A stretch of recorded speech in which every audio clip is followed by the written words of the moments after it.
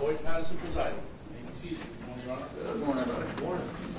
We have a trial. We're going to resume around 9:30.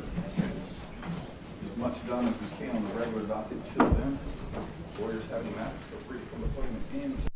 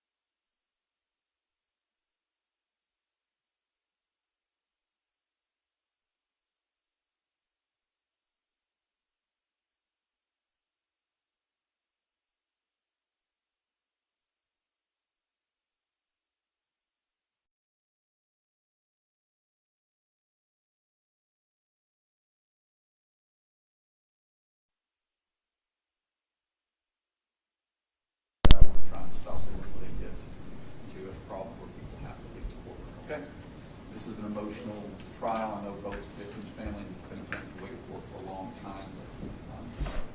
Please maintain decorum, and we can proceed as I hope to. Okay. Both sides ready to proceed with the trial? Yes, Your Honor. Bring up Mr. Chen. Yes, Judge.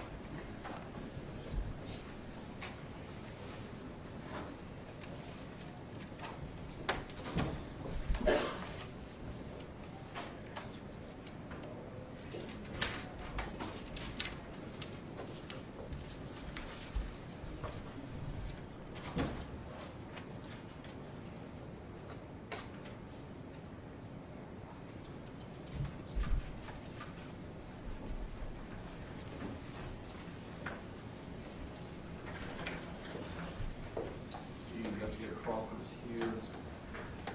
I want to bring in the jury. Yes, Judge.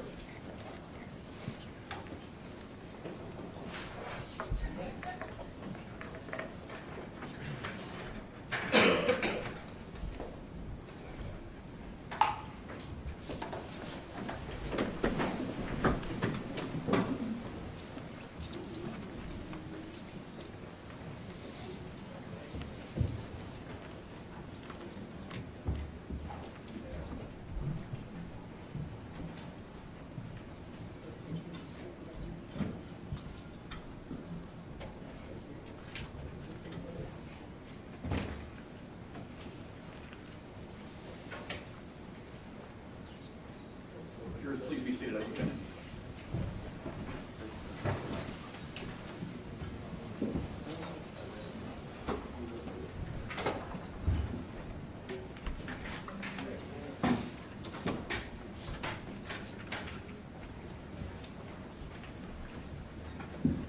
Please be seated. Good morning, jurors. Hope you had a restful night as much as possible. I understand that some of y'all like to work out. That's great. Keep that habit up. It'll keep you from moving around like an old man. I've had to add flexibility to my routine for sure, but it's good that you have a little stress relief and keep yourself healthy. Before we start, just have to ask, as I will every morning, is everyone able to abide by the court's admonition to not be exposed to media, to not discuss the case among yourselves, and anyone see any of those things happening? Everyone able to abide by the court's admonition? Please nod your head. Records reflect all heads are nodding. Okay. We're going to proceed with the direct examination of Investigator Crawford, General. Yes, Your Honor. Crawford, come on up. And re-swear to be with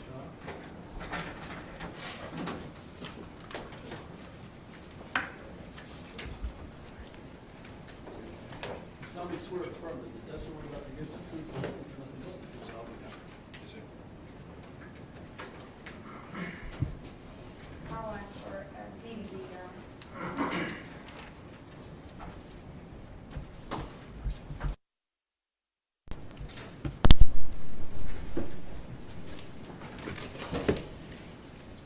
Good morning, Investigator Crawford.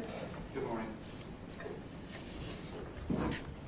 So let's wrap up where we left off in Mr. Chen's apartment.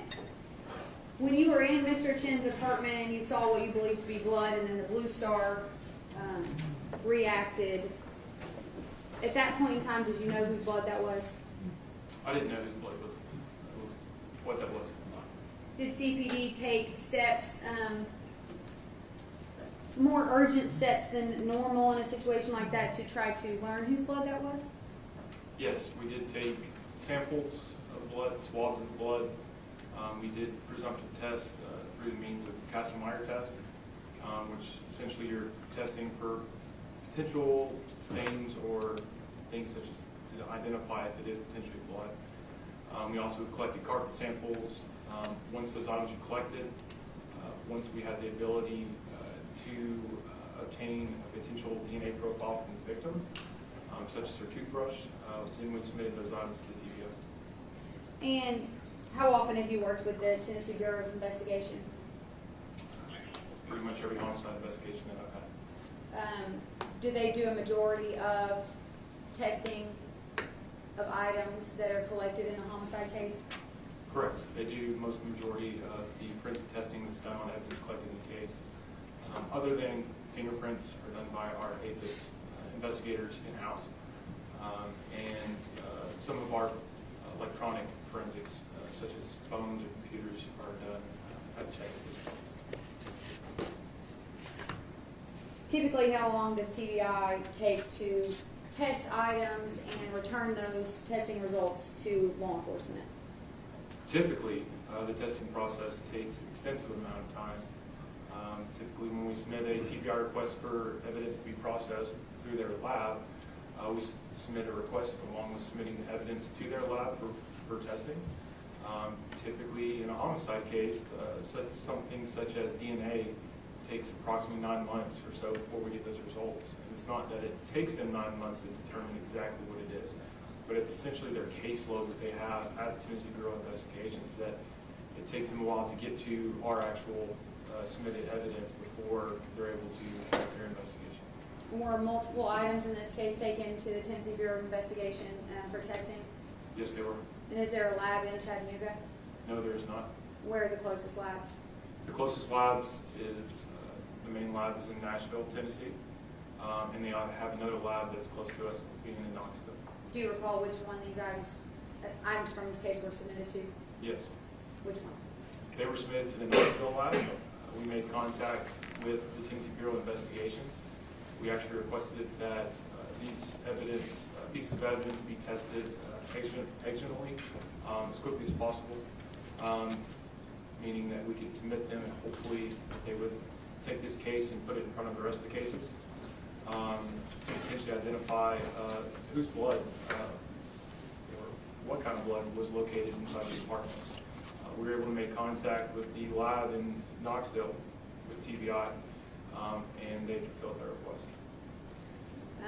So, did you ask for urgent testing to determine whose blood was in the apartment? Yes, that's correct. And were they able to return those results to you? Yes, they were. Were you able to review those results? Yes, I was. And whose blood was in that apartment? It was identified as that of Jasmine Pace. Does TBI have protocols that they relay to law enforcement in regards to how much evidence they are able or willing to test in major cases? Yes. What are those, to your knowledge? To my knowledge, specifically with DNA, for every piece of evidence we submit, they have different requirements for different things that they have in place. Specifically with DNA testing, they will only accept for testing 10 items at a time, which obviously we showed pictures earlier of potential items of evidence that had blood on them, which obviously tells us there's more than 10 items. So we have to submit the items that we believe potentially have the best result to identify someone. We're allowed to submit 10 pieces of evidence for testing, along with our DNA standards. In investigations, we collect standards from victims, persons of interest, suspects, or potentially people that may have also had the ability to be in that same scene as well. In this specific case, we were able to get a search warrant and get a buccal, which is a buccal swab on the inside of your cheek for Mr. Chen. And then we were able to first thing that was submitted was a known toothbrush for the victim that would have a high probability of her DNA being on it. Those two items were submitted to the TBI, along with other pieces of evidence. Going back to 110 Tremont Street, you testified to searching, and the jury will see more photos, you testified to searching Jason's residence. Did you do any searches outside of the apartment building? Yes, we did. And where was that? After the initial search of apartment 210 at 110 Tremont Street, in investigations, we start small and work big. We try to figure out what exactly happened in the scene, and then we expand upon that. That includes not only searching, but a neighborhood canvas to identify potential witnesses, attempt to locate video, or potentially see if other items of evidence or anything has been discarded outside of the crime scene. The first step after the apartment is I requested that investigators then go door to door and conduct a neighborhood canvas within the apartment to potentially locate any further witnesses. While that neighborhood canvas was being conducted, I subsequently went to the exterior of 110 Tremont Street and started doing a walkthrough of that area as well, to include the outer perimeter, the parking lot area, and dumpsters located there. I expanded further past that. We had search teams conducted in the wooded areas and the residential areas, potentially locating further pieces of evidence, attempting to locate the victim. To the extent I found a manhole cover at the rear of the apartments that was partially exposed and seemed to be that it had been moved recently. I personally entered that manhole and crawled 70 feet underground. We tried to extensively search the entire area to include all the dumpsters. Would it be fair to say that you do everything that you can possibly think to do in a location such as this with such a large amount of blood? With the manner and resources that we had, yes. Okay. And let's go back to the dumpsters. Were there dumpsters? Jury saw some Google Map images. Were there dumpsters next to Mr. Chen's apartment building? Yes, there were. And were you present when there was, and you can explain it to the jury, what kind of search or investigation was done into the dumpsters? At first, even with exterior locations that we searched, the process is still the same in terms of how it's done. The first part is a walkthrough to potentially identify via the naked eye items of potentially evidentiary value that we potentially want to collect or have further interest in. So such as a dumpster, the first thing I'm not going to do is go in there and start ripping every trash bag out or every piece of clothing, because I want that documented by photographs prior to any of that being done. In this specific case, I entered the dumpster area. If you remember correctly, there was a wooden gated fence to kind of hide the outside of it from the street or from the residents. I subsequently opened that wooded door and entered that area where two dumpsters were located. Upon entering that area, I observed a few items of clothing on the ground and a sanitary pad, a women's sanitary pad, that appeared to potentially have what appeared to be blood and seemed out of place. Once I observed that, I subsequently notified our crime scene unit that we were also going to have further evidence that needed to be processed outside of apartment 210. What else was the evidence that you just spoke of, including the sanitary pad, where was it when you opened the doors that covered the dumpsters? Upon entering the closed dumpster area, the fence, it was just a few feet inside of the doorway, on the floor, on the ground, on the concrete ground, outside of the dumpsters. There was trash in those dumpsters, but these items were discarded on the ground outside the dumpsters. Just laying there for you to see? Correct. Not inside of the dumpster? That's correct. Was there clothing there? Yes, that's correct. What type of clothing? There were a pair of pants, a pair of shoes, a women's sanitary pad. Did anything stand out to you about the pants? The pants appeared to have what appeared to be possibly blood on them. Discoloration? Discoloration consistent with blood. Do you recall what kind of shoes they were? They were white in color, white in color canvas style shoes with a white sole on them, low tops. I believe they were around the size of 11 or 11 and a half.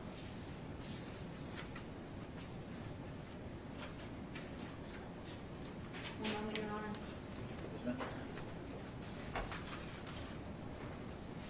I'll put that on there once we get out to the court. Yeah, we're just trying to, we also saw some stuff.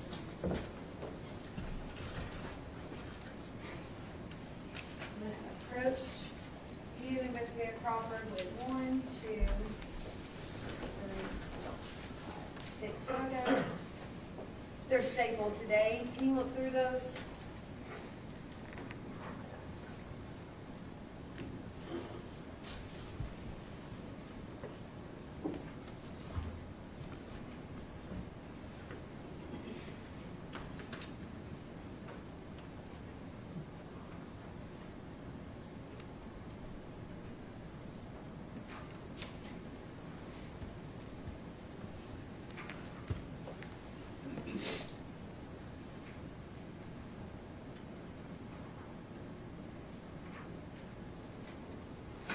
Do you recognize those photos? I do. What is depicted in them? It's the photos are that of the dumpster area, the enclosure, and that of the items I described earlier that were on the ground on the concrete area. Do those photos accurately represent what that area looked like on November 20, what would that have been, 28th? 2022? That's correct. Okay. Your Honor, I'd ask that this exhibit be the state's next exhibit, and the state did try to assist the court reporter, so we have the yellow stickers on. These have the -1-2, so they could be a collective with the dashes. Okay. Collective 83.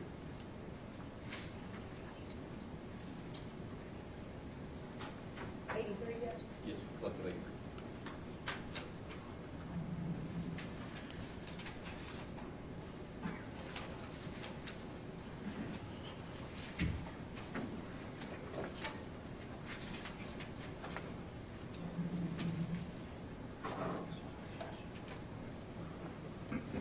All right, Investigator Crawford, I'm going to post these on the screen behind you. Simply the doors of the dumpster, correct? That's correct. This is State's Exhibit 83-1. State's Exhibit 83-2. What does this depict? This is a photograph from the interior of the dumpster area since I began it. And what can you see on the ground there? You can see the discarded clothing, the pair of shoes I was describing, a sanitary pad, and there's also a pair of what appears to be women's underwear.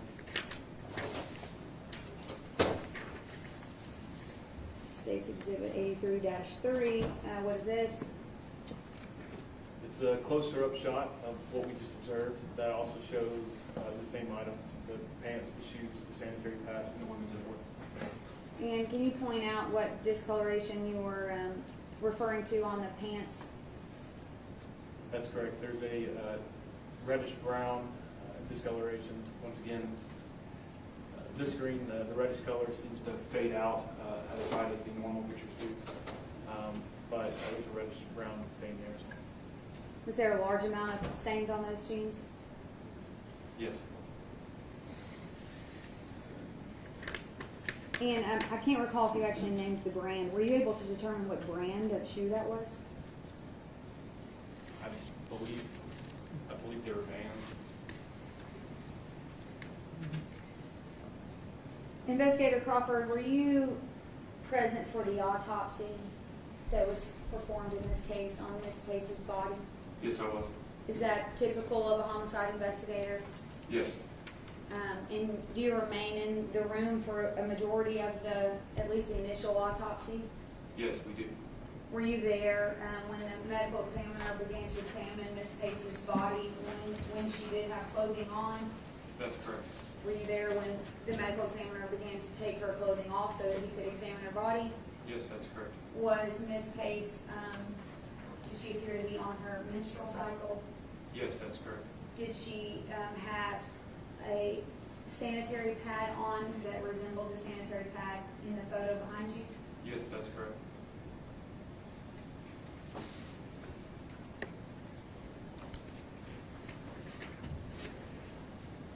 All right, we're going to move on. So you've searched Mr. Chen's apartment. You have identified Jasmine Pace's blood in the apartment. Correct. And would it be fair to say that Jason Chen was a suspect in Jasmine Pace's murder at this point? Yes, that's correct. And so did you at this point, or maybe you even began before, at what point did you begin to look into Jason Chen as a suspect and as a person of interest? Originally, he became a potential person of interest at the beginning when I was brought into the investigation, just due to the fact that we had a missing persons under suspicious circumstances, and it is extremely uncommon with my experience as a law enforcement investigator that a significant other not be a part of the process in attempting to locate that missing person. So due to the lack of communication, I believe him to be a person of interest after law enforcement attempted to reach out to him with no callback. Did you try? Yes. So in your investigation of Jason Chen as a suspect, what preliminary information were you able to gather about Mr. Chen? First, we identified his residence. Obviously, at apartment 210 and 110 Tremont Street. We identified a phone number associated with Jason Chen via numerous individuals. We also identified his vehicle, being a 2018 Toyota Camry that we're unable to locate. We identified that he was currently enrolled at the University of Tennessee, Chattanooga as a student. Identified that his family appeared to be from the Nolensville, Tennessee area. We identified a home address from there as well. We also looked into historical addresses for Jason Chen, to include his residence in Chattanooga prior to his time being a resident at 110 Tremont Street. We also attempted to identify family members and associates of Mr. Chen. What county is Nolensville in? Williamson County.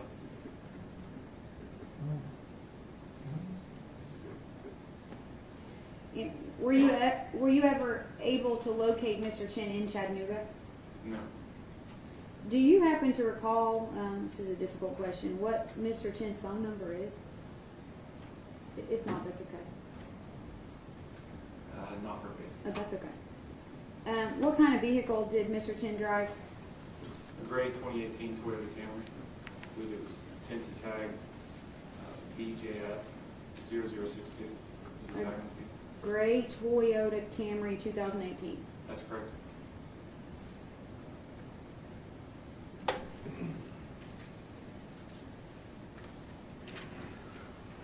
At some point, were you able to access Jasmine Pace's cell phone records? Yes, that is correct. Did she also have Mr. Chen's number saved in her phone? I don't know if she had it saved in her phone due to her cellular device not being recovered, but we were able to get her phone records from Verizon. How many investigators with the police department do you estimate that tried to contact Mr. Chen during this week? I know that 2 investigators attempted to make contact via phone communication. I know that during the hours leading up to before I was notified about the investigation, I believe a patrol supervisor also attempted the contact number for Jason Chen. We also attempted to make contact with other family members and friends in the Chattanooga area before moving on to Nolensville.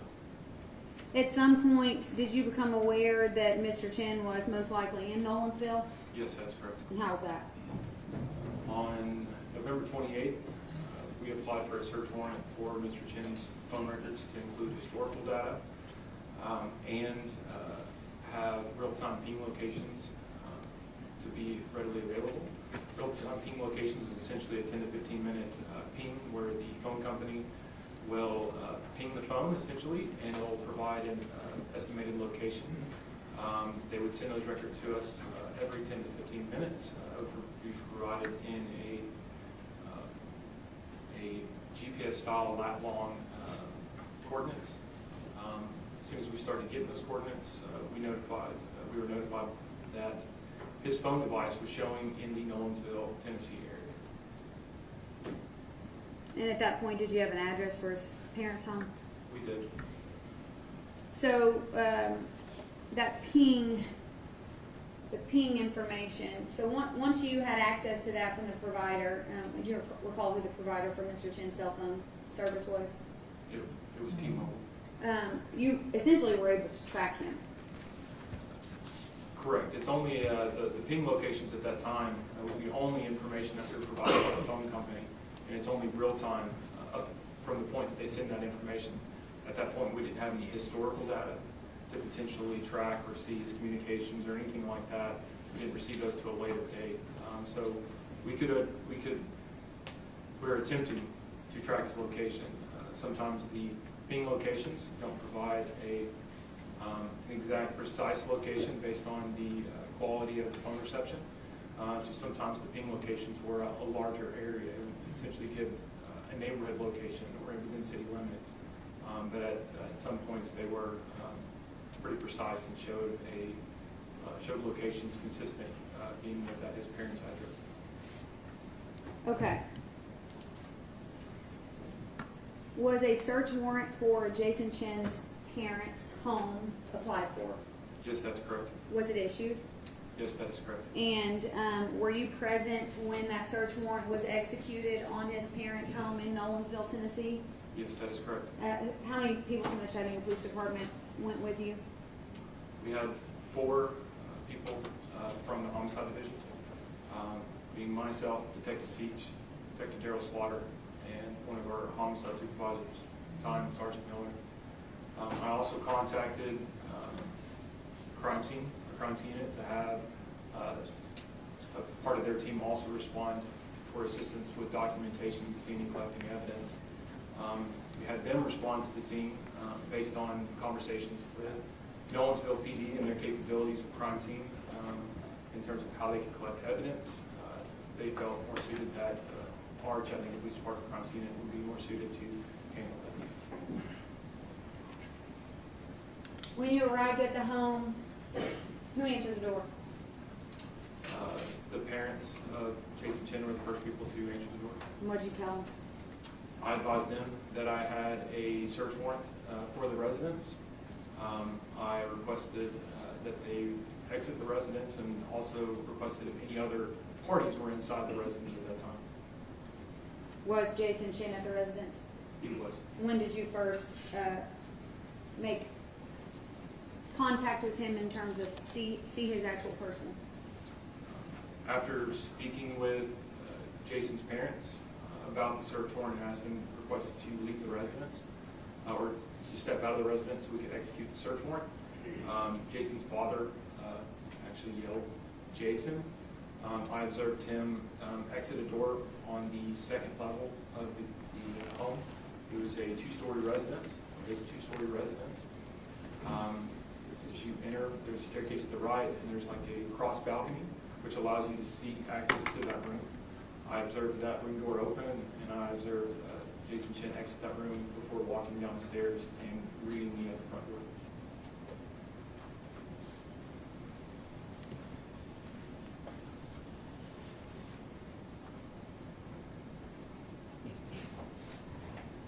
I'm gonna have you turn around. Investigator Crawford, this is a Google Maps, just typed into the search bar. Do you recognize this location? Yes, I do. And what is the what is the address? Do you recall what the address is? We'll go back. 1943 Ashburn Court, Nolensville, Tennessee. Okay, so there we are. What is this? Sorry. That's Jason Chen's parents' residence. This is the residence that you showed up to at the front door with that search warrant that you were just discussing. That's correct.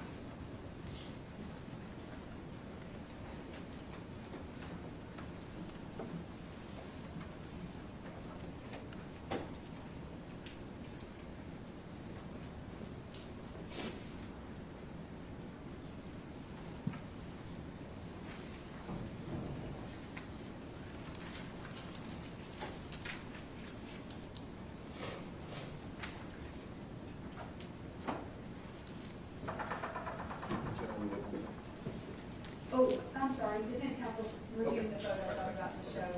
Investigator Crawford. I'm sorry, Judge. Should have made that clear. You thought it was crazy.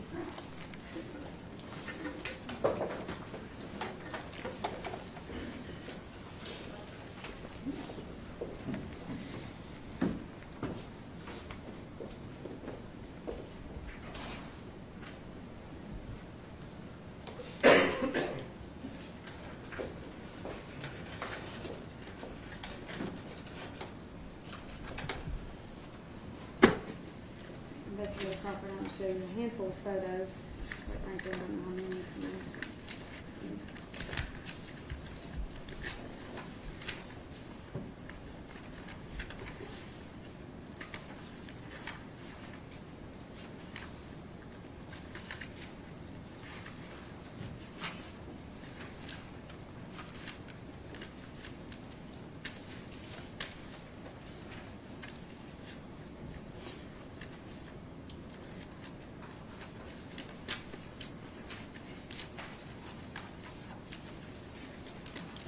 $31.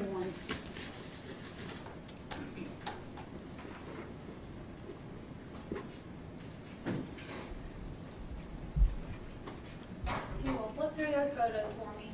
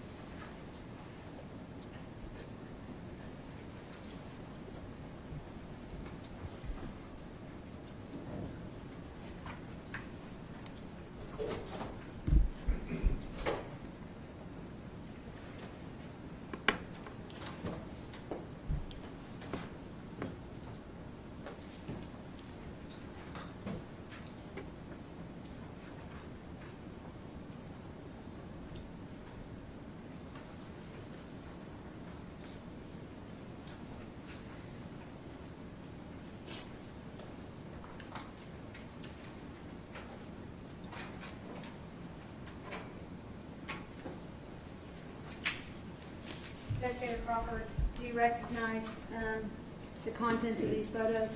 Yes, I do.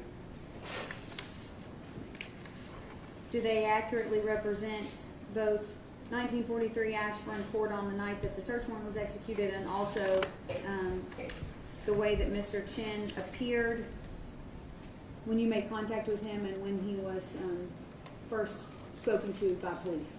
Yes, that's correct. And I apologize, let me number these real quick. No problem. What would the next exhibit number be? Starting at 84.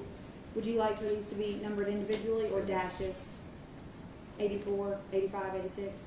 This large amount, let's go and make them separate exhibits. Okay. 84 through 114.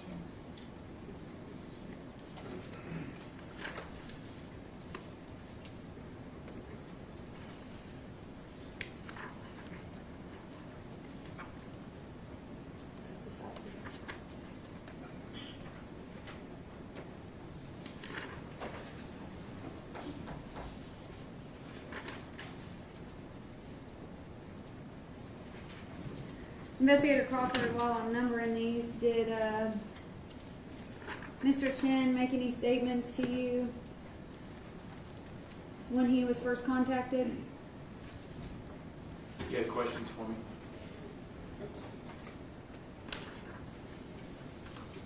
Questions about the search warrant? He, at first, contact was made with the parents, explained that we had a search warrant for the residence. Once Jason Chen was down there, I also advised him the exact same thing.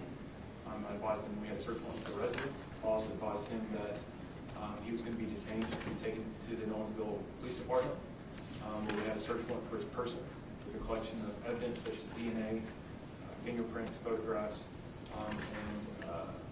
and other things that were on the search warrant. At which point, Jason asked if we had any more warrants, which then I advised him we would talk to him further at the Nolensville Police Department.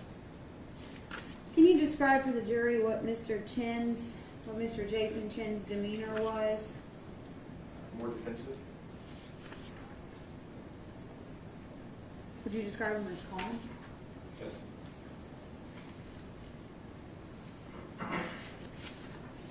Did he tell you at that time that he wanted to tell you what happened? Objection. Leading. Leading? Did he tell you at that time that he wanted Council to? Pro Tem.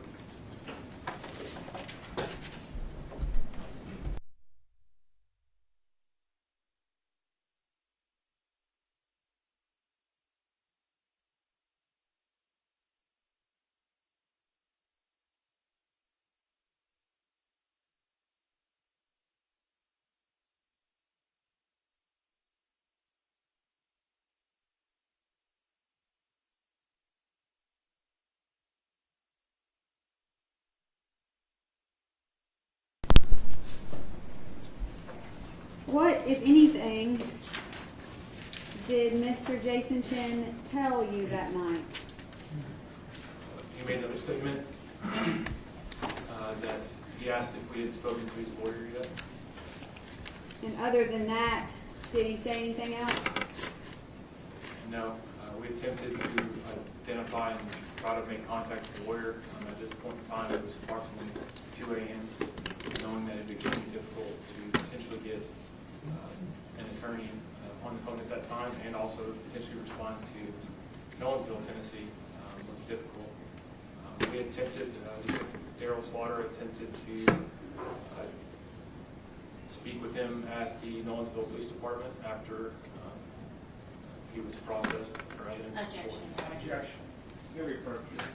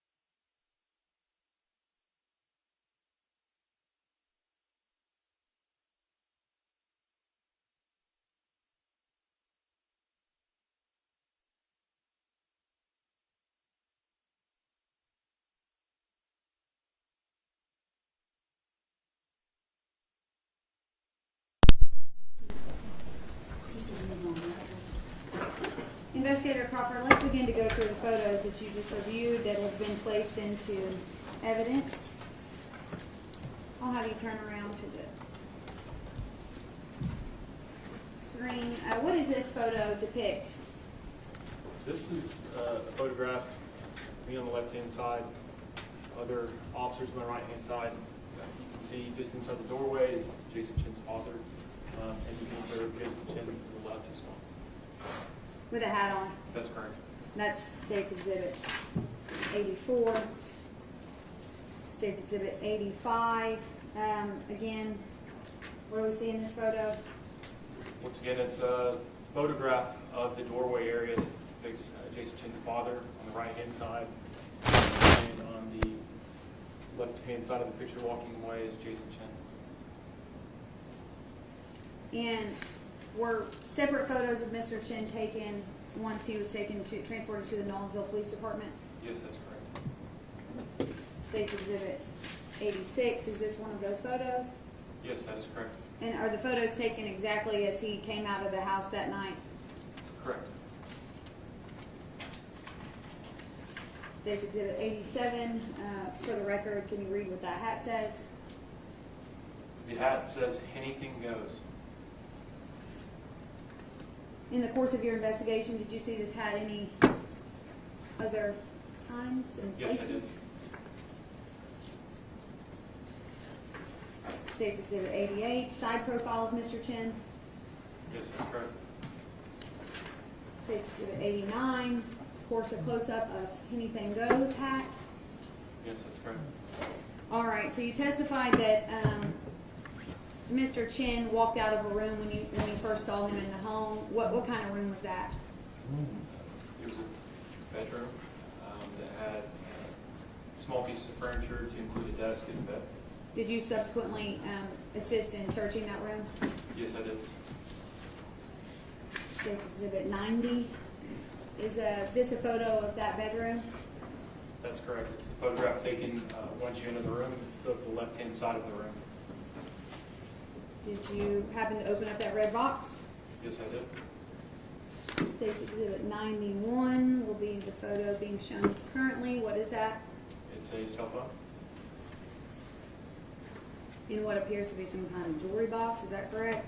Correct. The red box is a jewelry box with jewelry and other items that are stuffed in there. You can see on the bottom half of the jewelry box, the black top half of a iPhone cell phone.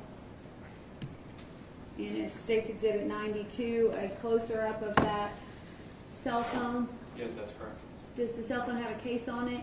Yes, that's correct. And what is that other item attached to the phone? It's a ID/credit card holder. Here's one of those stick-on ones you can put on the back of a cell phone. Did you ever see this piece of evidence again throughout your investigation? Yes, I did. Did the Chattanooga Police Department collect this cell phone? Yes, we did. Is this at eventually, we'll get there, but is this the phone that a forensic download was completed on at the Chattanooga Police Department? Yes, that's correct. State's Exhibit 93. Explain to the jury what we're seeing here. It's a separate angle of the same room we've seen photographs of. The first one shows the bedded area to include the small shelving area with the jewelry box on top. This is an angle that picks up the back corner of the left-hand side of the room that you can see the door and you can see a chair which leads to a desk. State's Exhibit 94, is that a photo of the desk? That's correct. And there are, what kind of items on the desk? There is handwritten notes. There's a binder. There are glasses, Jason Chen's wallet, and a laptop computer. Were those glasses collected that day, do you recall? I do not recall. I know the photographs were taken.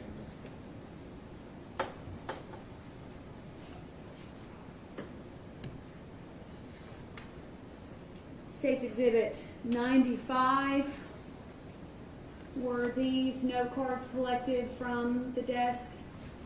Yes, that's correct.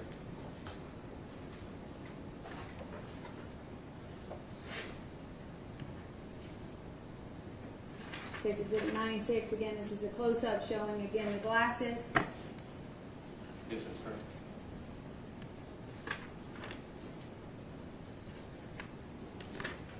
This is even more of a close-up, closer to the glasses, and then you can see that there's a notebook there with what appears to be writing on it. Yes, that's correct. And what is that black object behind that notebook? It's a wallet. Was the wallet collected Yes, that's correct. in the notebook? Yes, that's correct. Your Honor, may I have the deputies flip off the screen light?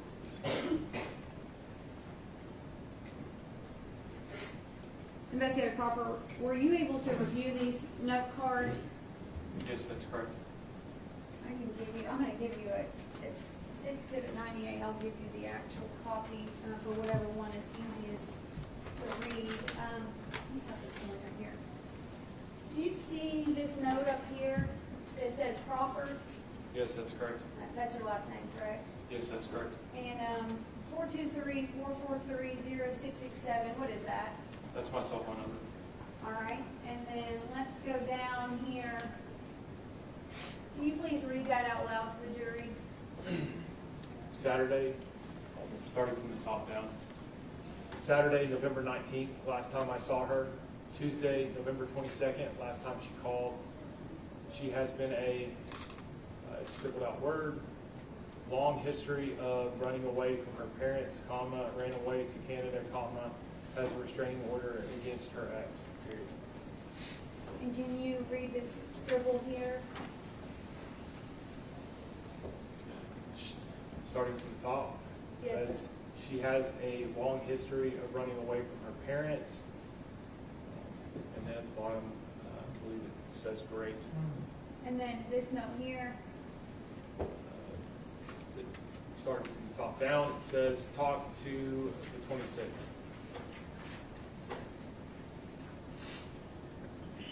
And then it says missing. I'm sorry, say It says at the bottom half, it says missing. okay. On that note part right there. Correct. This is a close-up, State's Exhibit 99 of other notes, correct? That is correct. Did these numbers mean anything to you? Not right now. And that, you'd agree that says approach them, and then it looks like there's a note with some ring finger sizes. Yes, that's correct.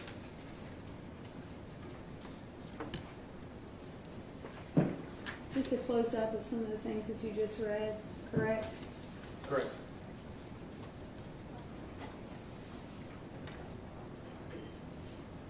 Can you, by any chance, I don't know if you'll be able to see if you can read this closer up, that purple note card? Yes.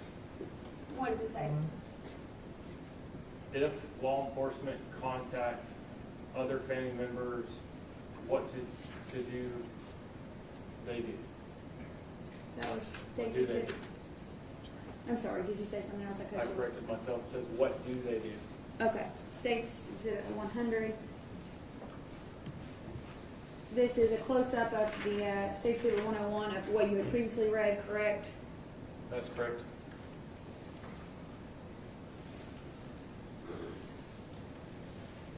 Close-up of what you previously read, State's Exhibit 102, correct? Yes, that's correct. This is another note here. Correct. Okay, can you start with the top note and go ahead and read that?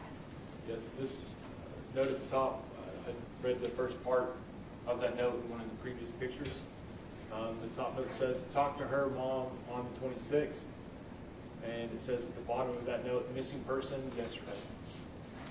And then let's go ahead and start reading the bottom note as best you can with the jumbled words. From the top down, it states, November 19th, last time I saw her. Scribbled out, it appears to be Shul.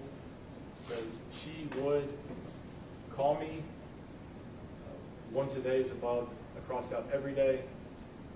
Last time was on the November 22nd on phone. I believe it says twos, T-U-E-S, in scribble writing. State's Exhibit 104, this was the notebook that was sitting underneath the glasses, is that correct? That's correct. And let's go ahead and read this a little more clear here. From the top down, it states Friday, November 18th, last time I saw her. Tuesday, November 22nd, last time we talked. She has a huge history of running away from her home in her teenage years. Mom was an alcoholic, ran away to Canada for several years and was homeless. Her dad left when she was a kid. has restraining order against her ex. The next bulletin says she was recently online Facebook, and the bottom says next to kin.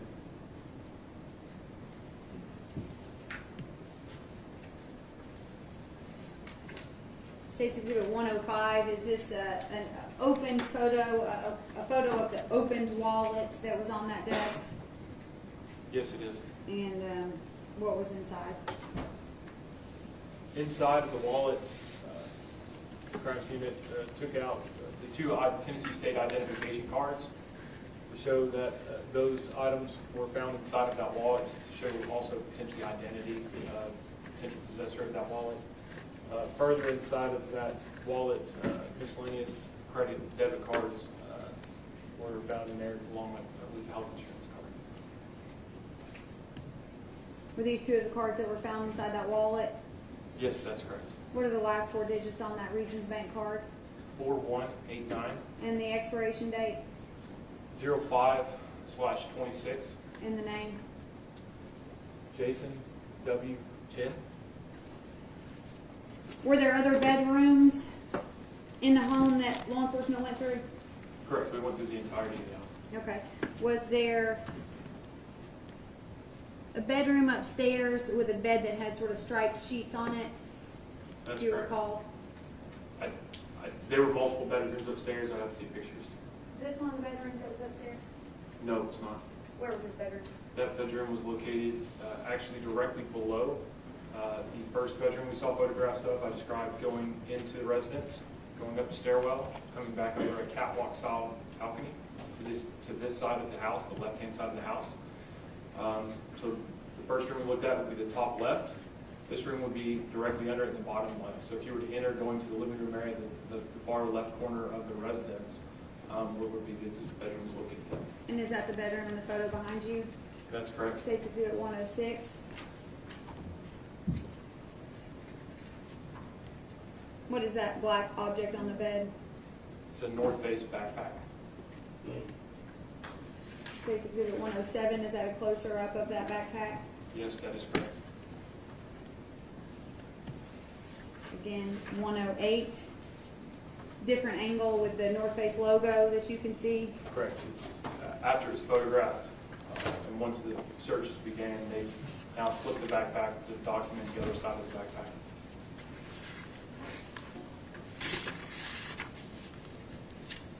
Were you able to identify whose backpack that is?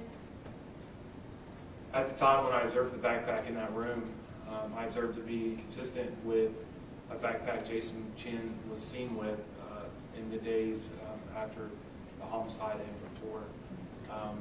And contents within the backpack are indicative of Jason Chen being the possessor of that backpack. Was that backpack collected by the police department? That's correct.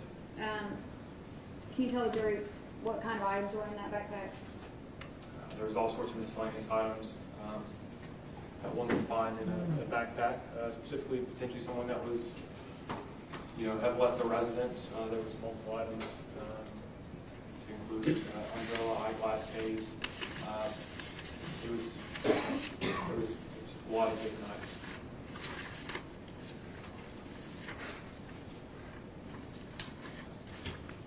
Did you observe an eyeglasses case in the backpack? Yes, there was a black eyeglass case within the backpack. What was inside the eyeglass case? Miscellaneous items to also include a Verizon SIM card. Were you able to locate Mr. Chen's vehicle? Yes, we were. Where was it? It was parked within the garage at that residence, a single car garage. Was the garage door closed? Yes, it was. Were there vehicles in the driveway? Yes, there were. How many? There were two.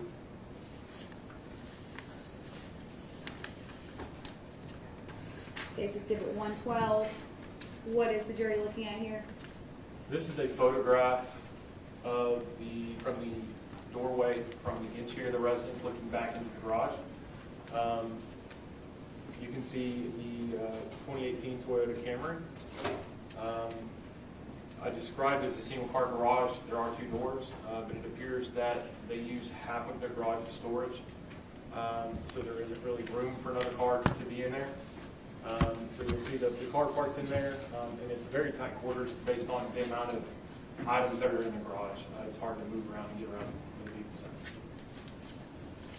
Were you able to verify based on the license tag that this vehicle was the vehicle registered to Jason Chen? The Tennessee license plate and its VIN number. And the VIN number, you said? Yes, that's correct.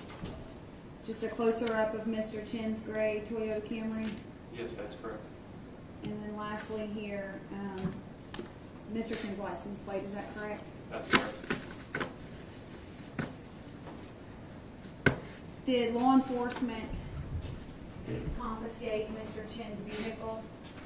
We did collect it as evidence at that time. Was it taken to the Chattanooga Police Department? Yes, it was during the execution of the search warrant. That vehicle was then taken by tow and taken back to Chattanooga Police Department for further processing of evidence. Were you able to enter that vehicle at any point in time? Yes, we applied for a search warrant for the search and processing of that vehicle, at which point it was granted. After the search warrant was granted and signed off, then we executed the search warrant and began processing that vehicle.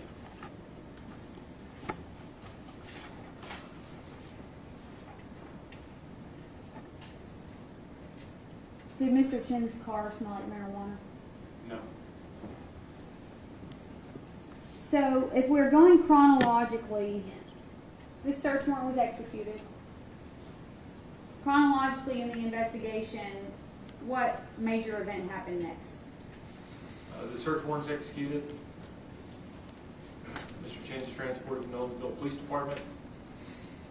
Subsequently, after he was transported, we concluded the search warrant at 1943 Ashburn Court to include collecting evidence and taking possession of the 2018 Toyota Camry that was subsequently towed back to the Chattanooga Police Department, followed by law enforcement investigators. After that was towed back, Mr. Chen was transported to the Williamson County Jail. We subsequently drove back to the Chattanooga Police Department, where then Mr. Chen was only placed under an NCIC hold, an investigative hold at that point. Where we came back, I applied for an arrest warrant through the Hamilton County Magistrate's Office, at which point he was signed off order for at the time for criminal homicide. And at this point in time, did anybody know where Jasmine was? No. Were investigators and other law enforcement officers at the Chattanooga Police Department actively looking for Ms. Pace? We didn't stop until we located her. What day was that arrest warrant issued? The arrest warrant, it was issued on November 30th, 2020. And do you recall what day it was that Jasmine's body was located on the side of the Tennessee River off of Sutt Creek Road? On December 1st. I'm not going to go into too much detail, but were you notified when Jasmine's body was located? Yes, that's correct. Did you report to that area where the suitcase had been found? Yes, that's correct. And then subsequently, did the medical examiner also arrive at that scene off of Sutt Creek Road? Yes, that's correct. And was it after that that you also went to the medical examiner's office for the autopsy? That's correct.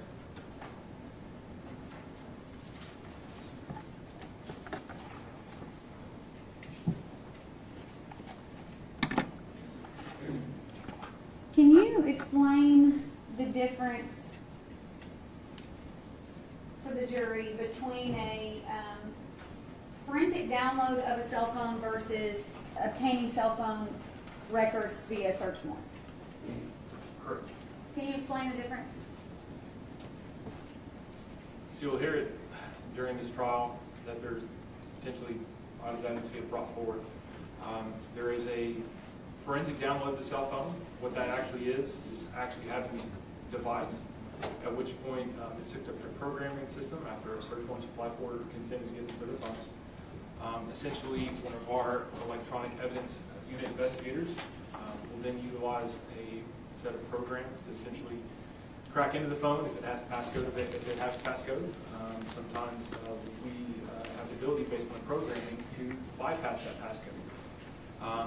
Once they're allowed inside the phone based on the programming, then essentially almost all contents from the phone is forensically extracted from that device.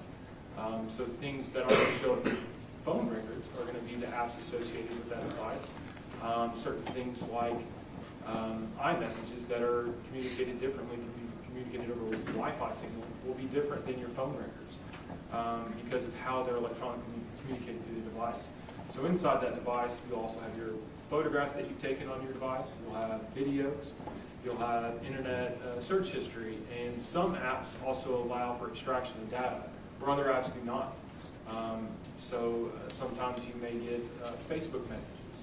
The way that it communicates on your phone and is stored, you'll actually get those potential communications via Facebook, but you don't get to see everything that happens at Facebook and how the extraction occurs. It doesn't show you their activity, their search history in terms of those apps. With the phone records themselves, the forensic download of the phone comes from the phone itself. Without the phone, we cannot do a forensic extraction of that actual device. So the other way to get potential records for someone, cellular records, is to go through the phone provider with either consent, subpoena, or search warrant applied for. We provide those things to the phone providers, where then we get the reports back from the phone providers on whatever we've requested from them. Those reports typically will have the subscriber information that shows who that device is potentially registered to, or that account is registered to. It will have cell phone records to include their call data reports or CDR reports, which will show generally the phone number associated with the device, who it called, when it called.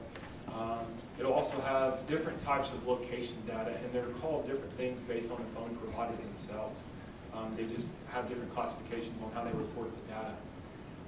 So they'll provide, essentially, I hate to say GPS style coordinates, because that's not the way that they really are on how they're triangulated. But they will provide location data if it's available. They will provide call records, such as call logs. They will provide SMS or MMS text message data showing when text messages occurred. And sometimes, not frequently, we will get content. Sometimes certain phone providers will do a very minimal, typically less than a week or about a week of actual content that's transmitted. So it'll actually have content of what was text messaged. But typically we don't get that content. The content we get from the actual text messages would be from the actual device itself.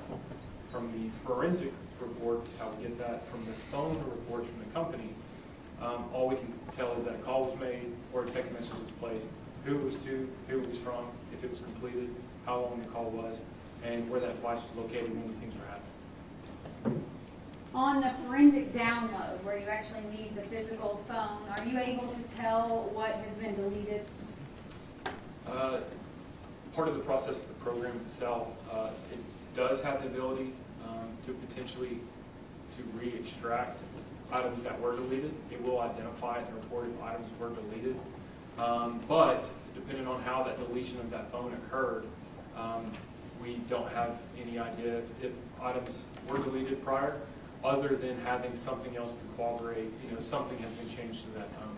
So a lot of times when something is deleted, like a photograph or potentially a text conversation or a call log, we are not able to recover those from the device. Was the Chattanooga Police Department able to obtain Mr. Chen's cell phone records from T-Mobile? Yes, that's correct. Was the Chattanooga Police Department able to obtain Jasmine Pace's cell phone records? Yes, that's correct. And that provider was who? Jasmine Pace's provider was Verizon. And did the Chattanooga Police Department do a forensic download on Mr. Chen's cell phone? We did. Which cell phone, based on the photos the jury has seen today, was that? It was the cellular device that was located in the red jewelry box within that upper room at 1943 Ashburn Court with the clear case in the backing on it, which I believe is for Boston College. Do you have experience in reviewing a forensic download? Yes. Describe that for the jury. Depending on how long someone's had a device or how active they are on the device, their reports can be very extensive, or they can be minimal, depending on their activity. If you have someone that's had the phone for maybe a week, it doesn't communicate a lot, doesn't take photographs, doesn't do those things, it's very quick extraction. There's not a lot of data that comes back because there's not a lot of activity on there. If you find a device that someone's had in possession for a couple of years, it could potentially store thousands and thousands of pages of documentation. to include photographs, timelines, associated apps, and you know, call logs, text messages, all sorts of things. So they will be extracted and put into this forensic report, where then we're able to review it, because obviously it potentially comes in raw form with raw data. I'm no computer expert in terms of reviewing raw data, but when it comes back in the report, we're able to review those forensic extraction reports and review the contents at that time. Is there a name for the software that's used to review those extraction reports? There are different names. There's Celebrite is one, and Axiom is another one as well. Does the Chattanooga Police Department utilize Celebrite? Yes, that is, Celebrite is actually the forensic tool, one of the forensic tools that is utilized to forensically extract that information from the device. Do you have much experience with Celebrite? Yes. Approximately how many times would you say that you have performed forensic downloads and reviewed those downloads of cellular devices? I've requested many, I don't know a number in terms of how many search warrants were applied for, consents were given for cellular devices where forensic downloads have been completed, and we're submitted to our electronics evidence unit, and they include those downloads. I've not only reviewed evidence in terms of my own cases, but other people's cases as well, within the homicide unit and other investigative units upon request. Hundreds, I don't know. Okay. And were you able to review the forensic download of Mr. Chen's phone? Yes, I was.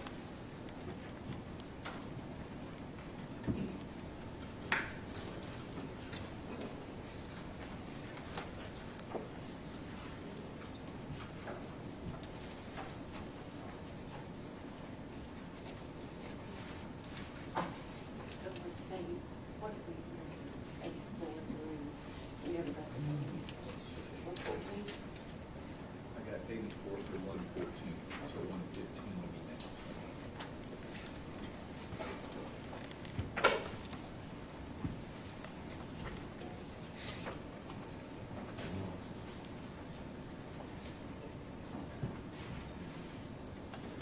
I don't think the court was making sure that last batch of photos was admitted.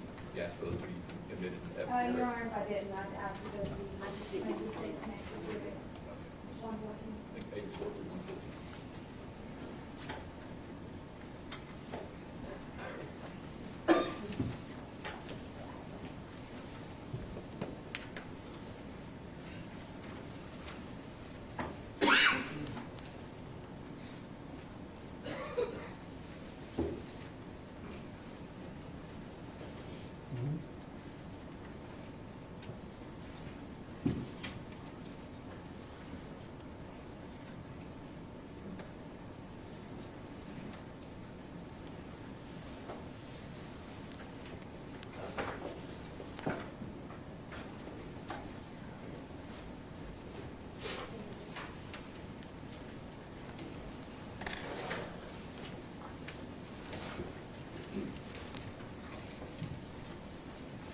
Paper clip some of these together for you, investigator. I'm going to approach you.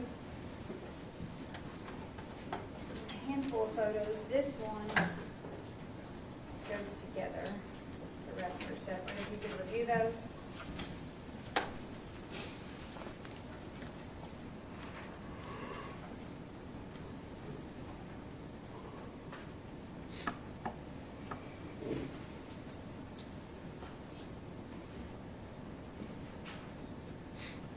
He's reviewing those at council approach.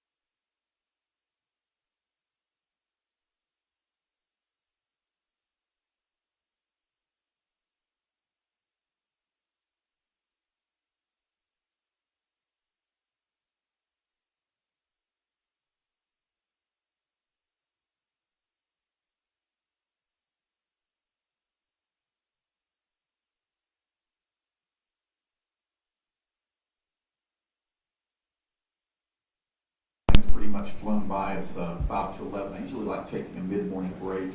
I think we're going to go probably about another 30 minutes of this next line of questioning. Would you prefer a break now, or do you want to wait for another 30 minutes or so? You don't need a break now, Rachel. Okay, one. Okay, that's enough. Okay. Good. So we'll go take a break now. It's 5 minutes till 11. It's probably back here at 5 minutes after 11, 10 minutes.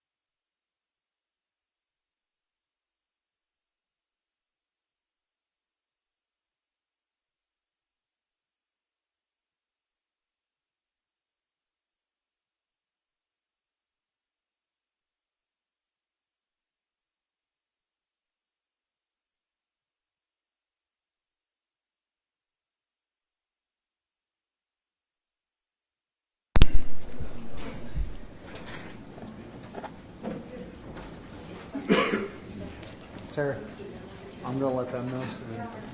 I'm gonna step out front for a minute.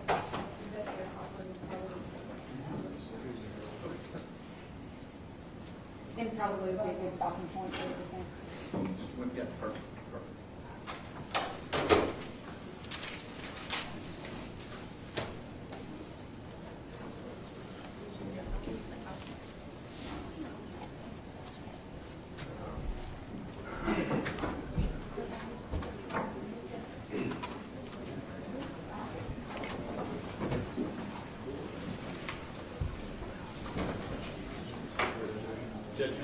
Yes, sir.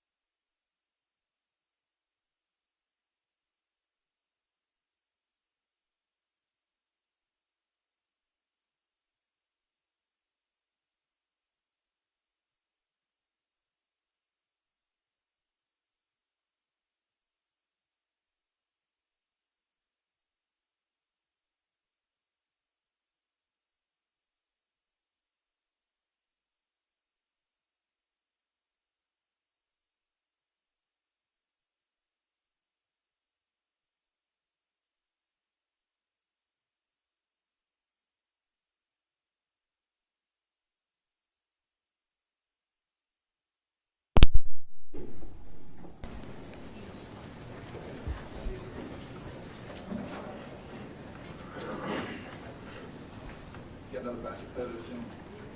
Your Honor, Investigator Crawford had just looked through these, and we took the break, so I had not asked him if he recognizes them nor about the defendant evidence. Is it easy for you to keep like a 115, 1, 2, 3? With all the issues, I just don't want a large exhibit to be collected. Okay. So if you put numbering like 115, 1, 115, 2 works for you, we can do it that way as long as it's separate. I understand. So I did already, during our break, I numbered these. They would be exhibits 115 to 123. And there's a collected in it that I did do 116, 1, 162, 163. So I agree with that, it gets confusing when it's like the exhibits like. It gets too big, it makes it. You can't even, yeah, that's a good point. But I did number these. What was the last number? 123. This one? Read through it.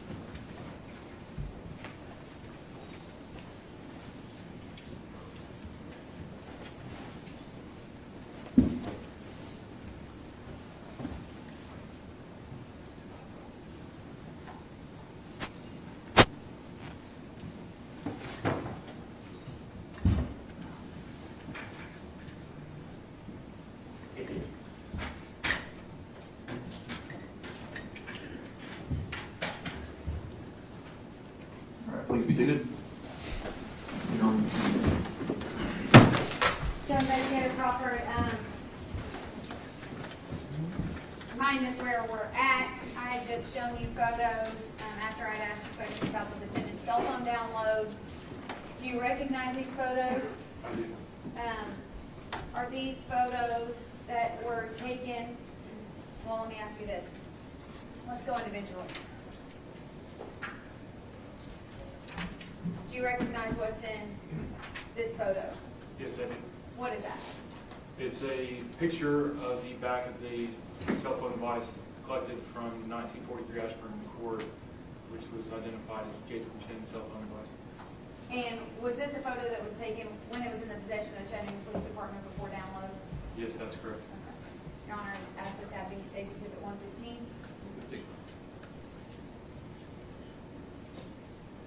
These records, there are approximately 11 pages. What are those? It's a excerpt from the call history log, specifically the timeline area of the forensic cell phone extraction from Jason Chen's cellular device. Does this reflect the calls that he was making, receiving, or missing? Correct. It's a call log. It will show the date and time that a reported call occurred. It'll show the direction of the call, whether it's incoming or outgoing. It'll show potentially what type of communication it was. It'll show the reported numbers between the calling number or the number that was called or that was calling in. And in the device, if the number was identified via contact, it will have a generated name associated with that as well. You recognize that as records taken from Mr. Chen's cell phone download? That is correct. Your Honor, I ask that this be State's Exhibit 116, 116-1 through 116-11. So moved. And the rest of these photos, in vague terms, can you tell the jury what the rest of the photos represent? This photograph is a photograph that was recovered off the cellular device in question we were talking about. It depicts that one. Let's not, the jury will see it. Just in vague terms, are those photographs from Jason's phone and coordinating data? Correct. They are phones recovered from the device along with the extraction data as well. Photos that came from the device? That is correct. Okay. Your Honor, I'd ask that these be admitted. It would be 17, 18, 117, 118, 119, 120, 21, 22, and 23. So moved. All right. So, behind you, this you testified, 115, this is the cellular device that was retrieved from that red box in the bedroom at Jason Chen's parents' home. Yes, that's correct. This is what you performed the cell phone download on. That cell phone download was performed on that. Yes. Okay. I'm going to show you Exhibit 116-8.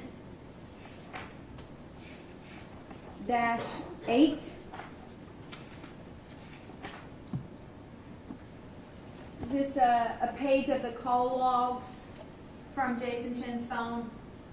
Yes, that is correct. And would you agree, begins down here on this page on 11/19/2022 Yes, that's correct. and goes up on this page to 11/24/2022 at 6:42 p.m.? Yes, that's correct. And would you be able to tell just based on looking at this if anything had been deleted or not? No, not based on looking at this now. Do you recognize any phone numbers of significance on this call history? Yes. And which phone number is that? At the two up from the bottom, there is the phone number 423-664-2024. That is going to be the victim's cellular phone number. 423-664-2024 is Jasmine Pace's phone number. Yes, that's correct. And can you see the last call that Jasmine and Jason had? Yes, it would be on November 22nd, 2022 at 11:56 a.m. That would be 11:56 a.m. Is that what you Yes, said? that's correct. And then what does this number over here represent? That's going to be the call duration, so how long those two lines were connected and potentially conversation was happening. 1 hour and 10 minutes and 4 seconds. Correct. And then over here, what does received mean? Received means that this cellular device received that communication, meaning that the number associated here on the right, the 1-423-664-2024, called this device, and there was a connection time for 1 hour and 10 minutes and 4 seconds.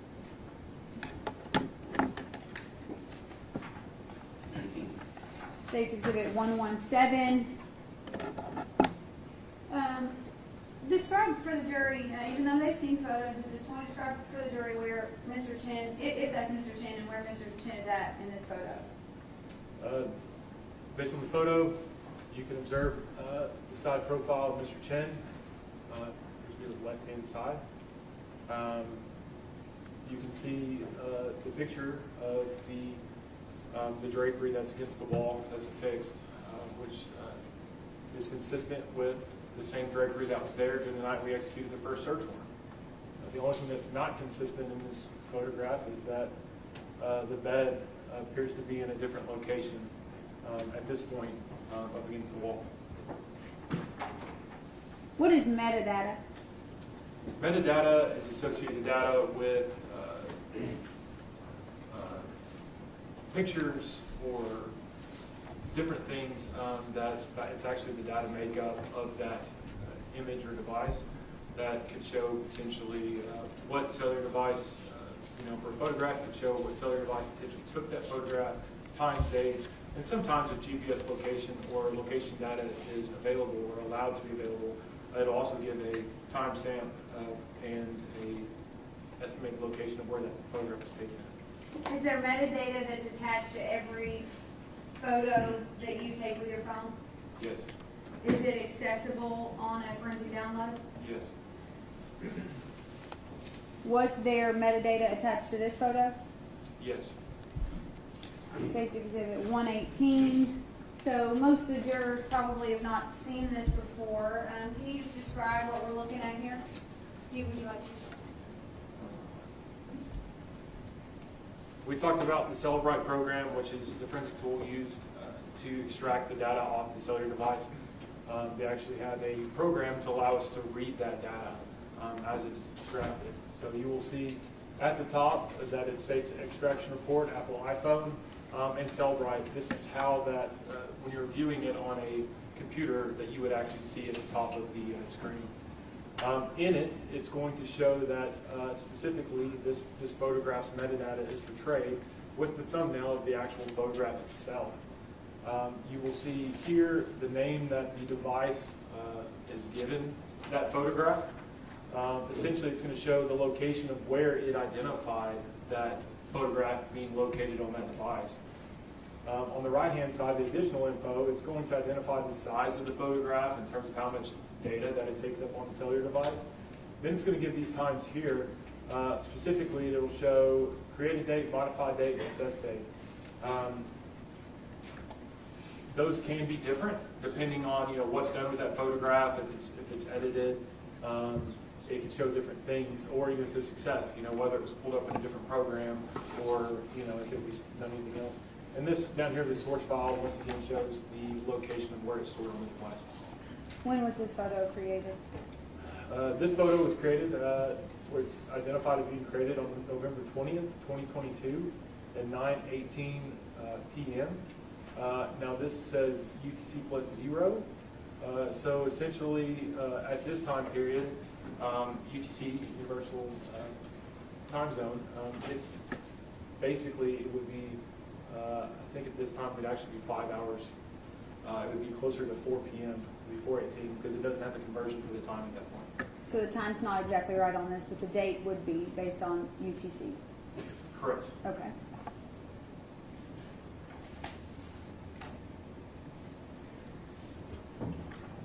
Is this a photo that you located on Jason Chen's cellular device?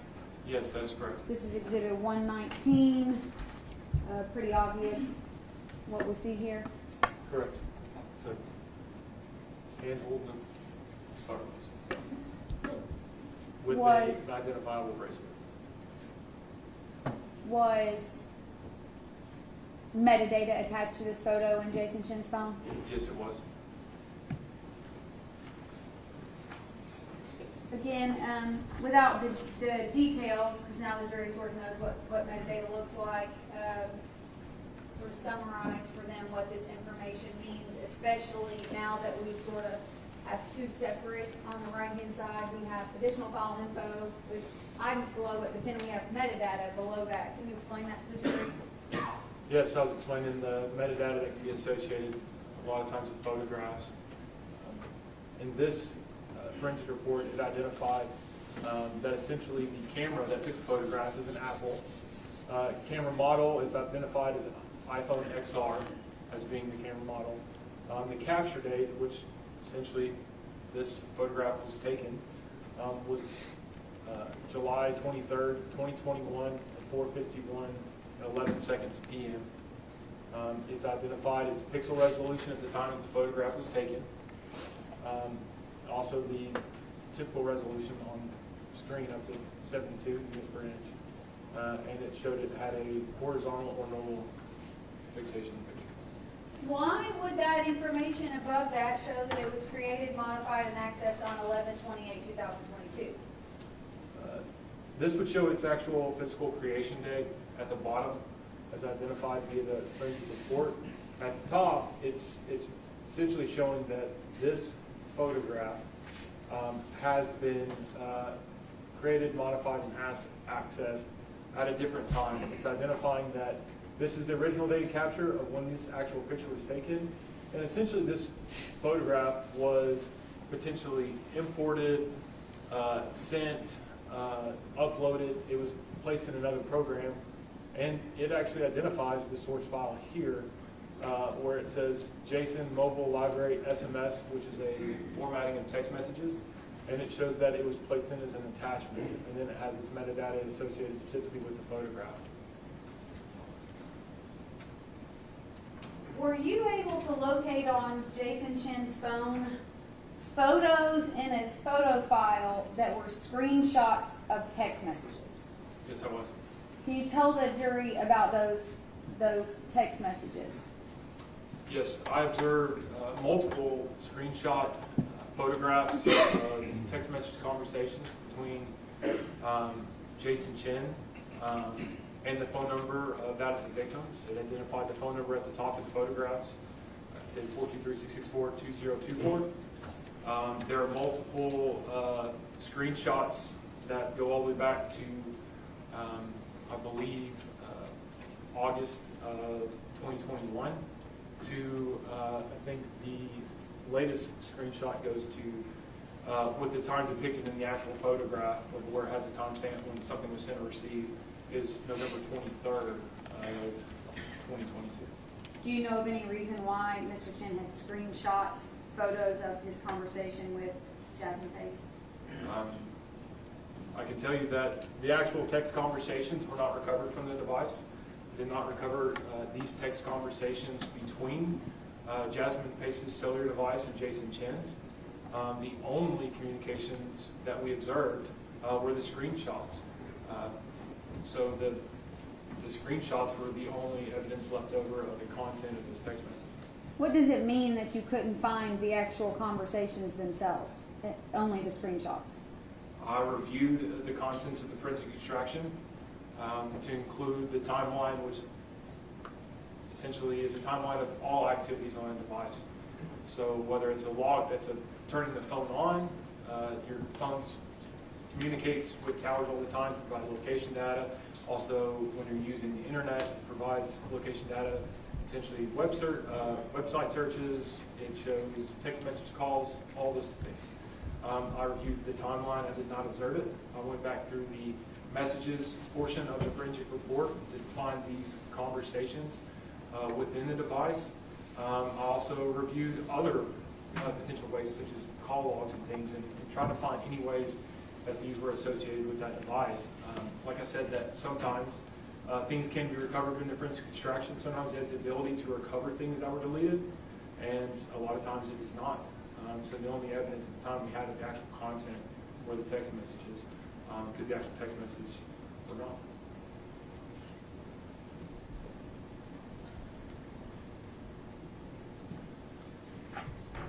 State's Exhibit 121.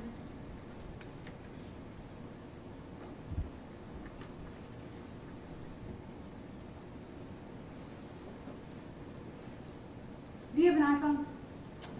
My wife has it. Do you have experience with iPhones? I do. Have you worked, when it comes to downloads, have you worked extensively with iPhones? Yes, they're about 50% of the phones we deal with. If an iPhone sends a message to an iPhone, what color is the text? An iMessage, the way it's communicated in a iPhone would come up as a blue colored device. And if it's transmitted in green, it means either that device, the iMessage communications were not occurring. That could be for different reasons, such as the device was on, or that device that it's communicating with is not an iPhone itself, and it's an Android style platform, which then you're not able to communicate via iMessage. You're communicating through a different platform in terms of SMS and MMS text messages. What does it mean that, did Jasmine Pace have an iPhone? Yes, per family's reports and our cell phone reports. Did Mr. Chen have an iPhone? Yes, that's correct. What does it mean that these texts are green? It means that iMessages weren't allowed to be completed at that time, essentially. Whether it means the device changed or that device didn't have the capabilities of communicating. So it could be a few things. Based on other messages in the phone, were you able to determine what date these photos, the photo and the text were sent? Correct. What date? It identifies, do you want to have the pointer? I'm sorry, I keep taking it from you. The date itself, it's going to say Wednesday at 11:46 a.m. The way that it would identify it, essentially, if we were to look at the metadata, it would identify potential creation date or access date, which would further give us the year range as well. So even though it's only saying Wednesday at 11:46, based on the screenshot, the metadata would show us the year that it was created in, essentially. So it shows Wednesday, 11:46, and based on my knowledge of the metadata, that would refer to 2022, and that Wednesday, 2022, 11:46 a.m. based on the metadata would be November 23rd, 2022.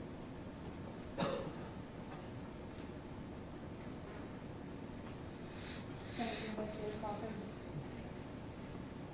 One second, Judge.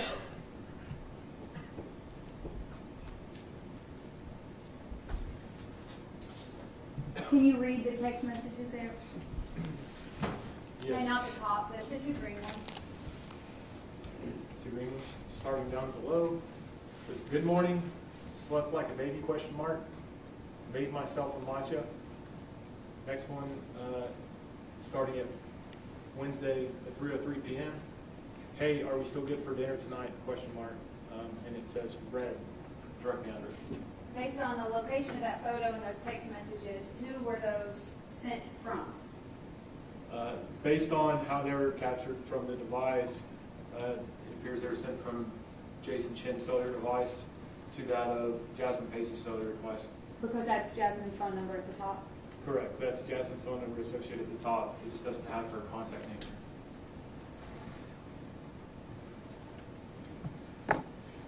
States Exhibit 122. Does this person look like Jasmine Pace? It's Jasmine Pace. Do you recognize that location? Yes, I do. What is that? That is the bathroom located in apartment 210 at 110 Tremont Street. And was there metadata associated with this photo? Yes, there were. Can you just again briefly explain to the court, to the jury, what that metadata indicates? Essentially, in this metadata, it's identifying created modified dates of 11/16/2022 at 2:02 a.m. It once again shows where that photo is documented being taken from, and then you're going to see the pixel resolution and orientation as the picture was taken.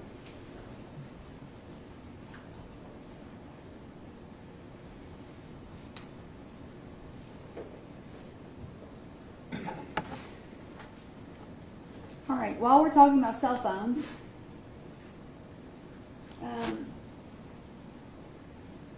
who requested Jasmine's cell phone records from Verizon? The Chattanooga Police Department. And how was that done? Originally, with Jasmine Pace's cell phone records, we contacted Verizon. Verizon has certain requirements for exigent circumstances to provide those records without a search warrant in place. We applied for exigent, we filled out an exigent form, applied it, gave it to Verizon, and they granted us exigency based on their requirements. So Verizon then sent us Jasmine Pace's phone records based on the exigency at the time.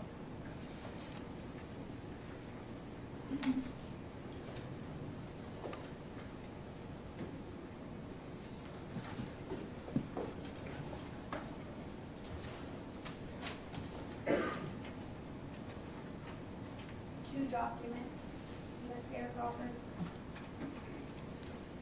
Do you recognize those documents? Yes, I do. What are those? The first one is a copy of the emergency situation disclosure, the action circumstance form I was disclosing. It's filled out. I filled out the form. I filled out the form to the best knowledge of information. And signed the form and faxed that form to them. The second documentation is from Verizon, certifying the records that we received from them in regards to Jasmine Pace's phone number are certified to the best of their, they're the custodian of records and they're certifying those records. Your Honor, I'd ask that these be the statements to exhibits. One is the 902 affidavit from Verizon. Is the next one 124? Yes, sir. I'll make the Verizon emergency situation disclosure 124 and the affidavit from Verizon certifying the records 125. 124. Looking at this certification from Verizon, is this something that they typically send to verify that the records they've sent are in fact what they are claiming to be? Typically, we also request them to certify them as well, typically for purposes. Okay. And can you see that there is a Verizon case number on that sheet of paper? That's correct. All right. You see this jump drive? Yes.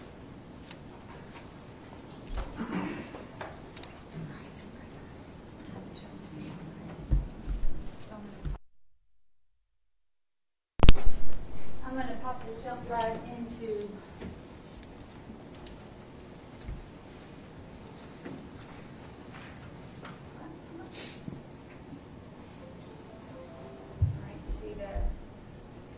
drive showed up on the laptop. Yes. opened, will you verify that I just opened the jump drive that's in the side of the computer? Yes, you did. And do you recognize what is on that jump drive? Yes, there's a folder for the associated Verizon case number along with the name certification. There's also an Excel sheet for cell site CDR, current 4G VoLTE data with the associated number with Jasmine Pace. There's also a certification of records for the associated case number for Verizon. And then the final Excel spreadsheet is for SMS content associated with phone number 423-664-2024 and the associated dates that we requested. And this, there's a number here that says certification. Does that number match the number from Verizon in the affidavit from Mark Moran? Yes, that's correct. Your Honor, I'd ask that these records be admitted to the next exhibit. The jump drive is up Yes, Your Honor. to 126.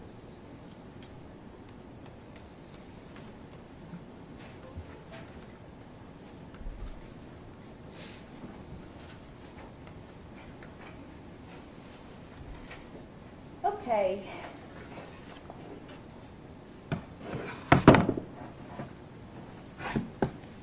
At some point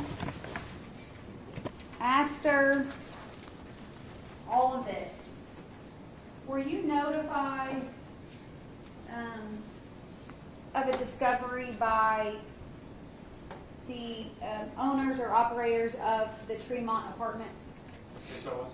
What was that contact? On January 5th, I was in contact with the managing staff at the Tremont Apartment, Tremont Lofts. I had a conversation with the courtesy officer, Officer Clemens. After our original search warrant and after the case unfolded, where we arrested Jason Chen and found Jasmine Pace, I knew that potentially at some point they may reclaim that apartment. Sometimes apartments will, kick people out for breaking lease agreements and such. I advised them if such were to happen, if they could contact me, I'd like to do another walkthrough of the apartment, just to do a final walkthrough of some sort.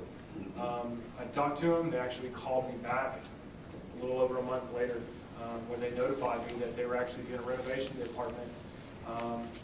Due to their wording was because of the extensive amount of cleanup it was going to cost, they were actually just going to renovate the entire apartment. They notified me that that process had started, and they provided me consent to go back into that apartment. Subsequently that evening, I called the crime scene. I wanted them to come back out and potentially redocument it after, if something else were to be found or located. Also, myself and Detective Siege responded, and the courtesy officer of the apartment complex, Jason Clemens, responded as well to allow us further access to it, because I requested, once they provided that they had located potential items of evidentiary value to us, I requested that they stop until we had the ability to properly document those items. So they granted it and locked the apartment. I responded that evening just after 5 p.m., where then I did another walkthrough. I located other pieces of evidence within that residence. Had they begun to remodel, renovate that residence at the time that you arrived? Yes, they had.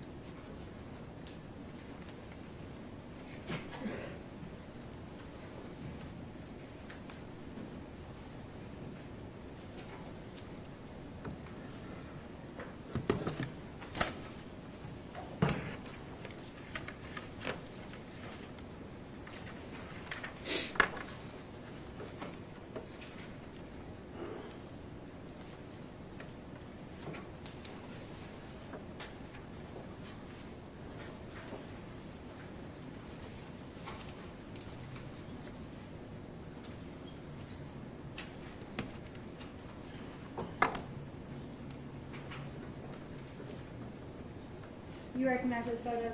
Yes, I do. Is this an accurate representation of what Mr. Chen's apartment looked like when you returned after the apartment complex called you to tell you about potential evidence they had found? Yes, that's correct. Your Honor, this would be exhibits. I'd ask that exhibit 127-1 through 127-17.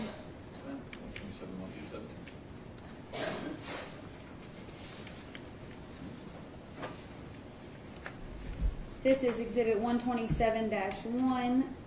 Investigator Crawford, if you can, again, just instruct the jury as to what we're looking at in this photo at this point. Yes, this is a photograph from essentially standing within the bathroom area, looking back into the main bedroom or the single bedroom of that apartment. You can tell based on the other photographs that you've seen up to this point that the flooring is different and items have been removed. At this point, you can see the subflooring. You can see a mattress pad and other objects that have been removed from the bathroom. That's the actual bathroom sink there as well.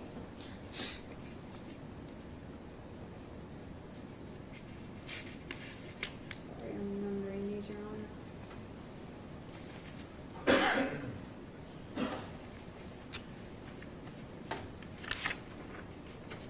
127-2. What do we have here? This is going to be the carpeted section from the bedroom. This is going to be the bathroom area leading into the bedroom. This will be the left-hand side. In earlier photographs of the original execution of the search warrant, the bed would actually have been located in this area right here. So is this evidence that you did not find when you were in the apartment on the 28th of November? That's correct. Because the bed was there. There was a bed placed over top. The other things that are different this time, at the time that the search warrant was executed, it appeared that the lights that were placed in there were aftermarket of some sort. They had a light of hue to them. It was not a very well lit apartment. So a lot of things we did by way of flashlight at the time. Once they reclaimed the apartment, they put new lights in there for the assistance of renovation, so it was a lot brighter. I could actually observe a lot more things at this point in time than having to use just a flashlight and then lighting the apartment. So we did originally look under the bed for potential items of evidence. In this picture with the lighting as such, it's obviously more clear that there is a dark discoloration at this point. That night, myself and crime scene investigators did not identify that. And did it also come to your attention through other evidence that Mr. Chen's bed before 11/23/2022 was not in the position it was when the search warrant was executed? Correct. When I re-entered the apartment after being granted by the apartment management to go back in and further process that scene with the well-lit lighting, I observed a few different things. Obviously, the dark discoloration was different than I originally observed. Not different, but I didn't observe it based on the lighting. Another thing is I could tell, originally I remember we talked about the potential, this splatter of some sort of an unknown substance. There's actually just above this picture, there's an oil stain a few feet off the ground that runs the length of it. I knew through investigative experience, through personal experience being a homeowner, that the length of it was consistent with the top of where your headboard meets the wall. When you sit up in bed, it's involuntary, but it happens. You rub your head against the back of the wall and an oil stain begins to build up there, especially for how long potentially you had that bed or that item to place at that location. I observed that on the wall as upon entry, and instantly you will see in this area back behind what this is actually the tile that was taken from the bathroom area. This is just the bottom, the mortared section of the bottom of the tiles has been filled back and left here. There's going to be the original bed frames still in that room. Most all the items were taken out by the family before the apartment was reclaimed, and then certain items were left there. So they were going to eventually get rid of that bed frame, but it was still in place during our discovery. which the bed frame itself, I observed it, the headboard to be consistent with the oil stain that I saw on the wall.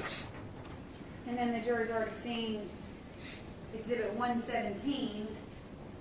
This was a photo you located on Jason's phone, correct? Yes, that would have been, I did not observe that photograph particularly until after this secondary going back to the scene, due to there was approximately almost 10,000 images in the cellular device.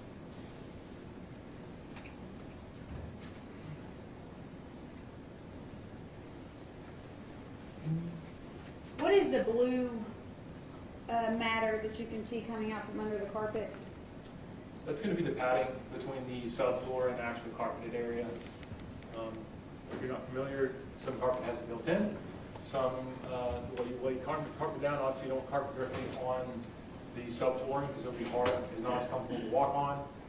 This is going to be the padding for the bottom of the carpet that was in place prior to them starting to cut some of the other areas out. And underneath the blue padding would have been what? Underneath the blue padding would have been the subflooring itself, the wood. State's Exhibit 127-3. Explain to the jury what we're seeing here. This is going to be the carpet section as it's pulled back. You can see I pointed out a reddish brown color, a discoloration in the carpeted area where the bed was placed earlier during our first search of the apartment. After the carpet was further peeled back, you can see a larger reddish brown discoloration that's consistent with blood. And you can see that that discoloration also then seeps directly back into the carpet or to the padding as well. Based on your experience as a homicide investigator, what does that substance look like to you? Blood.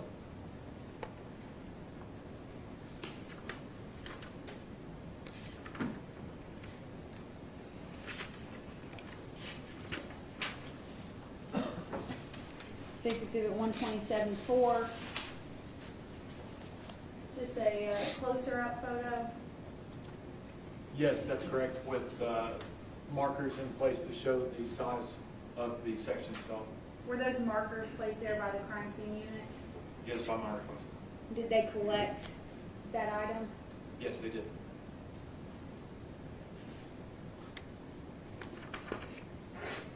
State's Exhibit 127-5. It shows the carpet padding as it's been pulled up to further reveal the suspected blood that has now seeped through the carpet, the padding, and onto the subflooring itself. You'll see the two major sections where it seeped all the way down to the wood section itself. State's Exhibit 127-6. It is another photograph of the subflooring from a different angle. This is actually the other side of it, with markers to give size relevant.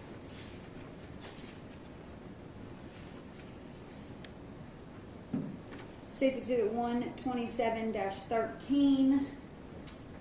At this point, you're going to see the bed now fully assembled. So the bed was there, the bed frame was there, the mattress was still there. Myself and crime scene investigators are requested that we put the bed back together to see if we could further depict the details of what happened, during this incident. After putting the bed frame back together, we then placed it on the wall in the area that I believed the potential long-term use of that bed frame to be used based on the discoloration of oil stains on the wall, which then it made it more consistent with the blood pattern located on that date. We inspected that bed frame further. It was disassembled. We inspected the bottom of that bed frame to see if potentially could we rule out that bed frame was up against the wall and someone was stuffed under there. We didn't see any blood transfer to the underside of that bed frame. The only blood transfer that we observed was on the side of the frame that's consistent with somebody being placed on this side of the bed. All right, now we're seeing what you've been describing in 127-17. Can you just explain that to the jury briefly? Yes, you can see it more clearly here. In this picture, it looks similar to a shadow, but it's actually from this section here, just above here, is going to be dark discoloration that's consistent with like oil stains from hair, body, and things like that, such as touch that you normally will have. As you can tell, as the bed frame falls off, so does the dark discoloration, and it does such in the other way as well. So it's very consistent with the bed frame in place and that they've been in place there for an extended period of time. 12711, just a further, a more distant photo of the entire bed as you put it together there in the bedroom. Yes, that is correct. This would be exhibit 12716, just from the other side of the bed. Again, the same markings where you pointed out before, wear and tear on the wall. Correct. And the difference here is you can actually now see the shadow that's created from the bed in the light, this dark strip here. You can see like how it gets darker here, and it's not. This is not a shadow. This is an oil stain on top of here, just to show. And to be honest, most of it's concentrated on this side of the bed frame, where it would be typical if a single person resided there, that you'd only have one side. Most people have the side of the bed that they typically pick, especially if you have a significant other and you sleep there every night. It's consistent with that with a single person, single residence. And then lastly, 127-10, you mentioned that there was what looked like discoloration that resembled blood on the bed frame. Can you explain where this photo was taken? Yes, this is going to be on the side of the bed frame. When we were looking at the picture of the bed itself fully assembled, it would be on the left-hand side about halfway up. There's the dark reddish brown discoloration on the fabric of the bed frame that is consistent with blood. Your Honor, may we approach?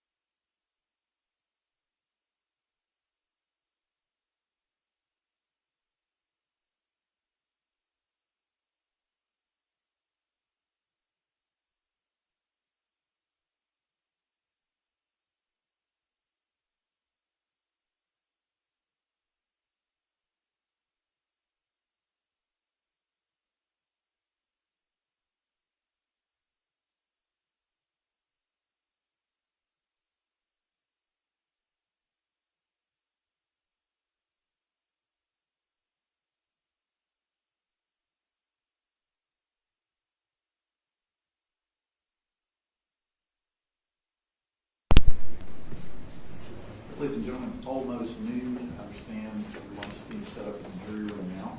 We'll take our lunch break at this point. It's 5 minutes, it's 12. Let's try to resume the trial at 1 p.m.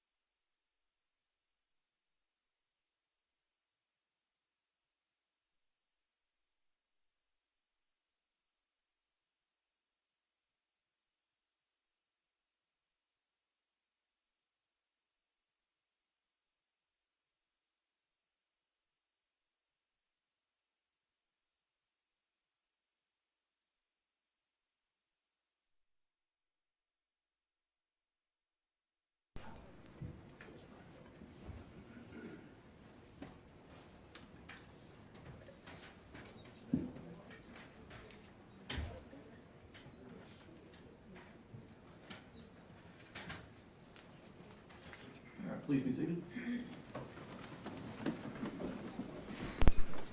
Hope you had a good lunch. You go right inside. All right. I'm gonna take a property line for All right, so where we wrapped up before lunch was,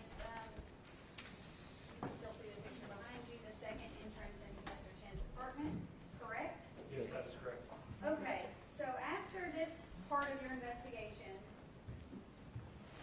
what happened? So you testified that we located her body, and you went back in the apartment the second time. Of course, do you recall when this was again?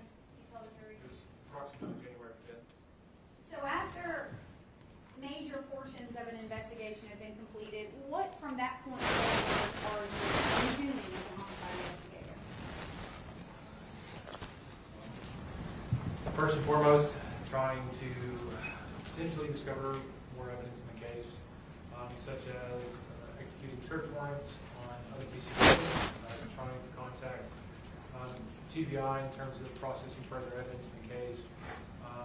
Also, even though I was assigned this investigation, my duties as a homicide detective don't stop there with this investigation. So during the meantime, I'm also being assigned more investigations to include further homicides that come up in the coming months. Have you been looking for video evidence? Yes, I was. Looking for evidence that pertains to Mr. Chen's involvement with Jasmine Pace? That's correct. Okay. Can you explain to the jury what the Real-Time Intelligence Center is? Yes, the Real-Time Intelligence Center is essentially it's a unit within the Chattanooga Police Department. In the city of Chattanooga, we have city owned and operated cameras that are also monitored by the Chattanooga Police Department that are placed through strategic locations throughout the Chattanooga area. Those cameras work in many different functions. Some cameras are fixed cameras. Most of our fixed cameras that we have will have essentially 4 cameras at that location that will look in 4 different directions to potentially try to cover that specific area in like a 360-degree angle. Some of the cameras that were in place are pan-tilt zoom cameras, and based on a timed rotation, that camera will pan out a view of the intersection. It will then zoom in for approximately 15 seconds before zooming back out, and it will complete that cycle until it's done 360 degrees. So sometimes we have cameras that are stationary and look at one angle the entire time, and sometimes we have a camera angle that shows part of something. Normally when something gets good, it turns to another angle. But those cameras are, like I said, owned and operated by the city of Chattanooga. They're maintained by the Chattanooga Police Department, and the Chattanooga Police Department monitors those cameras. Also, with those cameras, they're given access to other officers to potentially monitor, deter crime, and see, potential traffic congestion and those things as well. When you say that employees of the police department are monitoring ARDIC, is it called ARDIC? ARDIC is the abbreviation for real-time intelligence. That's what it's called within the community, is ARDIC cameras. Yes, ma'am. And when you say it's being monitored, are they being monitored in real time? Yes, that gives the name. We have, depending on what time of day it is, we have ARDIC investigators. They have a place inside the police station that has multi-TVs in camera angles that they will look at specific calls that come in. If a call comes out in a specific area, act of violence or a burglary of some sort, they attempt to access those cameras to get suspect information. And a lot of times, when there's stuff that's not going on, there's one of those cameras to make sure that no potential crimes or something suspicious going on at the time. But there's active investigators that are looking at those cameras. Typically, it's only filled by 1 to 2 active investigators at a time that are monitoring those cameras. And you can determine that the size of the city of Chattanooga, obviously we can't get to every camera placed throughout the city. But other investigators within the department also have access to those cameras as well. So are you able to ask individuals that work in the ARDIC Center to go back and look for video footage that they may have not seen anything nefarious at the time, but as an investigator, you can ask them to go back and pull up video for you? Correct. We have, depending on the cameras and servers, when they were placed, anywhere from a few days of video footage to up to a month of video footage could be stored at a time on the cameras before they potentially deleted it. Do you know approximately how many ARDIC cameras there are in Chattanooga? It's ever expanding. I don't know the exact number. I would guesstimate over 100. Would you describe them as helpful in solving crimes in Chattanooga? Yes, video footage is extremely helpful. Obviously, if you can see it, it takes out the middleman in terms of getting access to that video. Because sometimes when we do these neighborhood canvases, we're trying to locate witnesses or video footage. You have to make contact with that business owner or that homeowner, and then not only, once you make contact, you're seeking permission to then have access to that video footage to potentially see if it captures anything. But in terms of the real-time intelligence center cameras, we have direct access to those cameras at all times. So we're able to review those cameras. Sometimes maybe we didn't get enough video footage, so we can go back and we can monitor that as many times or review as many times as we want. In the course of your investigation, did you learn that there was an Arctic camera close to 110 Tremont Street? Yes, I did. How did that information come to you? I'm very familiar with the ARC cameras within the homicide unit. I'm somebody to rely upon when it comes to certain types of investigations. One of those is being the ability to review camera footage. So I was familiar with the camera being placed at the intersection of Tremont Street and Fraser Avenue. It's actually most of our ARC cameras, basically all, because of the power source they need, are mounted on electric poles placed there by EPB. So it gets direct source by the city-owned power. We have somewhere where they can mount it to, so the city has full permission to place those cameras there, place in public areas, and I knew there would be one approximately less than a block south of where Ms. Pace was last seen and ultimately murdered. Were you able to request to see the video footage from that Arctic camera from the days of November 22nd, 2022 and November 23rd, 2022? I don't have to request that video footage. I actually have direct access to all the Arctic cameras. So I've pulled the cameras up myself since I have direct access, and I've viewed them on my laptop. Were you able to retrieve video from that Arctic camera from November 22nd, 2022 and November 23rd, 2022? Yes, that's correct. To orient the jury, Investigator Crawford.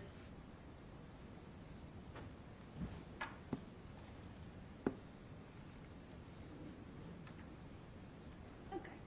The jury has seen this several times. You recognize this area, Investigator Crawford? Yes, we just saw the front of 110 Tremont Street. You're going to see Tremont Street as it leads down into an area of Coolidge Park. And you have Fraser Avenue, which goes from left to right or east to west.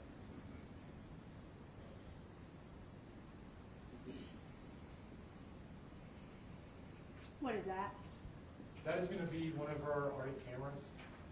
Typically, they are in block style for storage, communication. You can see the dome style bubble at the bottom. That's actually going to be our physical camera there. And this specific camera actually picks up, has still video, where it actually monitors different areas, such as the streets. And is this the Arctic camera that you were able to pull footage from around the time of November 2022?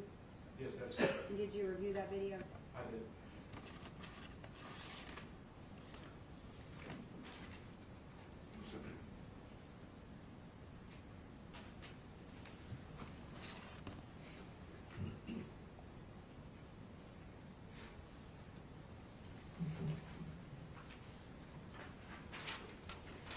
It's on the left of Fraser Avenue, 1122.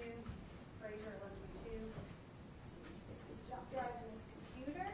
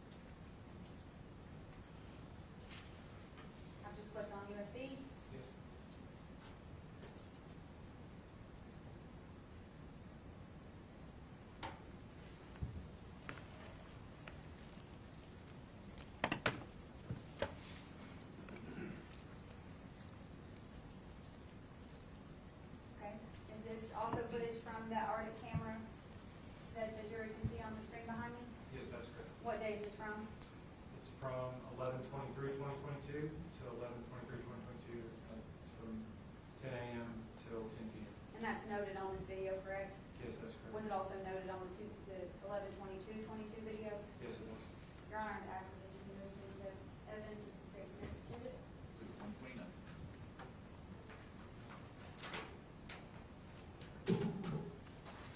All right.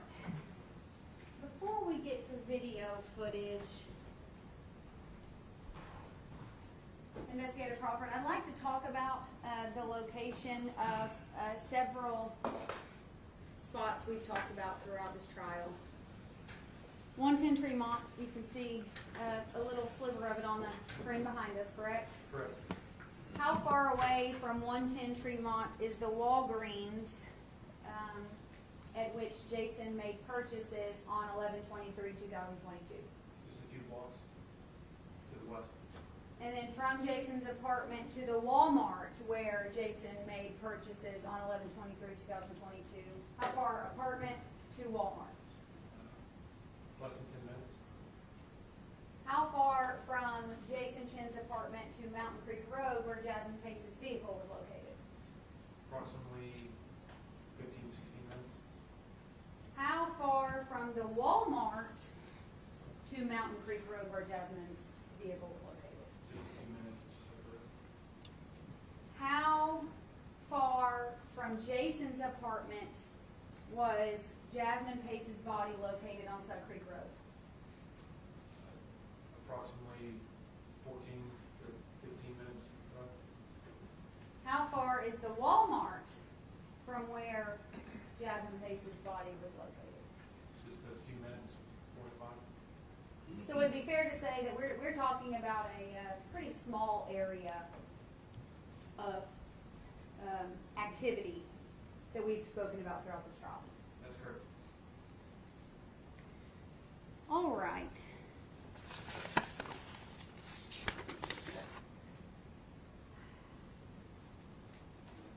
Yes. Can we switch to prosecution laptop, Your Honor?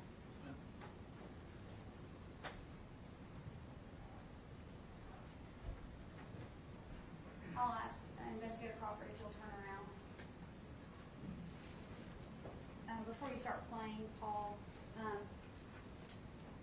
Investigator Crawford, this is video footage from that Arctic camera, is that correct? Yes, that is correct. Similar to what you just saw that I showed you on the laptop. Yes. And if you can see on the bottom there, does it have a date? Can you show the bottom? Yeah. Just showed a second ago. There we go. Is that date accurate? Yes, it is. Would that time be accurate? That's correct. So 11:42 p.m.? Yes, that's correct. Okay. Note that we are going to begin to play it, Your Honor, around 11:42:41.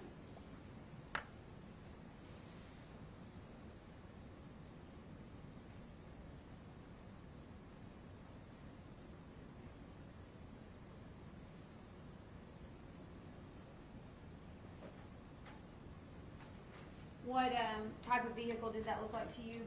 A Chevrolet Traverse. And did it look like Jasmine's vehicle? Yes. Are you sure it was a Traverse? Yes. Are you sure it was a Chevrolet? A white Chevrolet? Yes. Okay. And when that vehicle pulled in next to the apartment building, what pull-in would that have been in comparison to Jason Chen's apartment? This pull-in here is going to be the parking lot area that's just south. So the picture we kept looking at, the street view of 110 Tremont Street, it actually be to the right. And signified there's these signs here that are permanent. You can also see the trees over here. Essentially, there's a pull-in location that's kind of darker discolored here. That's the driveway to the southern parking lot.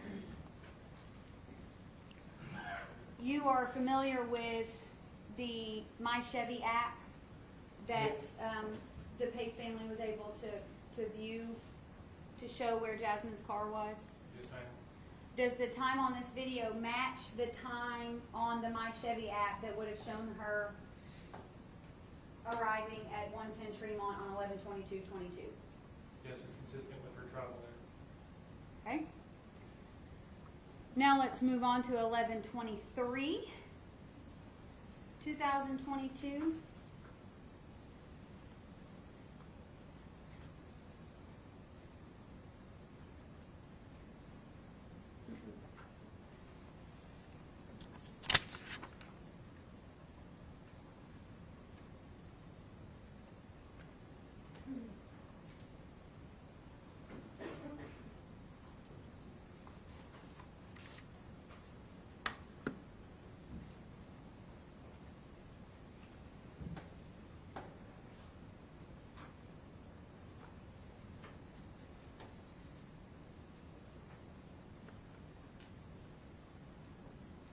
All right, can you pause it, General Moyle? What are we looking at here, Investigator Crawford? This is a camera within the Walmart, specifically the 500 Signal Mountain Road Walmart. That was introduced earlier. Do you recall when this surveillance footage was taken? Yes, the date from which the surveillance was taken was from November 23rd, 2022. If you can play it, General Moyle.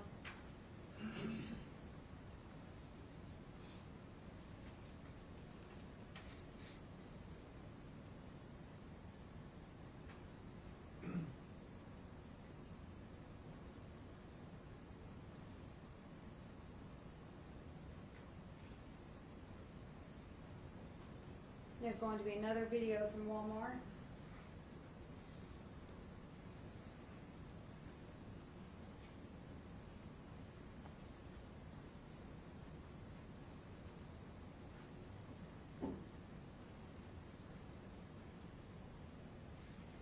It's the same day, same event, just when Mr. Chen was checking out. Yes, that's correct.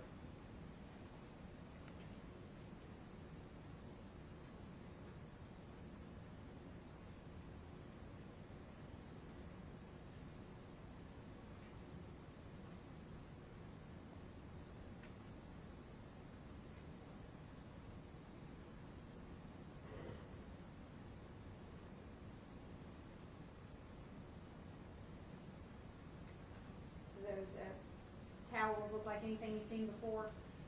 Yes, they're consistent with the hand towels that we located in the top right-hand corner cabinet closet area of Jason Chen's apartment.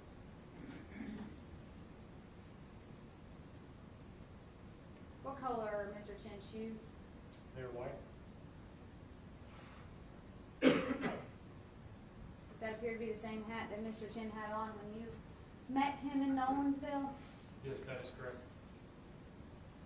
And do you recall the time of day that this video was captured? Yes, he was in the Walmart area between 10:46 a.m. and 11:30 a.m. And did it correlate, this video correlate with the receipt that was previously entered as an exhibit in this case? Yes, that is correct. Can you please continue to look? Does that phone look familiar? Yes, it's same clear phone case with the same sticker on the back that's in relation to Boston College, along with the debit card that's consistent with what we located inside of his wallet in Nolansville.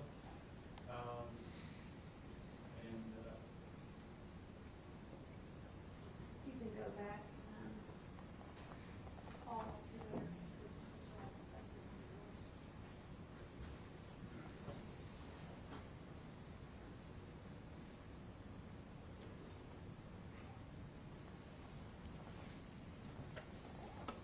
Did you see a time come up on Mr. Chen's phone that you can that December 9th day is the date that this video was retrieved, correct? Correct. Did you see a time on Mr. Chen's phone? There is a time associated with this. And here, in this photo, you can see Mr. Chen's wrist in this photo, correct? Correct. And does he have a bracelet on? He does.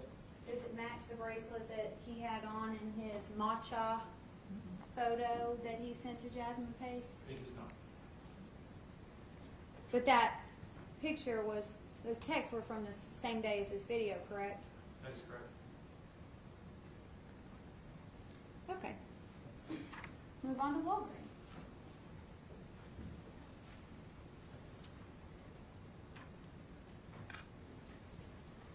So this video, there are two sets of videos were collected from Walgreens. Is that correct? That is correct.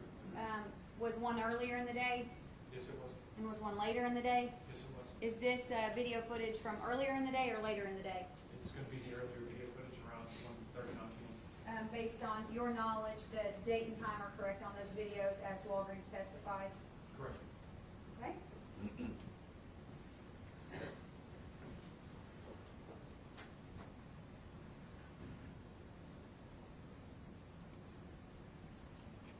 Got to see somebody walk in the door?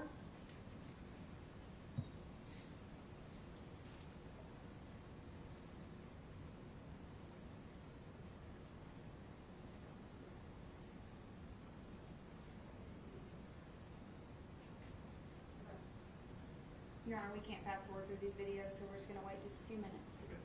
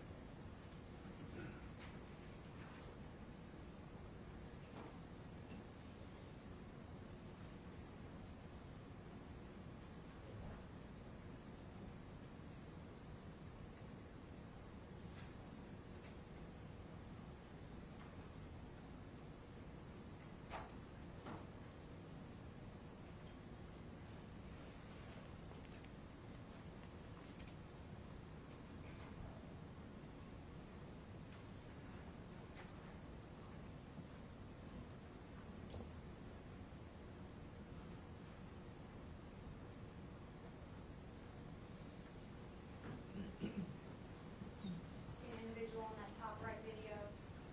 Investigator Crawford, Yes, I did. have you seen that hat before? Yes, I have.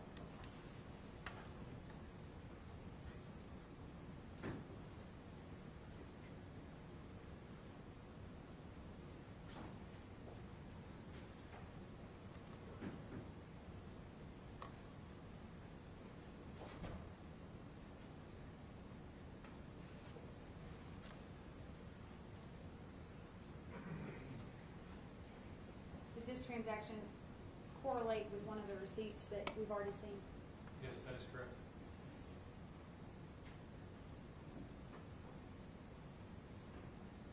Okay, briefly before we go to the next video.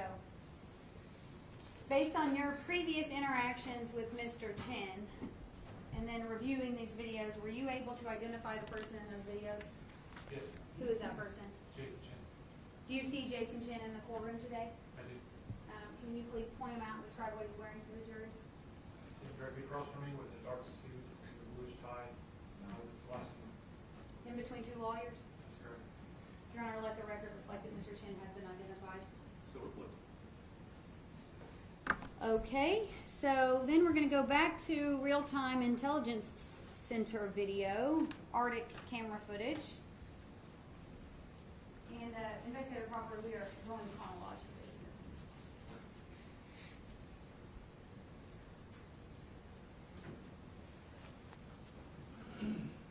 Can you pause this, General Moore? Okay, so again, correct date on the bottom? Yes, that is correct. Is the time correct on the bottom? Yes, there are IP-based cameras that are synced in now. Would that be 5:59 p.m.? That's correct. Can you flip the front?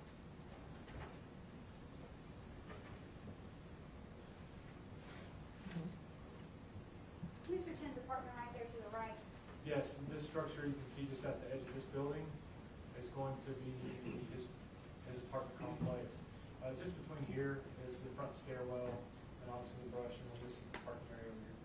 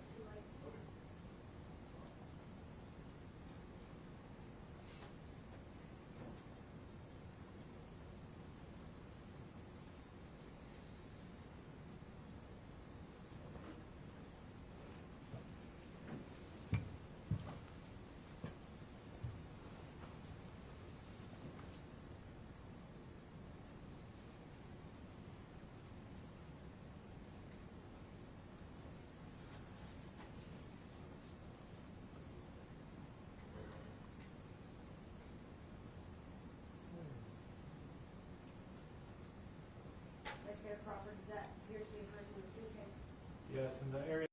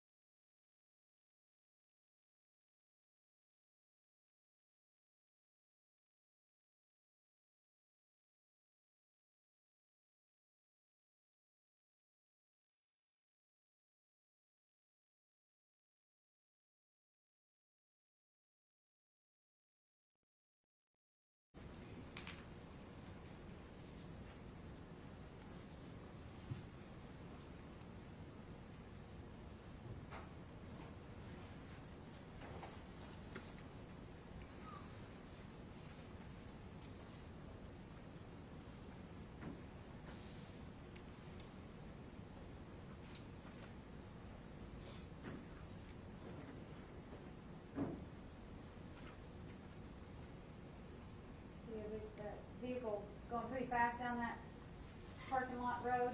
That's correct. Were you able to identify what kind of vehicle that was? Yes, it appears to be a grayish tan color, like Toyota Prius. Okay, keep watching.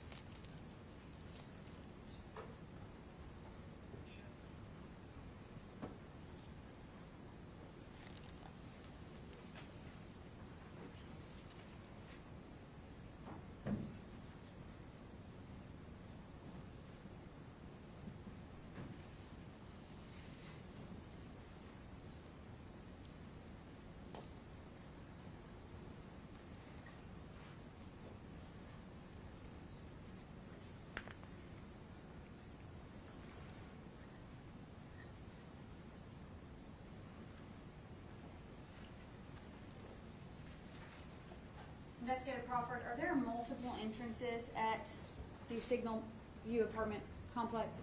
Yes, there is. Where, in comparison to where Jasmine Pace's vehicle was located, where would the other entrance have been? Essentially, you have an entrance on this side, and then in between, this is the rental office, and back this direction is going to be all the apartment complexes themselves. Back this direction, to the left-hand side of the video, is going to be the rear part of the apartment complex. If you were to continue to follow around the rear of the apartment complex, it then takes you to the other side where essentially you have the mimicked entrance is this side, so you could exit or enter either side of the apartment complex. Okay. All right, chronologically, let's go back to Arctic footage.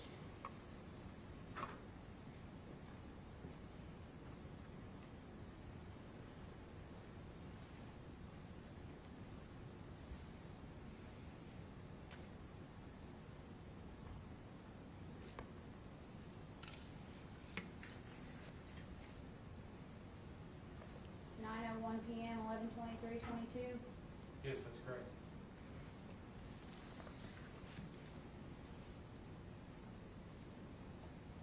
What type of vehicle is that?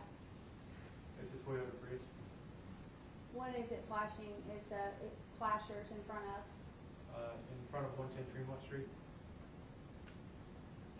We're in double speed. Let's rewind that in normal speed.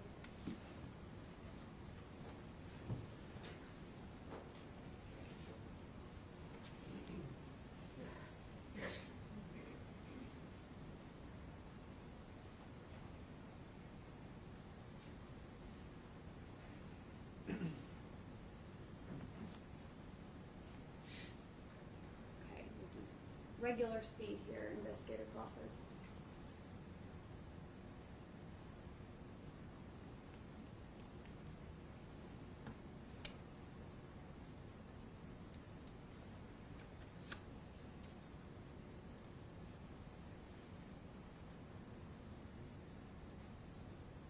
What appears to be on that individual's head? You can see what appears to be a light colored hoodie, some sort of holder cup.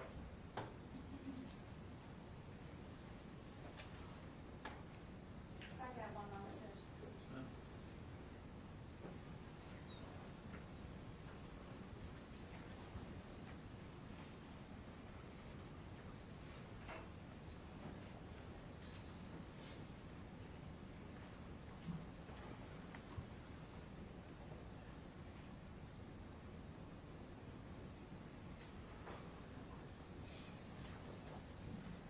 Nothing further from this witness, Your Honor.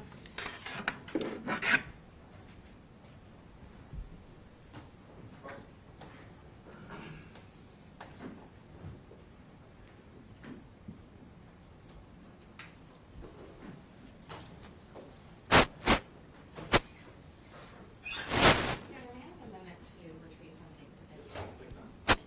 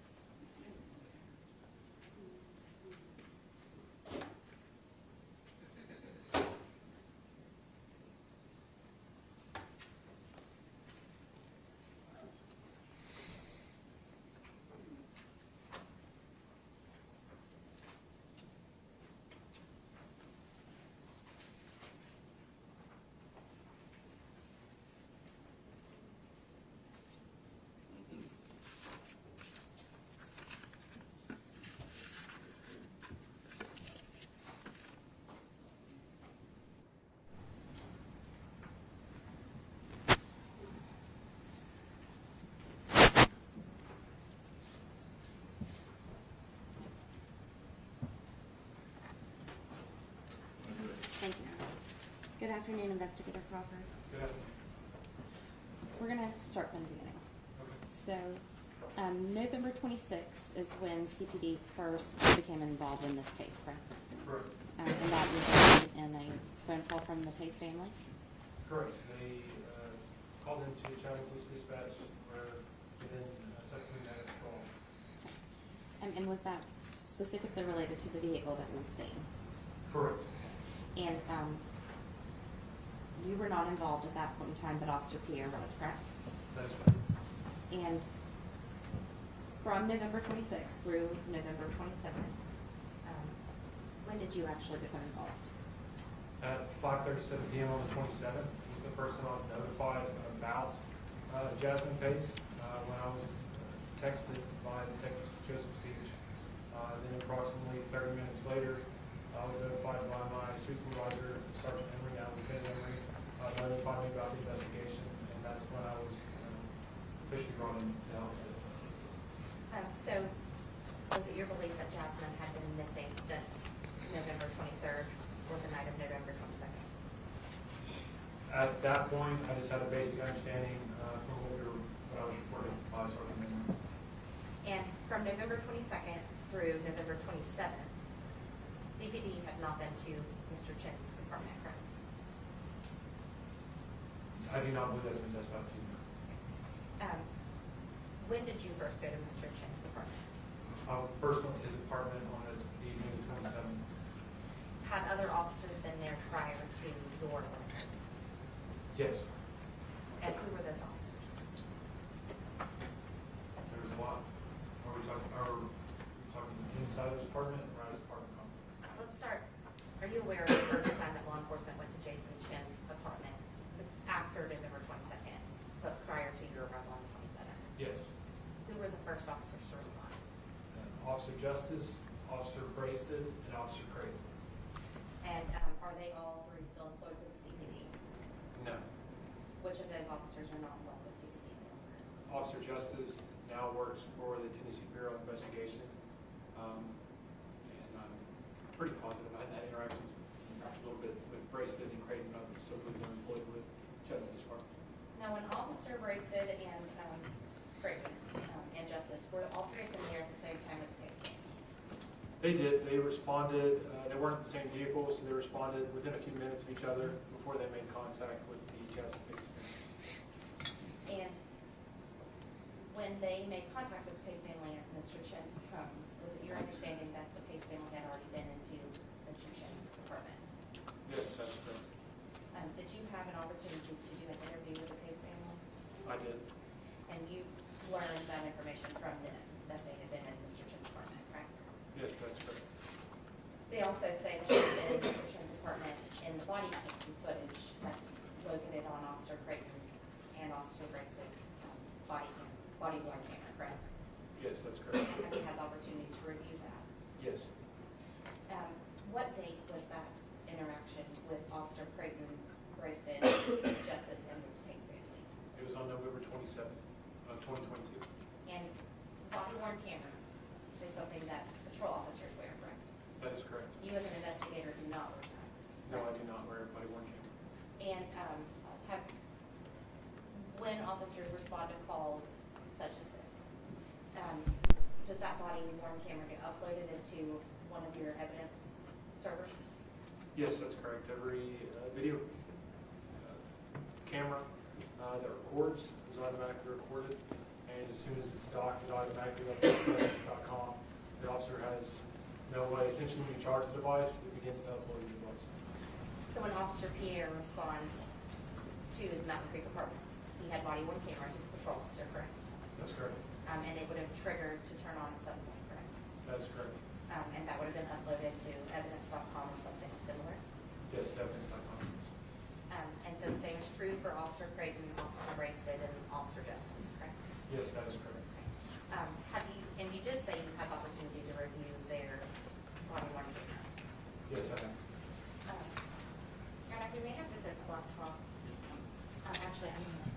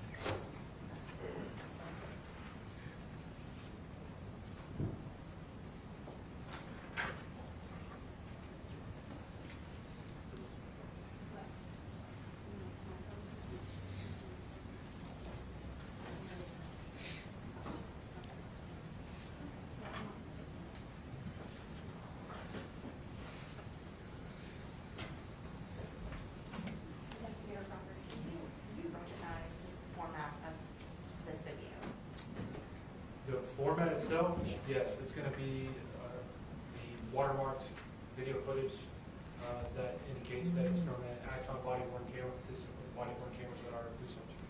Okay, and specifically, what is the date on this, the date and time that are noted on this video? It's November 27th, 2022 at 05:27 a.m. And we've heard a lot about timing on other videos. This is an accurate time marked on this video, correct? That's So correct. this would actually been taken at 5:27 in the morning. Correct. And you, at this point, do not know that this actually belongs to Officer Creighton, but you have seen this video in your case file, correct? I have reviewed his camera footage. General, we may have to this.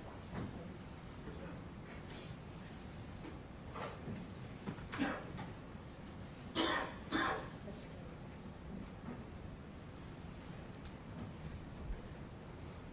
Your Honor, is this video being reviewed evidence? Oh, yes, Your Honor, I would like to have this marked as the next exhibit, which I believe is 129.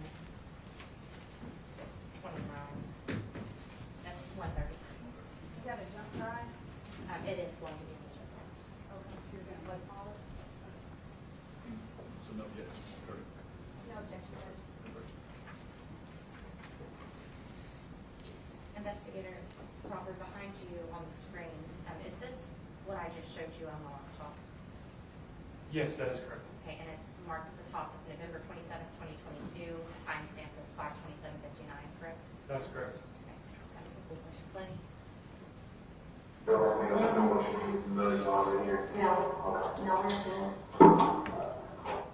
Investigator Crawford, I'm just pausing for 1 moment. Did you notice the door at the front? The one on the left-hand side of the video? Yes. Yes, And what was the number on that? 210. And that's your understanding that's Mr. Chen's apartment, correct? That is correct. Do you recognize the individual that's here in the video? That is Katrina Bean on the right-hand side. And that would be Jasmine's mother, correct? That is correct. We're just gonna make sure that, obviously there is no harm here.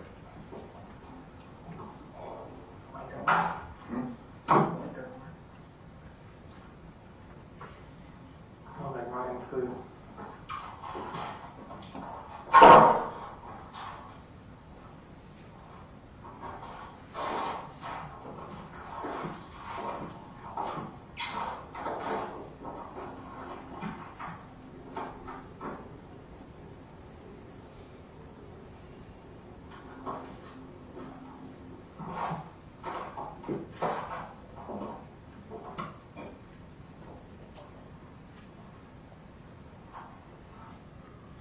Investigator Crawford, they've done a walkthrough. I believe you described it earlier as a shotgun layout of an apartment. So they have entered in through the living room, the kitchen area, through the bathroom. Where are they now? One officer is in the single bedroom, and one officer from the view of the body camera is still standing within the bathroom area. Okay.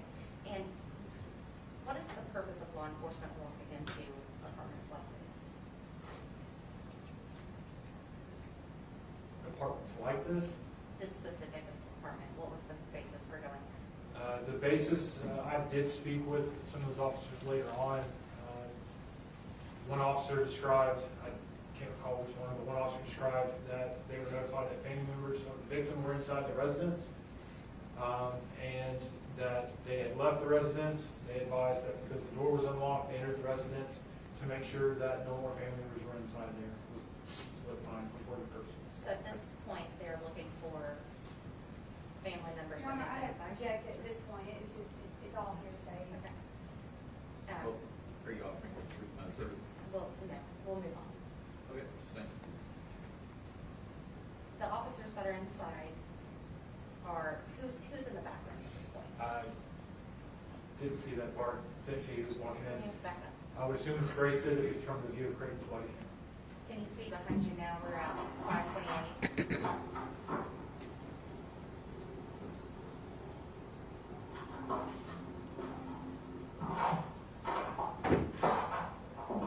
It appears to be Officer Grace.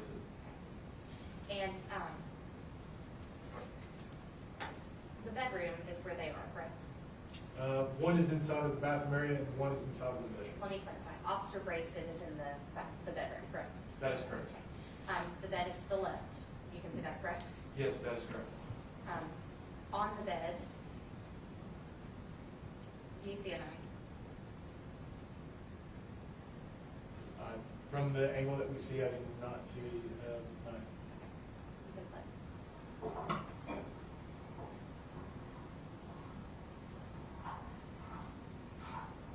look. Person says spaces they're always covered or open. See that? Yeah. Along here, there. Of course, black is on the end table.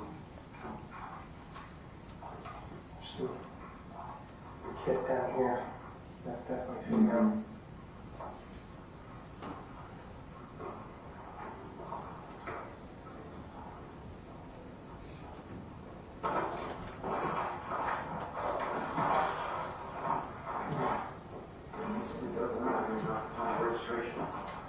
Yeah, I wish they hadn't done that.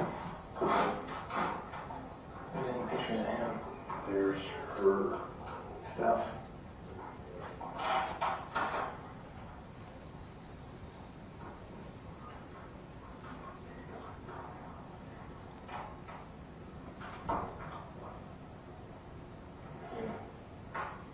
Doesn't look like they were in a hurry.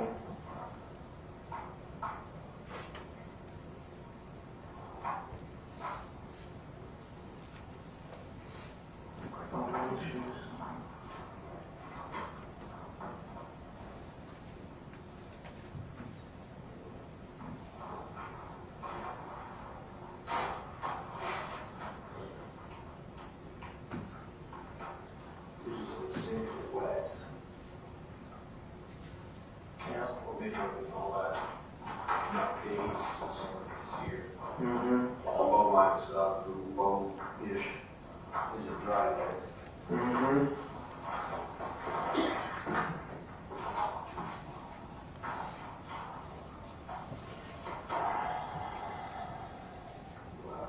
Here.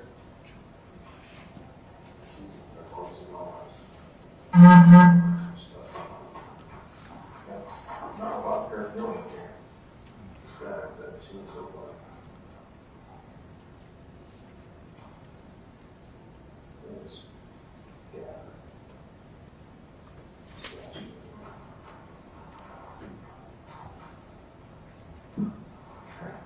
Alright, well.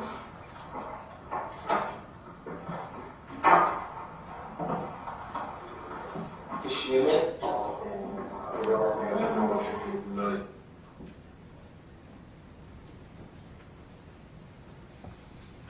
And Mr. Gertrude, who were the parties that were left in the hallway when the officers are exiting, or could you see them? Very quick, I believe it was Katrina Bean and Travis Pace.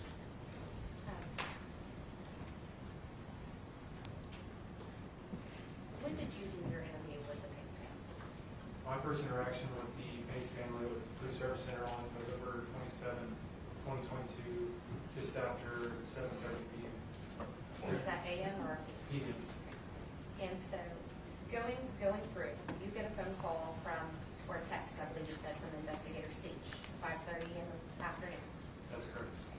And how long, did you reach out to the Pace family and ask them to come to CPD? No, I did not. Who did? I was notified that the first notification that I received, official notification, would have been through my supervisor, Emery, at the time. He reached out and said that missing persons was needing potential assistance in an investigation. That's when he disclosed it, and I knew what he was referring to based on my interaction with Detective Seach. We said that we would respond there to speak with the missing persons investigators about potentially what type of, what kind of case they had at the time, what kind of evidence, what the family said, because it appeared up front that there may be suspicious circumstances around her disappearance. Once I arrived at the Police Service Center, whenever I spoke with Investigator Tomlin, was the first notification that I was notified that the Pace family was arriving at the Chattanooga Police Department. That's when I talked to Investigator Tomlin, and just after 7:30 p.m. is when I had first contact with Pace family. Okay. And so when you get to the police department, you've met with Tomlin,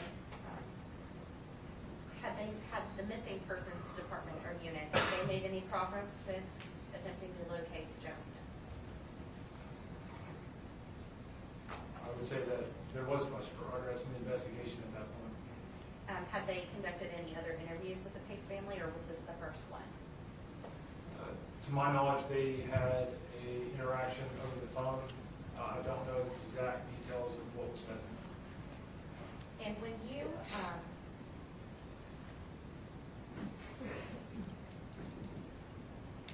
are at CPD and you're meeting with the Pace family, have they indicated to you that they had been to Mr. Chen's apartment? Yes, they did. And they had told you that they had found the Chevy, correct? Yes, they did. At that point, had they been able to get her phone records from Verizon, Jasmine's phone records? No, at that time they made contact with Verizon to get her phone number switched over to a new device in an attempt to access her My Chevy app. But to my knowledge, they did not receive her full phone number at that time. How long was the Pace family with you at CPD? They approximately 7:30 p.m. is when they first arrived at the Chattanooga Police Department. Around 10 p.m., we requested to go to their residence at 5977 Old Dayton Pike in Chattanooga, Tennessee, to then, with their permission, document her primary residence and see if there's any evidence for disappearance. Were they being interviewed, or were you discussing things with them for that full 3 hours? I wouldn't say full 3 hours, but the first hour and a half, there was continued questions and dialogue with the family. As I received the information, myself and Lieutenant Emery were asking the families different questions about what they discovered or different dynamics of the family. And I was relaying that information to Detective Seach, who was assisting with the investigation to help either preserve things. At a certain point, I requested that the location of 110 Tremont Street to be have patrol officers placed on that to make sure that we could attempt to secure it in lieu of getting a search warrant for that apartment. When did you do that? It was at approximately 8:10 to 8:20 p.m. So, as of November 27th, 8 o'clock at night, the apartment had not been secured, even though law enforcement had been there the day before, correct? The level of security I'm talking about is that attempt to have eyes on the apartment itself. To my knowledge on how the doors work at that apartment complex, they do automatically lock once pulled to. They also have a deadbolt function as well. It was not to my understanding how we treated it and how we encountered it, having to use a courtesy officer to use the key to get in the apartment. The level of security I'm talking about is the actual physically putting a patrol officer or patrol officers around the apartment to see, because we're looking for Jasmine, we're looking for potentially Jason at the time as a potential interview, we're looking for both their vehicles. So we're trying to see if any of those people were to come in or out of that apartment. So that's the level of security. My question was, my question, and that's your proper is, did CPD take any steps to actually preserve Mr. Chen's apartment after law enforcement left November 26th, other than sitting outside watching doors? They shut the door. Okay. But we know that the Pace family had gotten in and they were not residents there, correct? Correct. So there's no crime scene tape, there's no seals that are placed by CPD, correct? No. Okay. When did you get your search warrant? The search warrant was signed off just before 11 p.m. I was notified by Detective Seach that magistrate had signed a search warrant granting access into the search and seizure of apartment 210 at 110 Tremont Street. After being notified, I subsequently called Officer Clemens to have him respond there because he has the master key to the apartment. He responded, and once he responded, then we executed that search. How many times have individuals been into the property to your knowledge prior to the search warrant being executed on you? Let's slow down. We know at least 2 officers or in the video, Officer Creighton and Officer Brixton, correct? Correct. You have been indicated by the Pace family that they have been in how many times? I believe for sure twice by their statements. Some of the recollection, whether it was 2 or 3 times during the first interview as well. And how many of the Pace family members have went into the apartment to your knowledge? At that time, I was notified, I believe it would have been 3 family members and a family friend. So 4 individuals plus at least 2 CPD officers, Yes, that's correct. 6 individuals. Correct. Typically, in a potential crime scene, is there a crime scene log and it indicates who all's been in the apartment, or we'll say the apartment in this situation? Was there one done for this? Yes. Did it note that the Pace family members have been in prior to law enforcement? Or does it just start once you've established the crime scene? Crime scene log is not in place until we've established a crime scene location. It wasn't until the homicide unit was brought into the investigation, going over the details of the case, that we deemed apartment 210 to be a potential crime scene location at that time. So you testified earlier, I'm going to pull up. Now, may I have the element here?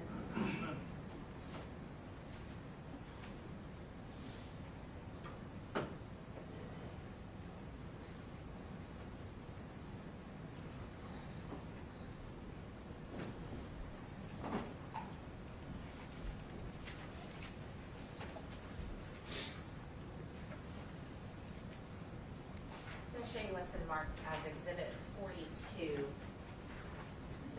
by the state. This is as soon as you're walking into Mr. Chen's apartment, right? The right of his door. Yes, that is correct. The general had asked you, when you walked into his apartment, if you were able to smell marijuana. That's You correct. indicated no, correct? That's correct. At this point in time, now, let's ask this. How long had it been since Mr. Chen had been in the apartment at the time you entered your search warrant? I had no idea. Now you know, correct? That's correct. Had it been at least 5 days? No. 4 or 5 days? No. How long had it been? Based on my knowledge, I believe that he essentially entered that apartment less than a few hours from this photograph. What do you base your knowledge on? Cell phone record? This cell phone record actually showed him in the apartment or in Chattanooga? The general area of the apartment. Does it show him in the actually 108 or 110 Tremont like it had for Jasmine Pace? No, it just, throughout the investigation, phone records have been correlated multiple times based on the other video footage.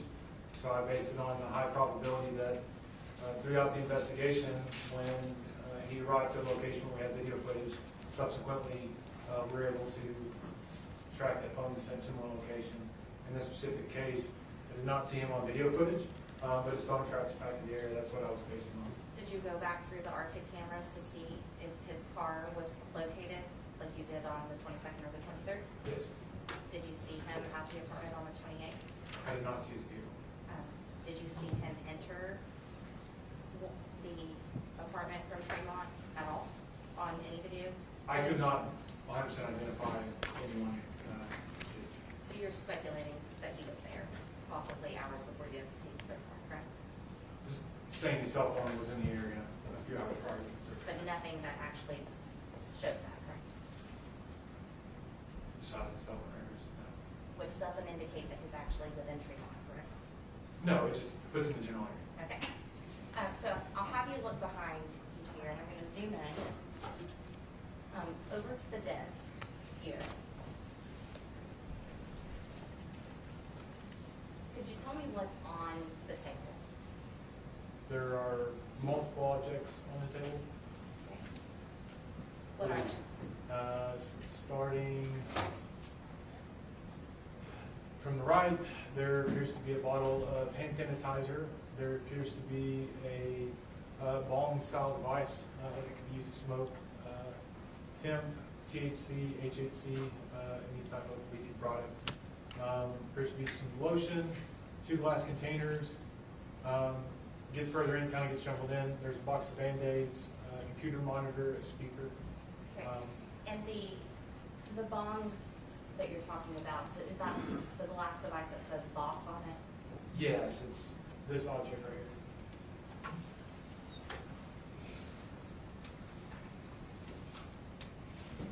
Was there any other indication of marijuana within the apartment? I did not observe, I didn't have any smell. I don't believe I observed shake. I don't recall any other signs of marijuana inside the apartment.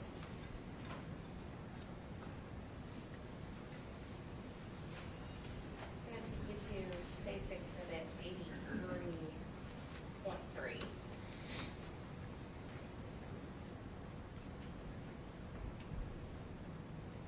You've indicated here that these items were located at the dumpster outside of Mr. Chen's apartment, correct? Yes, that's correct. Were these items actually recovered by CPD, placed in the property? Yes. Were those items sent off for testing? These specific items, no. Do you have anything that indicates that any of these items belong to Jasmine Pace? No, we had not received testing due to TBI. Now, earlier you had mentioned the pants had potential blood stains, the sanitary napkin was similar possibly to one that's recovered in the inmate's office, but nothing in your investigation has shown you that any of this stuff belongs to this case, correct? No, it's not direct.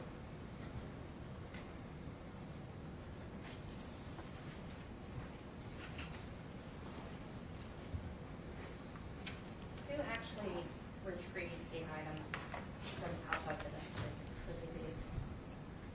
It would be Investigator Johnson with the crimes unit was the one that documented, and Investigator Brown was there. At that point, whenever I notified them of those objects, and they responded to then do the collection further.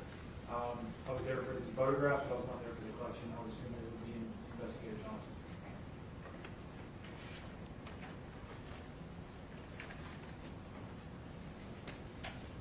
We're going to go back into the apartment. What did the search warrant allow for you to start off at this town? Thank you. When you were executing the search warrant, what did the search warrant allow for you to do? It allowed us to enter the residence. It allowed us to collect items of evidence that were listed on the search warrant itself. So essentially, it allowed us to enter the apartment. It allowed us to essentially search and look for evidence. And evidence is located in suitcase. And earlier you testified that you saw blood. Correct. And where did you see that? We're out to the apartment. And specifically, you said to the what was the term you used about the actual way that you saw it originally, without any lighting, without any chemicals? You saw spatter somewhere, correct? Correct. I used for the initial walkthrough. I did utilize a flashlight. It was low light in the apartment at the time. I utilized my personal flashlight to see the blood, representing blood at the time. Did you ever bring in any auxiliary lighting to have additional lighting in the apartment?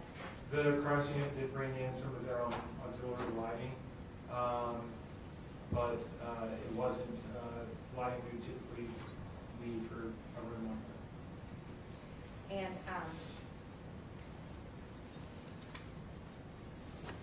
when the Blue Star was administered, it showed traces of blood in the apartment, correct? Correct. Specifically, after using the Blue Star, were you able to notice anything about the directions of the blood marks? They're multi-directional. Specifically how? How? There's several different things. In the directions of it, you have in the living room area, you can see a potential footprint that shows a direction. The flooring itself, it's because of how concentrated it is. It's hard to tell directional because it's essentially the photographs will never do justice in terms of what you visually see in terms of Blue Star because of how you have to capture it in such low light. As we saw, there was difficulty in the two different screens and showing its ability to show that the luminescent light in color. So it's hard to tell with the bigger quantities. I can tell you that there was also reactions on the walls, which showed a downward trajectory running downwards. Was there any indication that individuals have walked through the blood and contaminated the other portions of the apartment? There was evidence that someone was walking in blood, yes. And you don't know who that was? No, I can just have to tell you about what the incident looked like.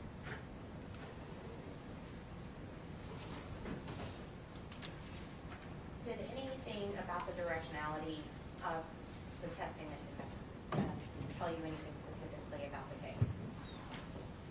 Yes.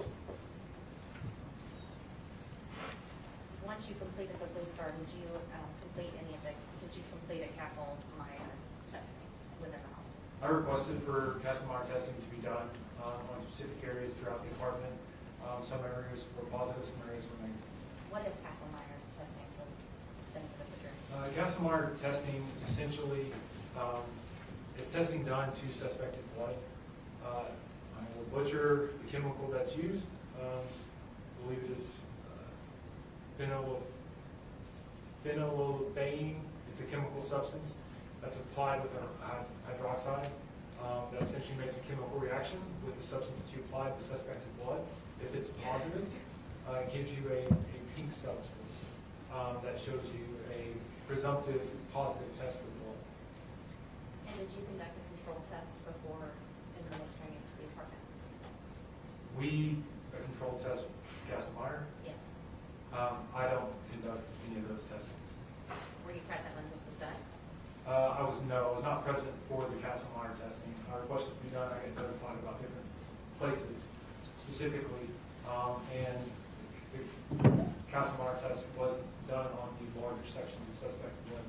Obviously, Who did do the Castle-Meyer testing? I'm not sure. I was requested to the crime scene and alluded to crime scene investigators that were there was crime scene investigator Johnson and crime scene investigator Brown. And were their reports submitted Yes. as part of your case file? Yes. But you don't recall which of them did it? I don't recall. But somebody did do it, correct? I know that Castle-Meyer testing was conducted in this.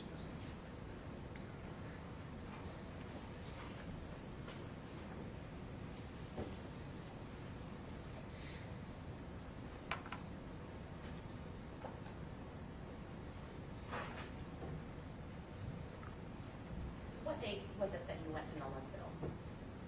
The first date that I arrived in Nolensville would have been on the November 29th, 2022. I arrived in Nolensville at around 11:40 p.m. And you, when the state had asked you earlier, you were asked to describe Mr. Chen's demeanor. You described him as defensive and calm. Correct. Is it your testimony that he was both? Yes. Okay. What was specifically, had you met Jason Chen before that day? No, I've never met him. Had you had any conversations with him prior to being in Nolensville? No. So do you know if this demeanor was out of character for him? No. Council President.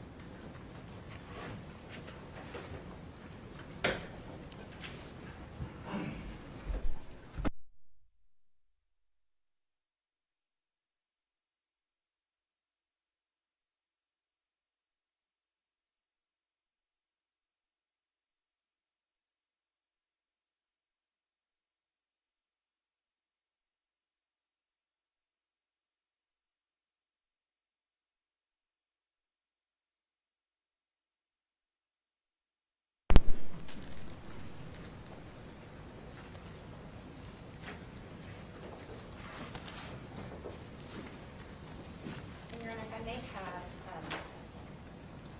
the Elmo gun on once again. Investigator Parker, just to clarify something, I'm going to show you what's been marked as exhibit, sorry,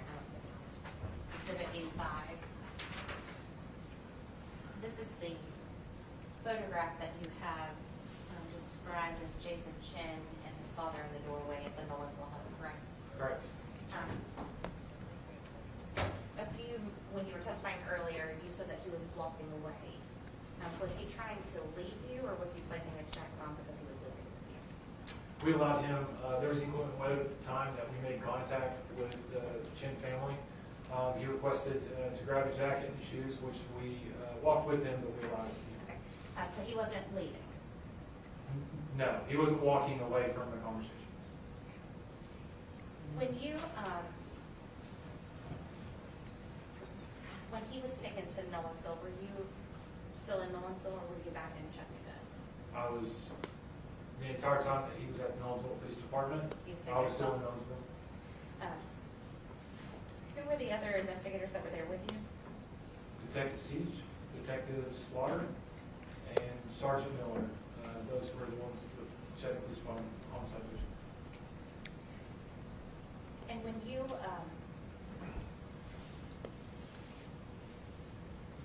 at some point, you're requesting phone records related to this case, correct? That's correct. And, Your Honor, we may turn that off.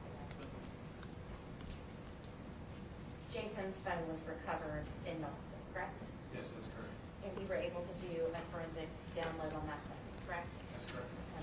Did you also obtain phone records from T-Mobile? Yes, that's correct. And that's who Jason's provider was, correct? Yes, that's correct. When did you receive those phone records? We received those phone records, it's two parts. Part of the phone records is historical data, and then the other part was the real-time ping location data from T-Mobile to provide updated locations, but not historical data. We started receiving his phone records on the late evening hours of the 28th, but they were only real-time ping locations and not historical data to include call records and text messages. And to clarify, you mean November 20th, the day after, or the day of your search warrant? Correct. Okay. November 28th is the first part we start receiving real-time ping locations. And it's not until December 1st, around 8 o'clock in the morning, that we receive the rest of the historical data for Jason Chen's other T-Mobile. Now, did you receive text messages for Jason's phone? We received the call record detail with text message logs. And the text message logs would include any individual that he had been texting with, correct? That were texting via certain services. I can't say any because with iMessages, you have the ability to communicate via Wi-Fi, and it's not recorded through your network. So whatever was based on his cellular provider's records for using their towers through their service would allow those text messages to be transmitted, because there's ways that you could essentially text via iMessage over Wi-Fi that you don't need your cell phone provider. Did you receive messages that showed that Jason and Jasmine have had a number of conversations? I did observe different things that said they had conversations. In the records that you got from T-Mobile, correct? Yes, T-Mobile did indicate they had conversations. Do you recall approximately how long those conversations had been going on? From his phone Periods records. of time, yes. His phone records were only for about a week time frame, so I believe it goes back just a few days prior to her disappearance.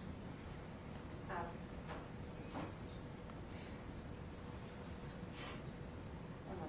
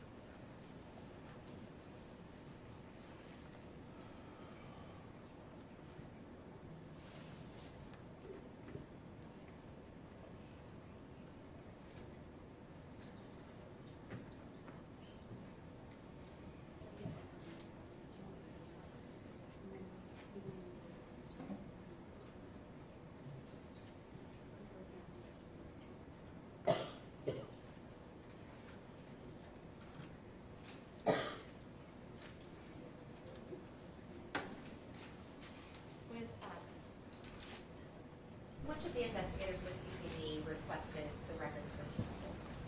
Detective Oakley in the homicide unit actually submitted the search warrant for Jason Chen's records from T-Mobile. And he's still with the homicide unit within CPD? Yes, he is.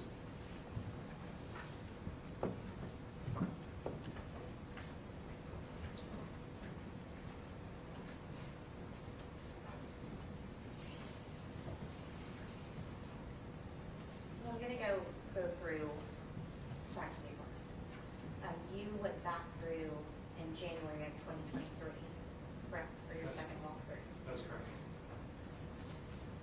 What was the purpose of that? Just because the lighting was different?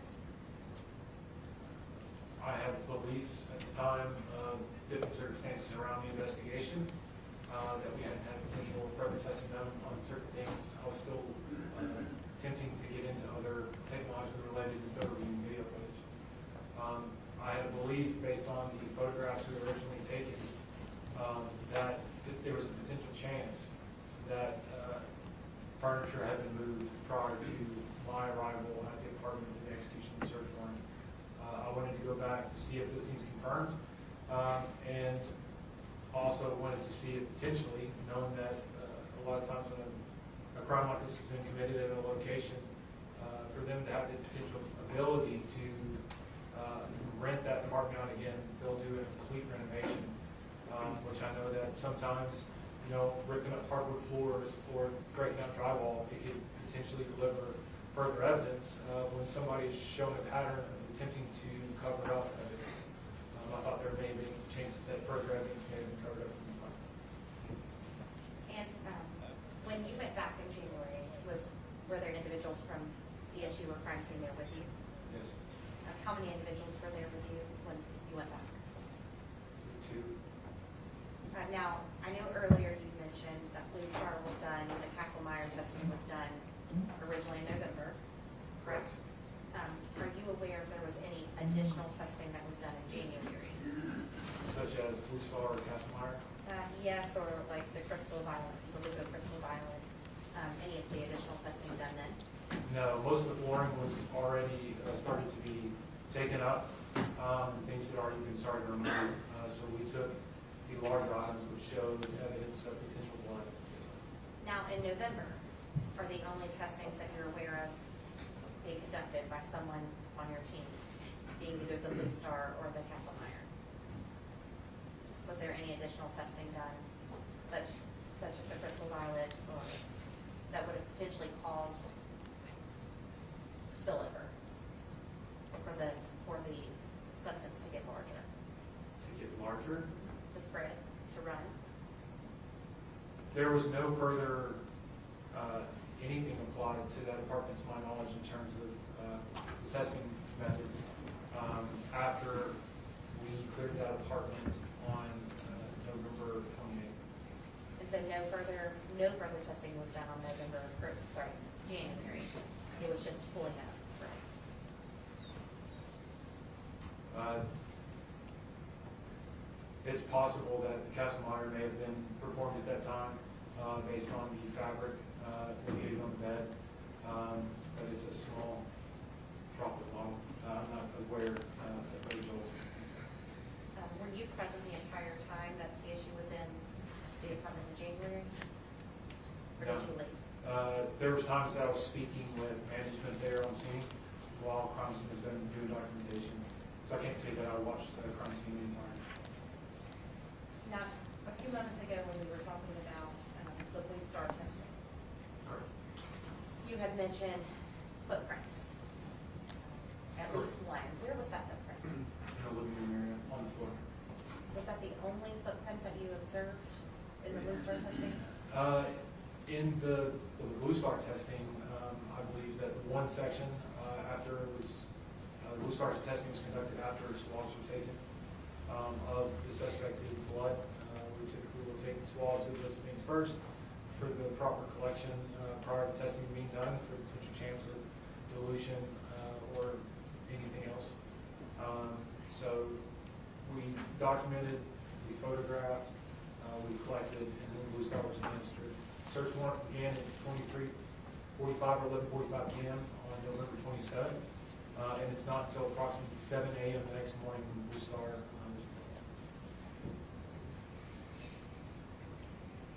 From your review, did you see more than one print throughout the apartment, or just one? I believe I at least do. Were they the same or different? They were different footprints based on that it wasn't the same one. Only thing I can tell is one had about 3/4 of what appears to be the bottom of an unchewed footprint. You could tell based on prior to the loose art being administered that it did not appear to be a footprint that was bare skin based on the interaction on the ground. It appeared based on the smudging that it appeared that the individual that created that footprint on the ground would have been wearing socks of some sort.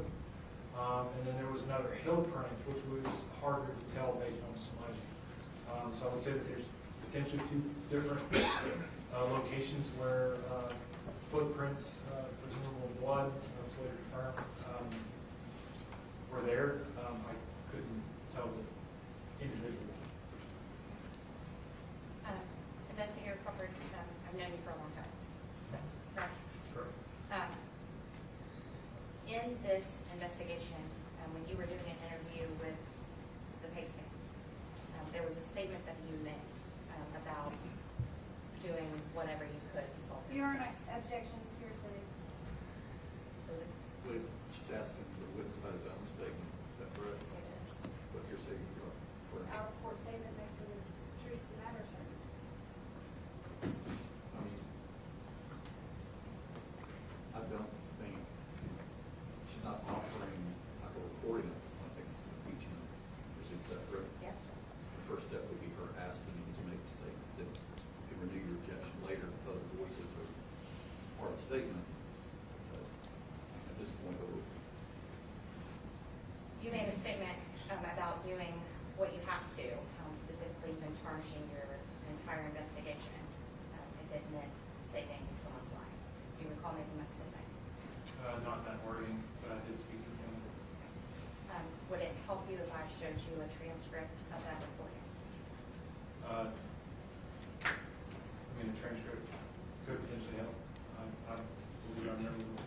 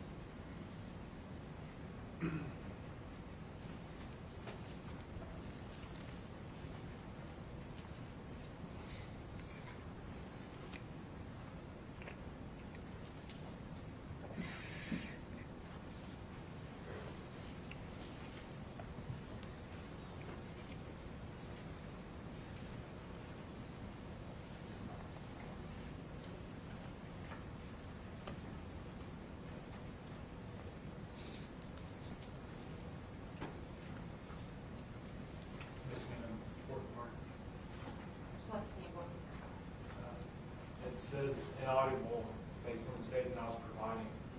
I say within the law. So I believe the portion on page, did you make a statement that you would have, if you had to tarnish your entire investigation to save someone's life, you would do that? Save someone's life, our job as police officers is preservation of life first. Obviously, criminal investigation is not as important as a person's life. And in this same interview, you've learned that the Pace family has been into Mr. Chen's apartment, correct? Correct. Did you advise them to not go back? We advised them after our interaction with the Pace family that we were taking over the investigation. We asked for their family to step back from the investigation and let the homicide unit go forth with the investigation. We tried to instill whatever confidence we could provide with the family. As a homicide detective, I have a tough job of sitting across from parents and having to work through those things. So I was trying to do whatever I could to potentially instill confidence in them, to give them some peace of mind, even though my gut feeling said otherwise.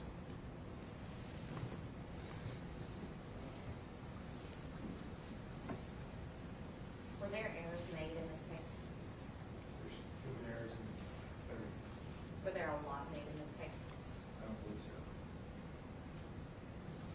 Do you believe that the crime scene was pristine when you got there on November 28th and executed your search warrant? No, the only way a crime scene can be pristine is if we have full control of that scene from the beginning. Do you agree that there were items that were taken from Mr. Chen's apartment prior to your involvement? Yes. And those items have been recovered from where? The items, well, multiple locations. What all was recovered from Miss Bean's house? There were small travel makeup bag. There were the victim's identification card. There were credit cards, miscellaneous cards. There were cellular devices, an iPad, and some miscellaneous clothes. There was also folders of paperwork, binders. There was a trash bag. There was a black duffel bag, and an Xbox. And all of that was recovered from the residence of Bean, correct? That's correct. In the video that I showed you at the beginning of Officer Creighton's body cam, when the officers walked into the apartment, Jasmine Pace's identifications are there on the table, correct? That's correct. But they weren't when you went in to execute your search warrant, correct? That's correct. They were already removed from the property and at Jasmine's mother's home, correct? Correct. Is it fair to say that items have been taken from the crime scene prior to you executing your search warrant? Yes. And I'm going to have 1 moment just to go through the list.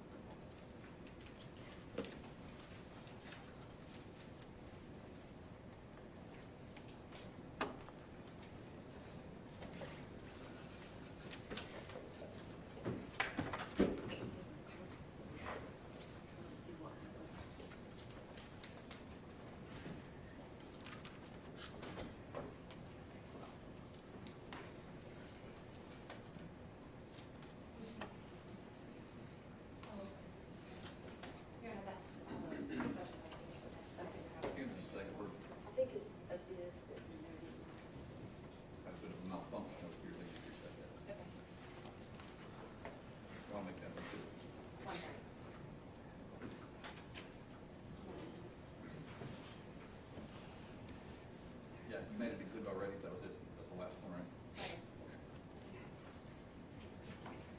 Second, Joe, make sure we're back on the record. Oh, yes, Your Honor.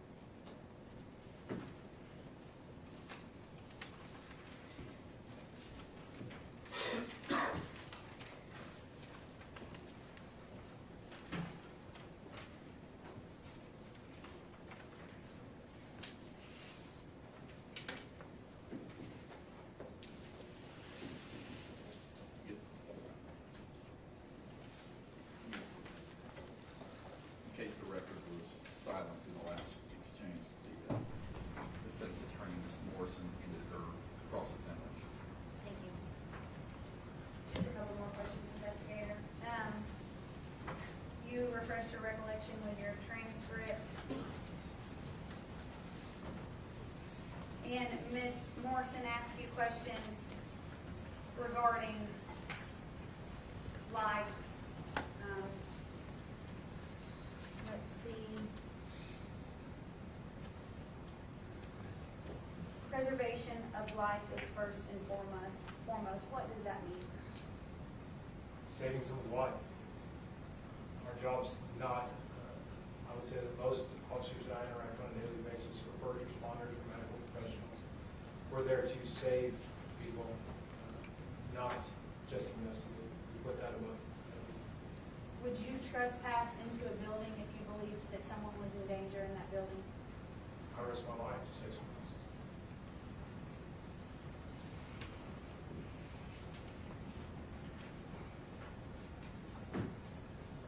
Other further questions? You recross.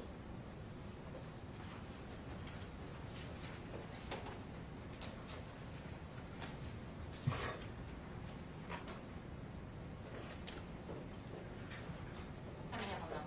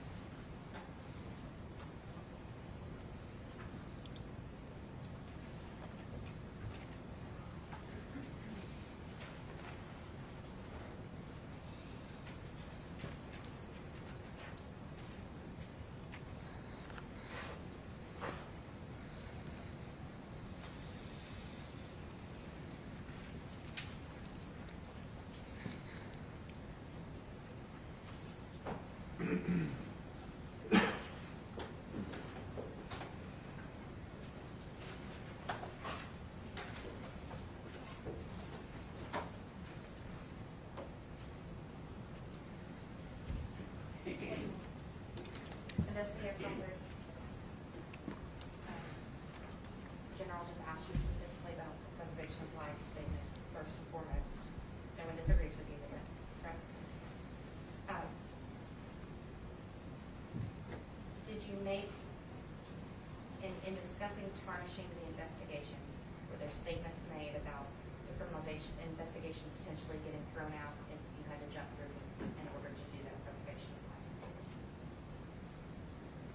For the continuance of the entire thing, I did say that preservation of life is first and foremost. If the criminal investigation got thrown out essentially because I was going to save someone's life, that was first. But I guess what's not in the transcript, which should be in the audio, is that I stop myself and say within the law. Would you like me to play that audio?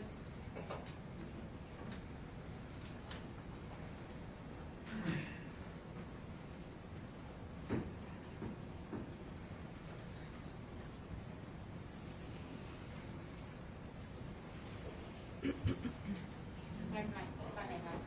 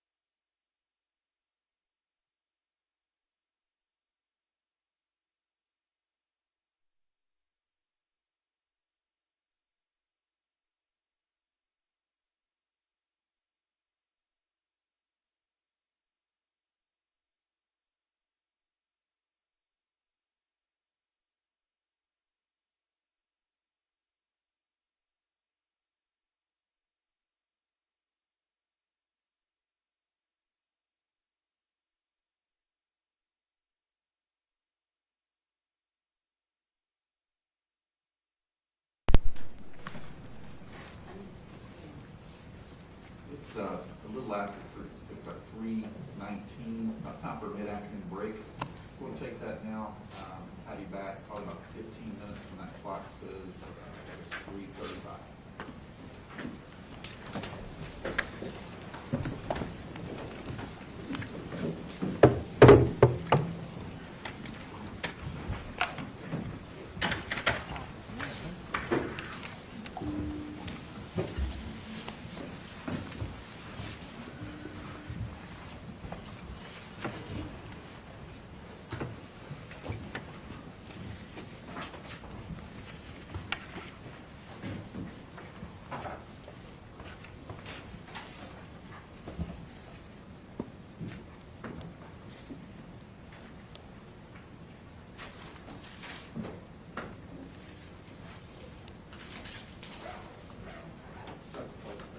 I would, Your Honor.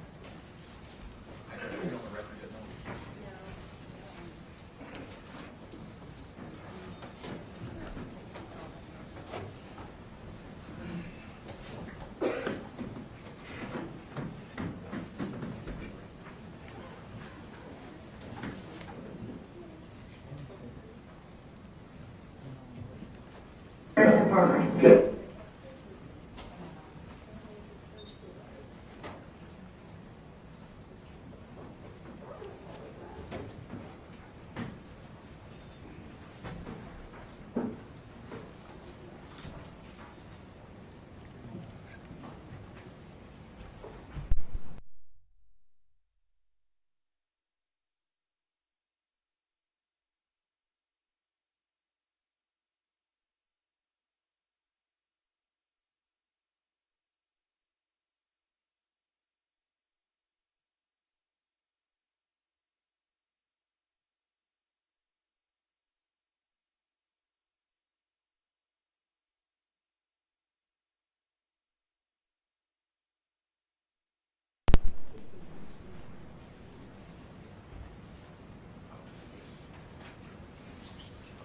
Sir?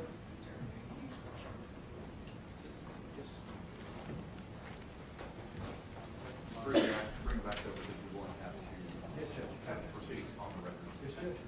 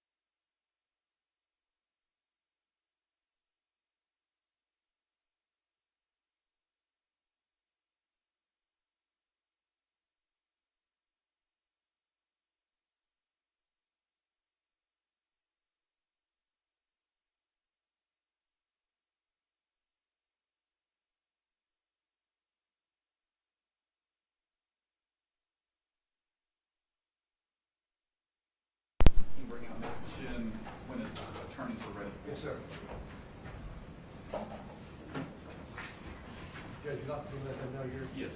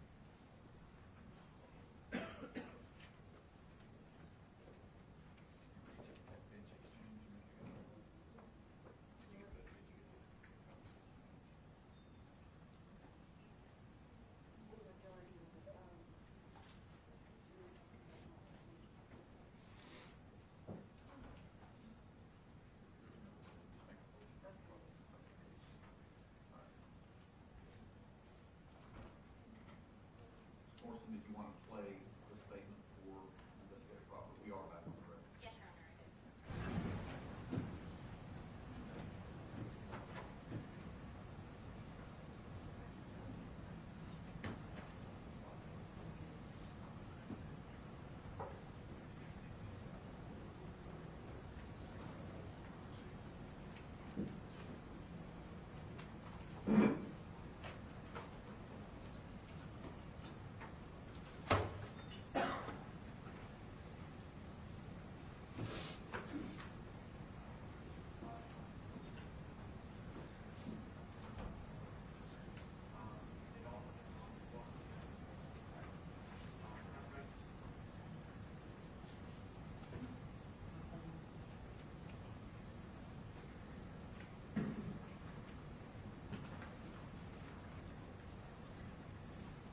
Investigator Crawford, the jury is out, so that you can listen to this based on what you state. So we're going to play the section that I've been talking about in the transcript for you to listen to. If you can't hear it or if we need to rewind, just let me know. Preservation of life is first and foremost. You know, if we have to tarnish our entire investigation to save someone's life, that's what's going to happen.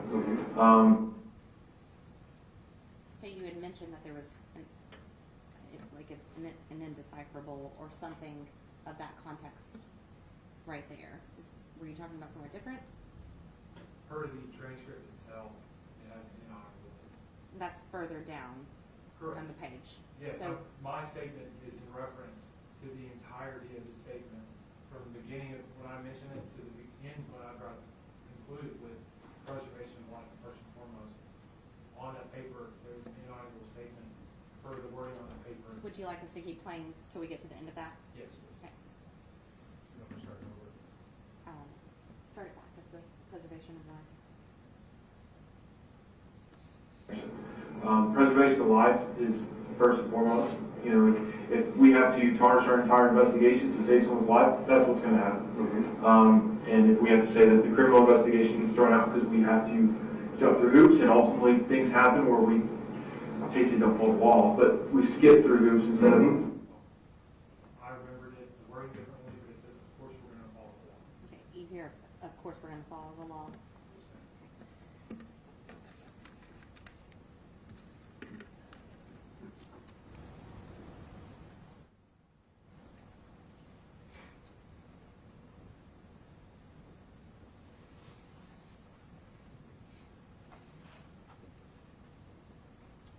I think the witness answered sufficiently on your cross to explain. I don't think there's a need to play it at this point. So.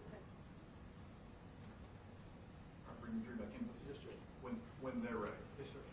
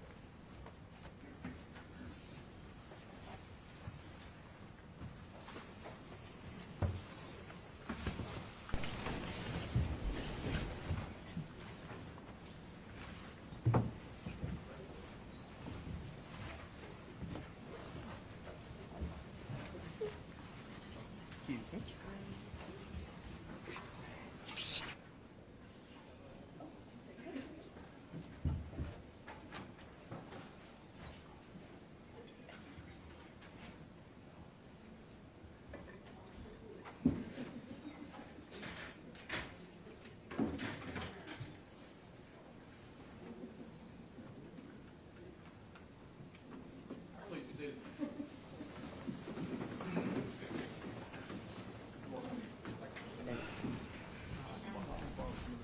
Investigator Crawford, before we took the break, General Law, had talked to you about preservation of life first and foremost. And then once more, did you make the statement, if you have, Let me hear the question first. Maybe.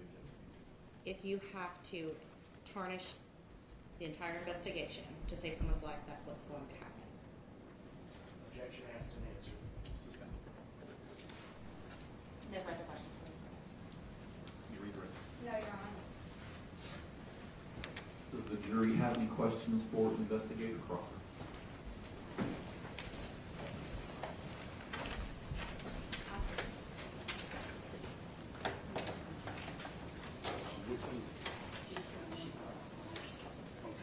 You can keep writing. I'm with you. You ready?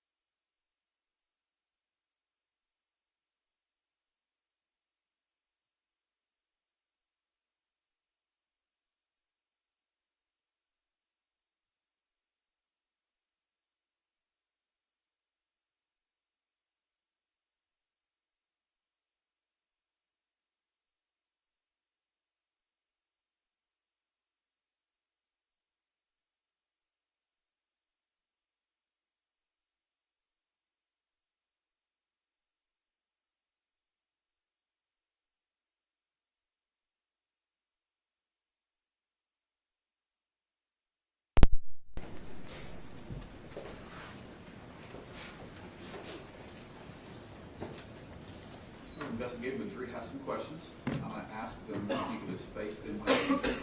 Okay? Was the apartment locked when you executed the search warrant of Jason Chen's apartment? Yes, the apartment, we used a master key to enter the apartment, so it was locked through the use of key to enter. Ladier's question is, how was the body located? That will be explained further by another witness. Was the knife on the bed tested or taken for evidence? Yes, the knife was taken, it was inspected. To my knowledge, the Kastle-Meyer test was conducted on it, presumptive blood test, and it did not have a presumptive blood. Also, that knife was also provided to the medical examiner's office for their examination to see if it was consistent with what we were looking at. Any fingerprint testing done on it? On the knife, they inspected they inspected the knife for potential ridge detail with fingerprints. To my knowledge, I don't believe fingerprints were located.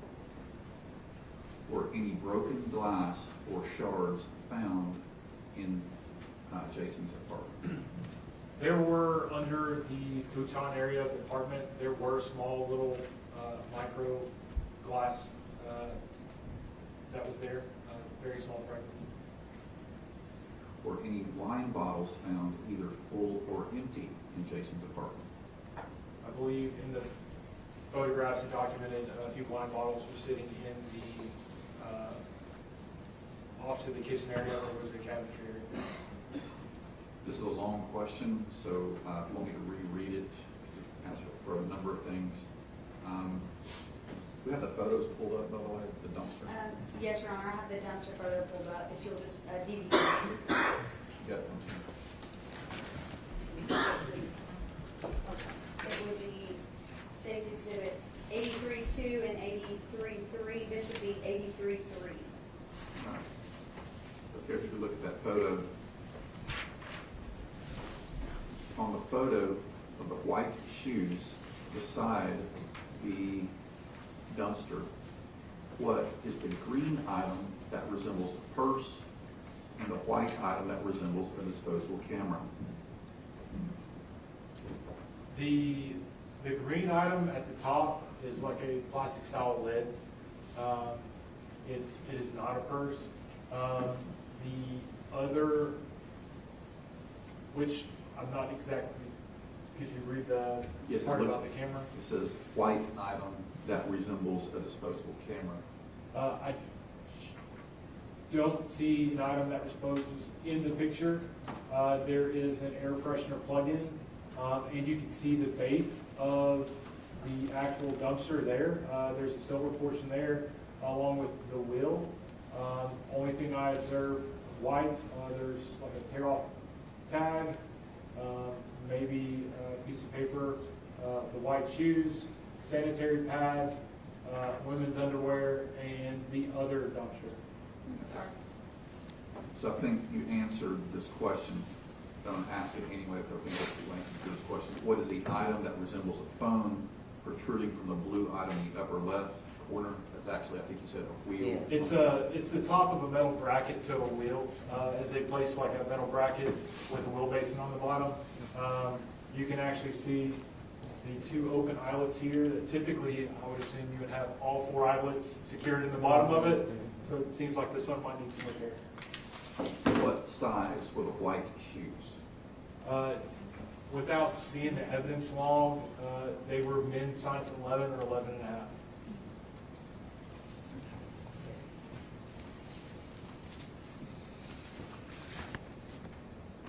Do you have the photograph of Jasmine in the defense department pulled up?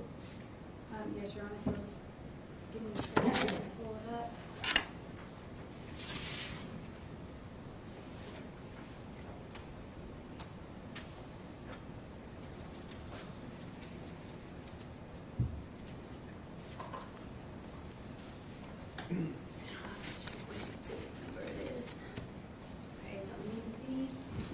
I'll come back to that one. Just take your time. Let me know when you're ready, Jim.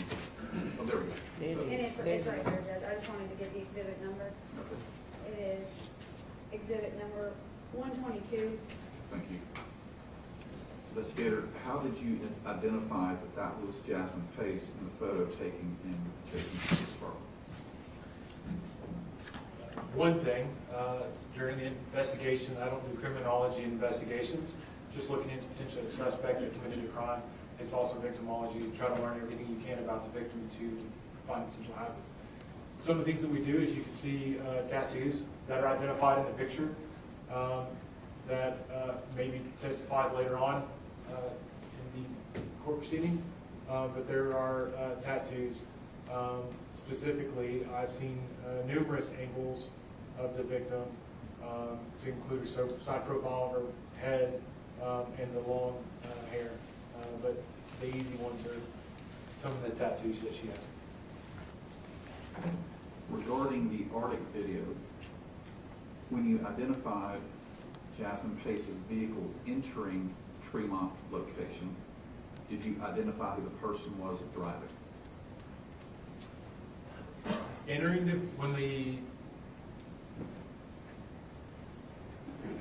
could you read it one more time? Yes. Your Honor? When you identified Jasmine Pace's vehicle entering Tremont location, did you identify who the person was driving? We didn't have video footage of actual, to see exact confirmation of who was driving the vehicle at the time. We did have evidence that showed that she left her parents' house at a specific time. And from that evidence, we know that based on the My Chevy app, the way that data is reported is that as soon as that vehicle turns on, it reports a location and time, and that trip continues until it comes to its final destination. In the My Chevy app, it shows one stop, and it being the final stop at 110 Tremont Street. So from the time that vehicle starts at 5977 Old Dayton Pike in Chattanooga, Tennessee, and has that approximate 20-minute time frame where it drives to 110 Tremont Street, it doesn't stop. So based on that knowledge, we felt that Jasmine Pace was in possession of the vehicle based on her leaving the house, the car starting, going to the apartment. Once it was at the apartment, the car shuts off, and her cell phone coincides with that as well, the records. Were you able to identify that the items Jason Chen bought at Walmart and Walgreens were used for cleaning up blood in Tremont apartment based on the evidence you collected at the Tremont apartment or lab testing? We could tell that the products that were collected, those cleaning products that were collected within the apartment have been used based on the contents that were in them, whether it was the Band-Aids, the paper towels. We observed in the Walgreens video footage, it's a brand new box of paper towels, and by the time we get to it, several are missing. To include the bottles of hydrogen peroxide that aren't completely full bottles of hydrogen peroxide. To say that we know for sure those were definitively used in that scene, we can say that they match those purchases at the Walgreens and the Walmart, and they were brought back there and they show an impure level of product. Well, I can't definitively say that was used.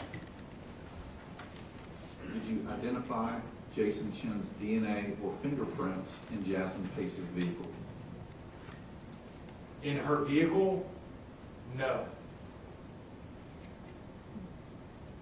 Was anyone else identified as a suspect? No, the only suspect identified and evidence was located, confirmed back to be in this case, was that of Jason Chen. It's kind of a two-part.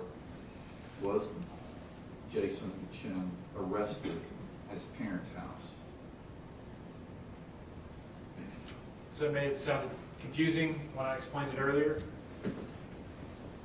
That's on November 29th, 2022, I applied for a search warrant for Jason Chen's parents' residence at 1943 Ashburn Court in Nolensville, Tennessee. Directly following that, I met with the district attorney's office and spoke with him about the evidence that I had in the case and about proceeding forward. We talked about the probable cause that we had in the case for potential arrest. I requested that I execute the search warrant first on the residence and the search warrant on his person if he was located at that time, attempting to potentially get an interview to find the full facts of the case or attempting to find facts of the case, at which point we were unable to speak with Jason Chen at that point. Mr. Jason Chen was detained at Nolensville Police Department, where he's detained at his home, brought back to Nolensville Police Department, where a search warrant was executed on his person. After that search warrant was executed, we collected that evidence.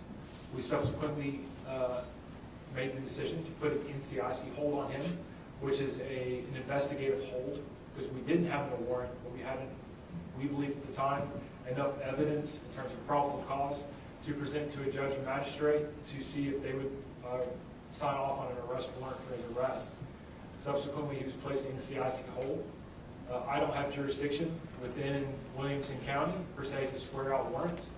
So immediately after his transport to the Williamson County Jail, I drove immediately back to Chattanooga, where then I drafted up an arrest warrant, took it to the magistrate within Hamilton County, and they signed off on probable cause for the arrest of Jason Chen.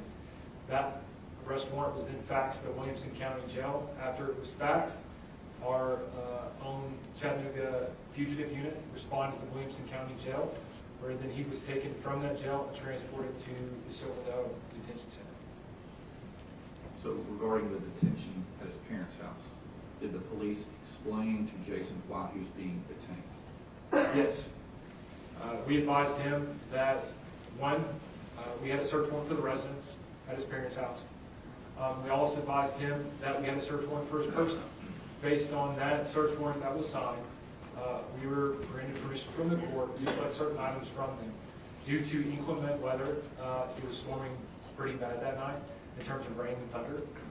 There were process and procedures we could not conduct at that location with collection of potentially DNA, fingerprints, and photographs. We made the decision to transport him in a patrol vehicle back to Nolensville Police Department, where those processes were taken. Did the state have any redirect based on the jury's questions? Yes, Your Honor.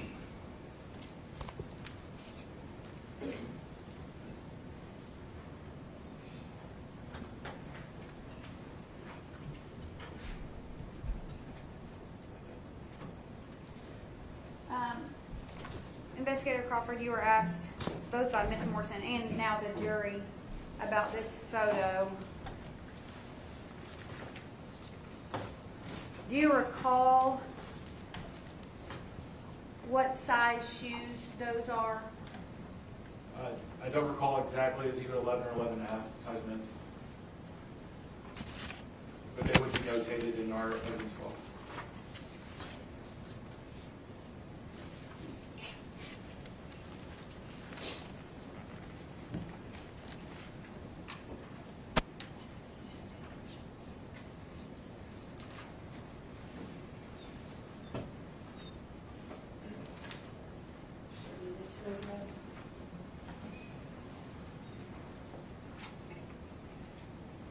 Recognize that?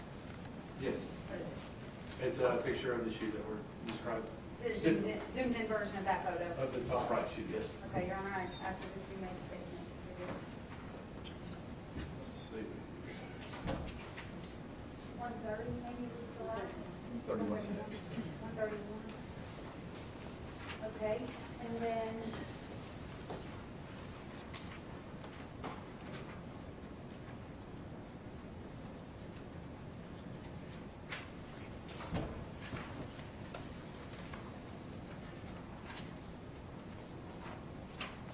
Do you recognize what's in that photo?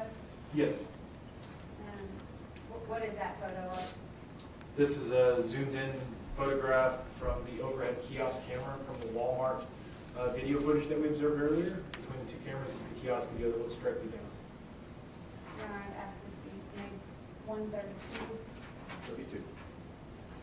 Can we go to prosecution laptop? Yes, ma'am.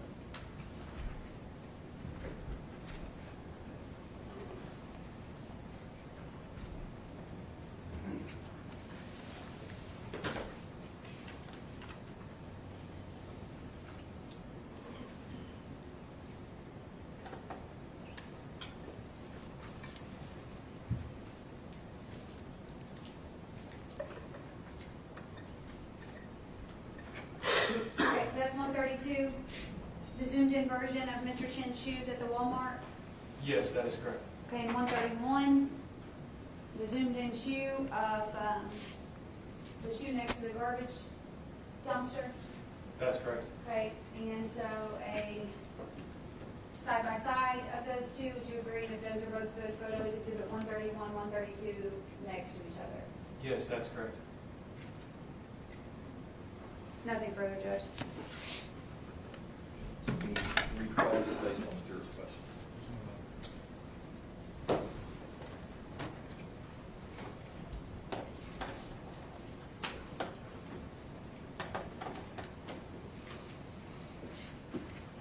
Investigator Crawford, based on what the state has put up behind you here, was there any testing done to confirm that those are in fact the same shoes? Was there, for instance, DNA conducted on the shoes that were found outside of the dumpster that would have had Mr. Chen's DNA? There was no testing for DNA that was submitted. Was there any evidence of blood or anything on the shoes that were located outside of the dumpster? I do not recall blood evidence being on the side of the shoes. They were sturdy. So as of today, there's nothing definitively you have that shows that the shoes outside of the dumpster and the shoes on the picture on Mr. Chen's feet are the same, correct? I would just say that they have consistent color markings on the shoes that you can observe in the video footage, but I don't have definitive DNA evidence. Thank you. Redirect. No, Your Honor. Thank you, Investigator Crawford. Thank you, Your Honor.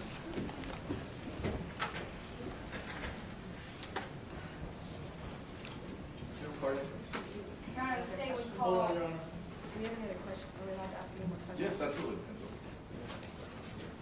Sorry. That's okay.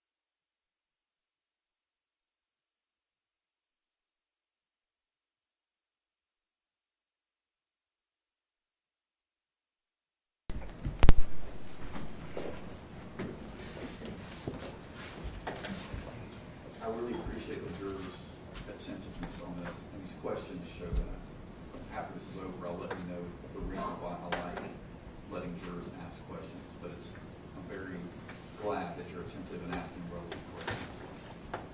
Our detective. Let's see. The receipt from Walmart shows asparagus. The video shows no asparagus was purchased. You can see the defendant type in a produce number. Was this investigated further? And if so, relevant to the case? We did investigate it further.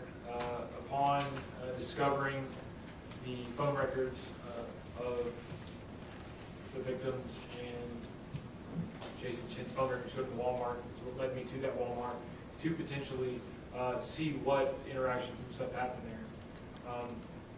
Once we go there, we watch the video footage of Jason Chen come in. We then track him to where a purchase is made, at which point it was relevant in terms of what items that he did buy. We did observe on video that 2 different items were entered in as produce, asparagus, which obviously were not asparagus. It did not have relevancy in terms of the rest of the investigation other than theft was committed. It was reported to Walmart. Loss prevention was there. They decided, based on finding out at the time that the video was collected, that he was in custody on a murder. They decided at that time they didn't want to go further with the theft charge. Both of these deal with the video of the vehicles outside of Tremont. There is a person walking into Tremont location after a Chevy vehicle was found in the parking lot. Did you identify who the person was on the Arctic video? Try to answer this question properly. I believe you're referring to the first time that the Chevy vehicle comes into the parking lot area. The only camera that we had close enough to identify a face where anyone could identify without having prior knowledge of an individual was located at one of the exits. It was a personally owned camera by a resident there. They had a ring-style camera affixed to a door. So they would capture one of the exits. The apartment itself didn't have its own camera system. So we had to rely upon other cameras in the area, such as we attempted to get cameras from Regions. They were not very popular. We did not get that video. In terms of they did not preserve it and the video was lost. We recovered camera footage from the other side of the apartments, but it only picks up motion and it didn't actually capture the entrance. The entrance itself, we couldn't identify. There's a few, obviously it's a multi-story apartment complex. There's multiple people coming in at different times. The specific time we're talking about when the Chevy vehicle first pulls in and someone walks in, I think it's just after. I did not identify that person. Were you able to identify the driver of the Prius that we saw in the video earlier? No. I was attempting to identify who it was. At first, I believed it potentially to be an associate or family member. After further review of the video footage, it appears to be some sort of ride share. I was unable to completely verify. There is indication inside of Jason Chen's forensic download of his cell phone that there is metadata associated with that device that the ride share of Lyft was activated around the exact same time that the vehicle pulls into the signal, the apartment's at 900 Mountain Creek Road. It's actually identified via the name Lyft and it's zip share, which is how their online communicates because they incorporated Lyft zip share into their company. When taken into custody, did Jason Chen have any observable cuts or injuries on his body? In parentheses below it says, in reference to the Band-Aids that have been seen purchased and found at his apartment. I did observe an injury to his right palm.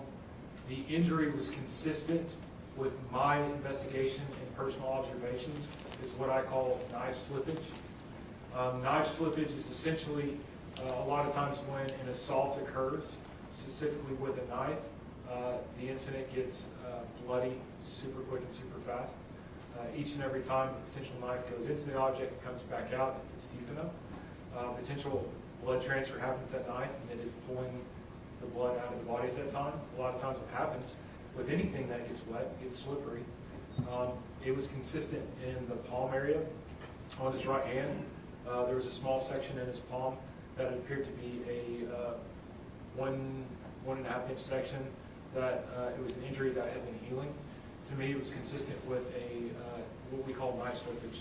A lot of times if someone's holding a knife and they protrude it into something, or if it were to be pulled away, essentially a lot of times the knife is pulled out or they slip across and you get a small cut there. The only other indication of potential injuries to Mr. Chen that we observed in the documentation when we took photographs is he had little tiny minor cuts on the tops of his feet, which we did document because typically on the tops of your feet is not a normal place to injure something. Typically if you injures on your feet, you step on something or run into it. There were small injuries, but no physical bruises. To my knowledge, no major trauma or anything like that other than the palm and the top of the feet. It's a long question, but it might be a very simple answer. Based on your experience as a homicide investigator and the blue star and floor stains, could you determine the exact location in a specific room that appeared to be where a murder occurred? Yes. In this specific case, there has been pictures of Blue Star that have been shown. There have been pictures of the apartment. There's been pictures of recovered evidence of blood in carpeted areas. Based on my investigation and the blood that we recovered, based on blood spatter, which blood spatter / cast off is what we like to call it. The first night that we executed that search warrant on November 27th into the 28th, I observed what appeared to be cast off of blood spatter. That to me is consistent with blunt force trauma or sharp force trauma. Sharp force is indicative of a knife or something sharp as an ice pick that's used to create the trauma. Blunt force is more consistent with a blunt style object, a bat, a hammer, such. It was consistent on the wall as you would go into the door framed area of the bathroom. Up to the left hand side, there were pieces of what we call cast off or blood spatter. It's different than transfer in terms of what we saw on the light switches where you could see smudging, or on the floor where you'd see smudging or the transfer. This is essentially, it's being either forced in terms of force tapping into an object and then it's pushed away, or as an object gets pulled away, it's slung into that direction. Based on my indication of where that blood was located inside that room, I believe the main portion of when these stabbings occurred inside of that apartment would have been the victim lying in the tiled area of the bathroom, which is also indicative based on us collecting those tiles and seeing heavy soaking of blood that went from the top layer of tiles where we saw a little bit of blood. The blood also seeped under those tiles in several different directions. Can you redirect based on what you're asking? Can you recross based on what you're asking? Take your time.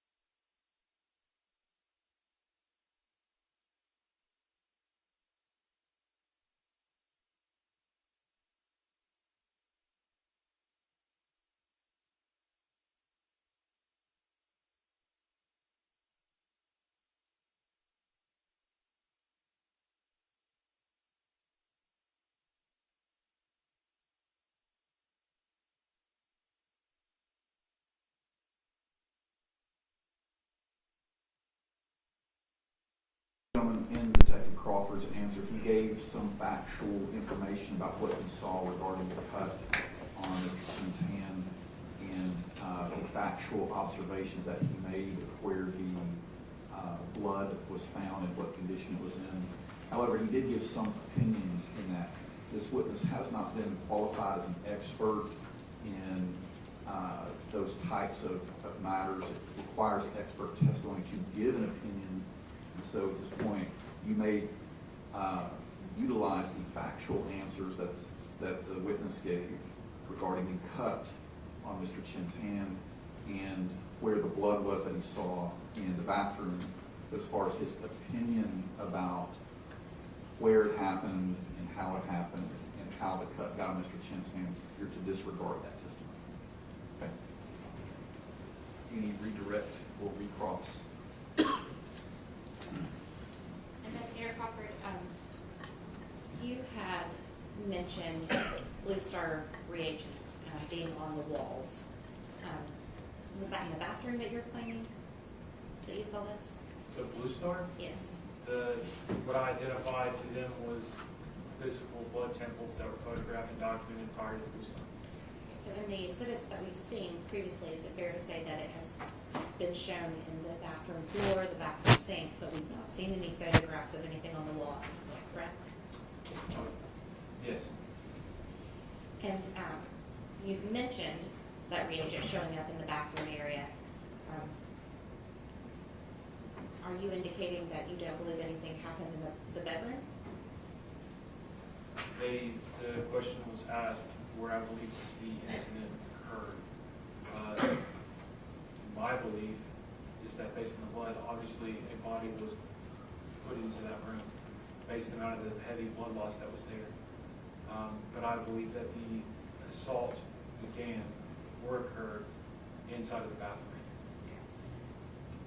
Thank you. Redirect. No, Your Honor.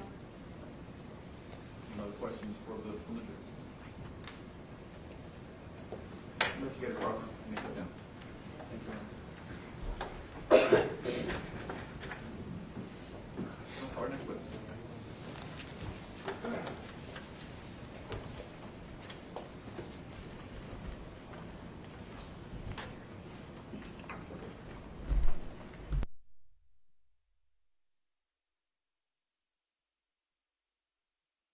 They would call Doug Lynch to the stand.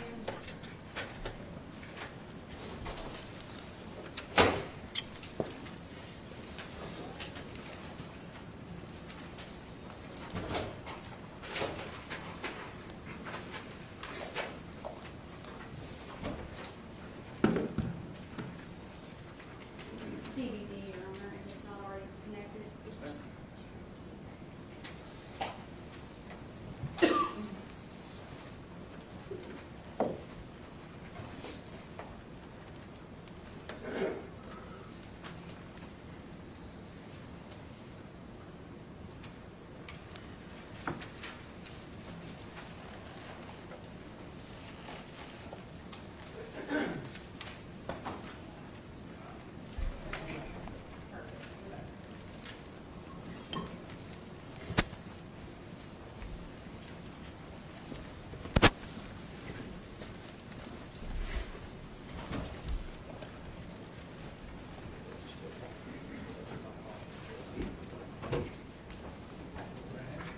Soundly swear or affirm this testimony about to give the truth, the whole truth, and nothing but the truth, so help you God. I do. Mr. Lynch, thank you for being here. Can you state your full name for the court's record? Douglas Lynch. Okay, and Mr. Lynch, are you from Chattanooga? For the last 4 years, yes.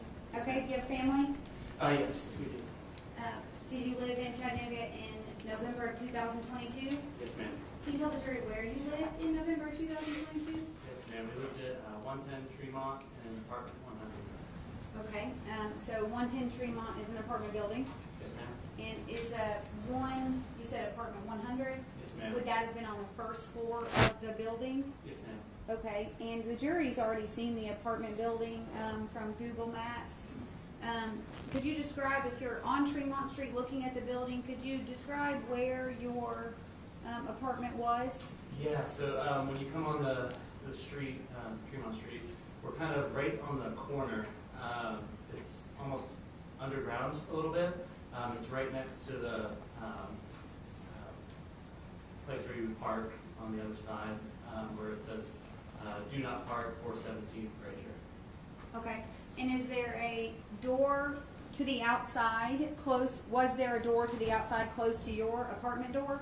Yes, ma'am. Where, can you describe that to the jury? Yeah, so depending on where you come in from the apartment, so if you came in the front door, you would, where the steps go down, you would go straight, and then to the right, and then you find our apartment. And then there's a door that goes out to the side where everyone will park. And so if you exit out of our apartment, it's immediately to the right.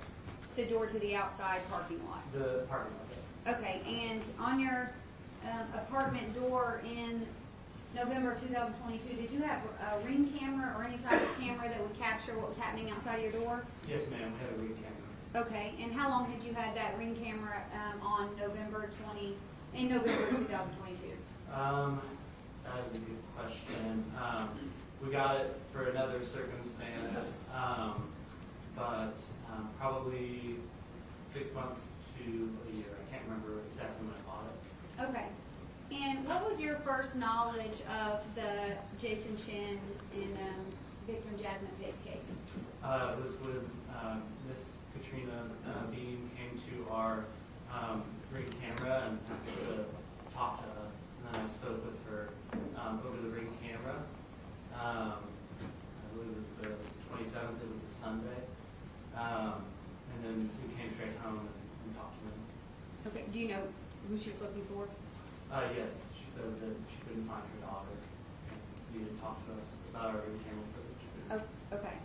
And did you speak with her about the ring camera footage? Yeah, we started talking about the ring camera. I hadn't been able to look through the footage yet, so I started going through everything that I could find. Okay. And did she ask you if you knew Jason Chen? That's a good question. I'm sure she probably asked me that question. Okay. Yeah. You don't remember? I can't remember. Were you able to show her video footage from November of 2022? Yes, ma'am. And at some point later, did the Chattanooga Police Department also inquire with you about your ring camera footage? Yes, ma'am, they did. I spoke with Mr. Crawford and gave him the video where I could find Mr. Chen. Okay. And did you know when you were living in your apartment who Jason Chen was? Yes, ma'am, I did. And how was that? We had interacted a couple times. So in the hallway, when he first actually moved into the apartment complex, he came through the back area where the dumpsters are. It's kind of like a loading dock area. And I was at the mailboxes, and he was wondering where the mailboxes were, so I showed him the mailboxes when he first moved in. And then there were just other scenarios. I would say maybe once a month we would kind of interact in the hallway in passing. And we actually saw him, me, my wife, and my kids were doing a stroller ride because our baby boy had just been born about 2 weeks earlier. And we had gone for a walk on the bridge, and we came home on the 22nd, and he was loading up his car, and exchanged conversation and such. Okay. So you had seen him and spoke with him on multiple occasions. Did he ever park his vehicle in the parking lot to the, if you're facing the building to the right, that the parking lot that door would have led out to? Yes, ma'am. That's where his car was when we saw him on the 22nd. Did he often park out there? Yes, ma'am. Do you know what kind of vehicle he had? Yes, it was the dark gray Toyota. Okay.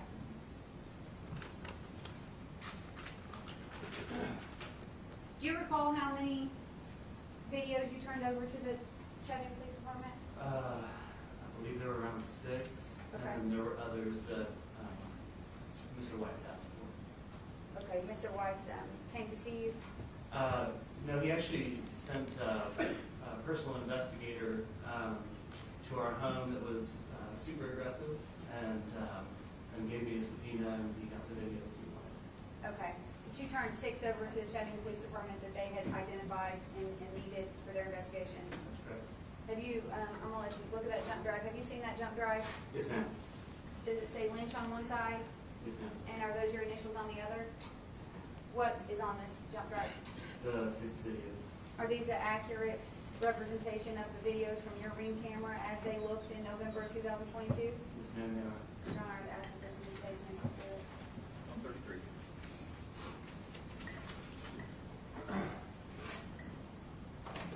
There are 6 videos, Judge. I don't know how you want me to identify those. It's all one, it'll all be the same exhibit. Okay. All right, Mr. Lynch, you'll be looking at the videos on the screen behind you, okay? So before we play this video, can you tell the jury sort of where we're at right here from the camera's viewpoint? Yes, ma'am. So this is where, on the left, is our little reef, and we're looking out in front of our apartment door. And then to the right is where you can exit into the parking lot. And are all of the dates and times that we're going to see on these videos accurate? Yeah, yes, ma'am. Okay.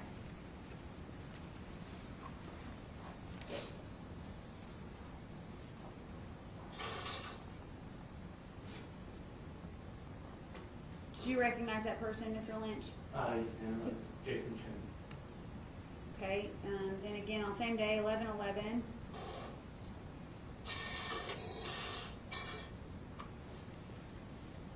Do you recognize that person? Yes, ma'am. Who's That's Jason Chen.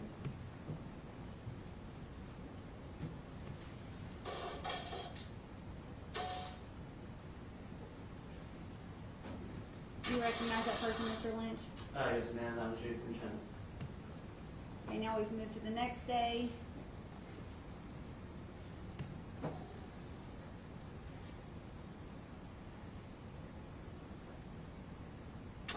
Do you recognize that person?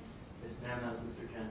And did you recognize a black backpack that he was carrying? Yes. Had you ever seen him with a black backpack before? From what I can remember, I can't remember if he wore the backpack often. I can only remember it from this video. Okay. Mhm. All right, now we're at 11/23/2022. Is that correct? Yes, yes, ma'am. And the time would be correct. So I hate military time, but is that 8:26? That is 8/26. Okay. Mhm. All right.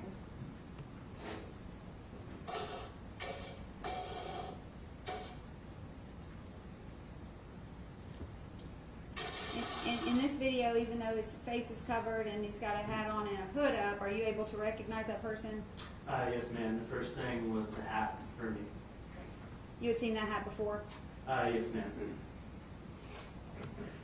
Okay. And then this is 11/24/2022.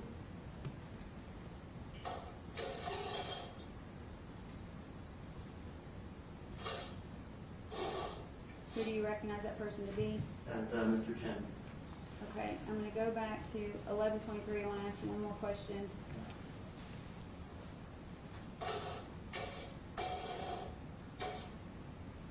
Does it appear that one of Mr. Chen's hands is covered in that video? Yes, it does.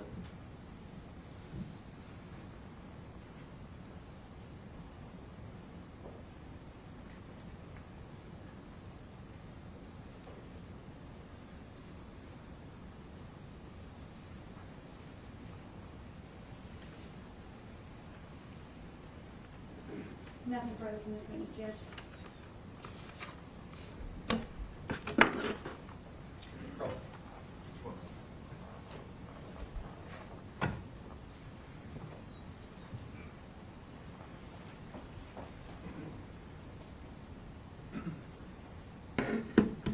Good afternoon, Mr. Lynch. First off, let me say, if one of my staff was aggressive with you, I apologize. You understand that? Thank you. Prior to coming to today's trial, did you meet with the prosecutor? Who's the prosecutor? Yes. with- Yes. Sorry. That's This is okay. new to me. Same. How many times did you meet with them? Once. Okay. And did you review what your testimony would be here today? Yes. Did they have to remind you of my name? No. I want to ask you about where you were living at the time. The apartments, do you know who built those apartments? I'm guessing Mr. Wise. No relation? I see. Okay. I like the humor. Were those well-made apartments? They were decent. Okay. Were they big? Cost effective. Cost effective? Were they large or small? The one we had was a good size for us. Do you know how many square feet yours was? About 1,000. Okay. And then there were other apartments that were smaller? Yes. Do you know what the size of Jason's apartment would have been? Somewhere in the 500s to 600s. Are the walls thin? Yes. Okay. And you can hear everything, especially on our floor with concrete. So you're on the bottom floor. And because you're on the end, that means you only have one person next to you? There was no one next to us. Okay. So you never heard sounds coming from that apartment? No. Okay. But there was people above you? Yes, sir. And you could hear them? Sometimes. You said you saw Jason on the 22nd? Yes. What time did you see Jason on the 22nd? It was probably 5 or 6 p.m.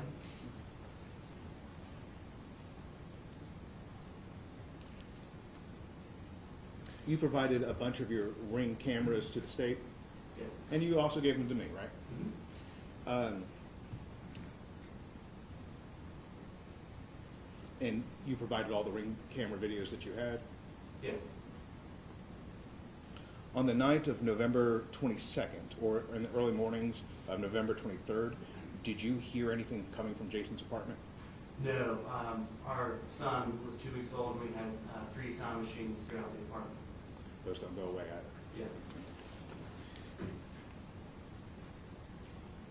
Yeah. You said you had interactions with Jason. Yes. Were you two friends? I wouldn't say friends. I would say we met in the hallway in passing. Neighbors? He lived on the 2nd floor, I lived on the 1st. But you never had any issues with No. him? Mr. Lynch, you said that when you saw him on 11/22/2022, he was packing stuff in his car. Can you describe that in any more detail? It's very fuzzy. I can't really remember what he was doing. I just know he was putting things into his car. The reason I remember it is as I was coming down the street, he said, "Hey, looking fresh," and that's what made me think or remember the situation. But that's it. Nothing further, Judge.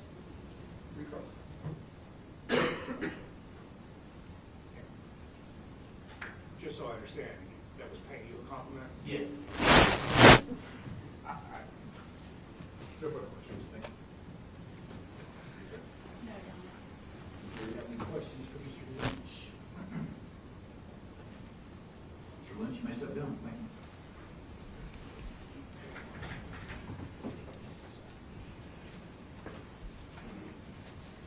Regional Authority to State will call Detective Stephen Bulkley to the stand.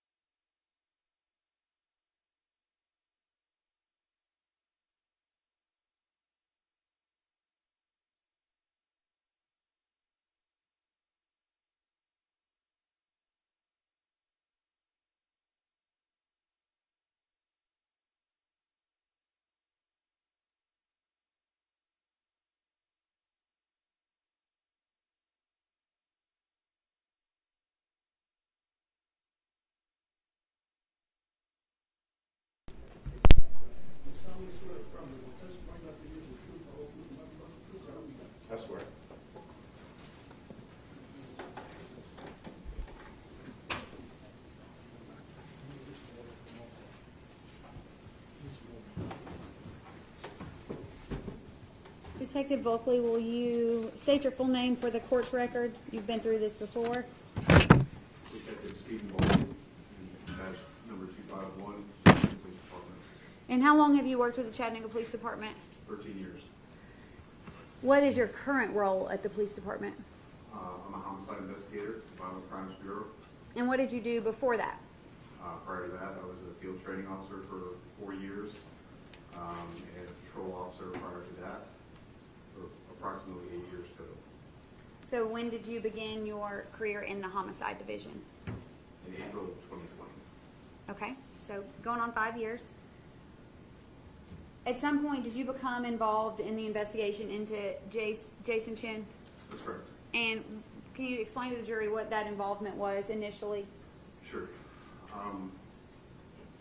So my understanding is that the homicide division was notified of the case possibly on November 27th of 22. I responded the morning of the 28th to assist Detective Crawford, who was assigned to work the case. At the time, it was established to be a missing persons case with suspicious circumstances, and so we were working it as a potential homicide.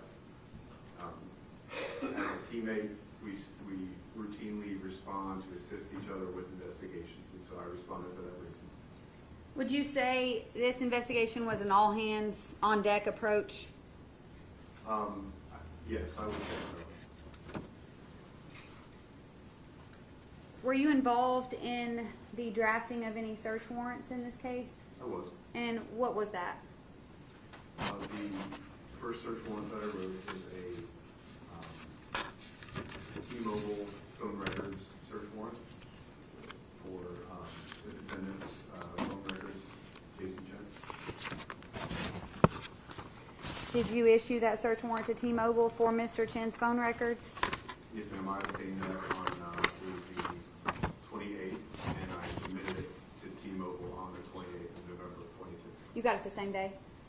I obtained it, I swore it out in front of the magistrate, and I submitted it to T-Mobile on the same day, the 28th of November of 22.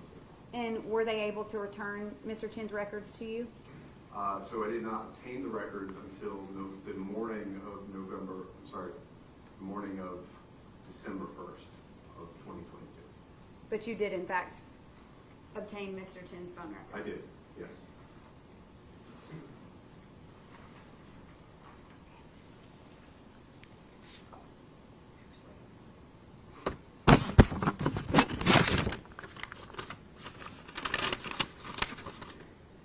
I'm going to hand you 2 documents in the junk drive. You can inspect those documents.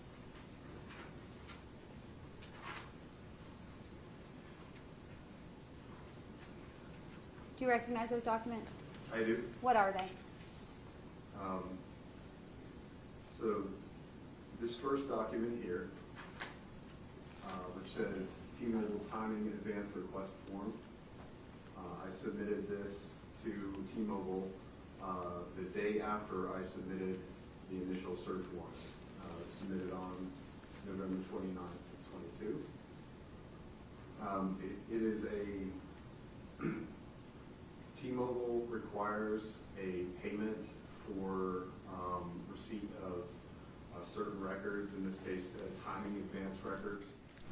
The reason for that is because they consider it burdensome, and it requires a fair amount of work on the part of T-Mobile employees to produce that data. So they require payment for those particular records. So that in order to ensure that they are paid for their work, they require a law enforcement officer or agency to submit this form with a target who will pay, essentially. Okay, and you filled that out? I did. Does it have Mr. Chen's phone number on it? Yes, it does. And can you read that phone number to the jury? The phone number is 615-839-6880. Okay, and then the next page, do you recognize that? Yes, ma'am. What is that? Upon receiving the electronic records that I requested on December 1st, this came with the records. It's essentially an affidavit provided by the T-Mobile employee tasked with providing those records, and it is attesting, this employee is attesting under oath that the records that have been delivered are, to their knowledge, what I requested and what was ordered in that search warrant. And is Mr. Chen's cell phone number also on that affidavit? That's correct. Okay. Your Honor, I'd ask that these two documents be the state's next to exhibits. 34 number.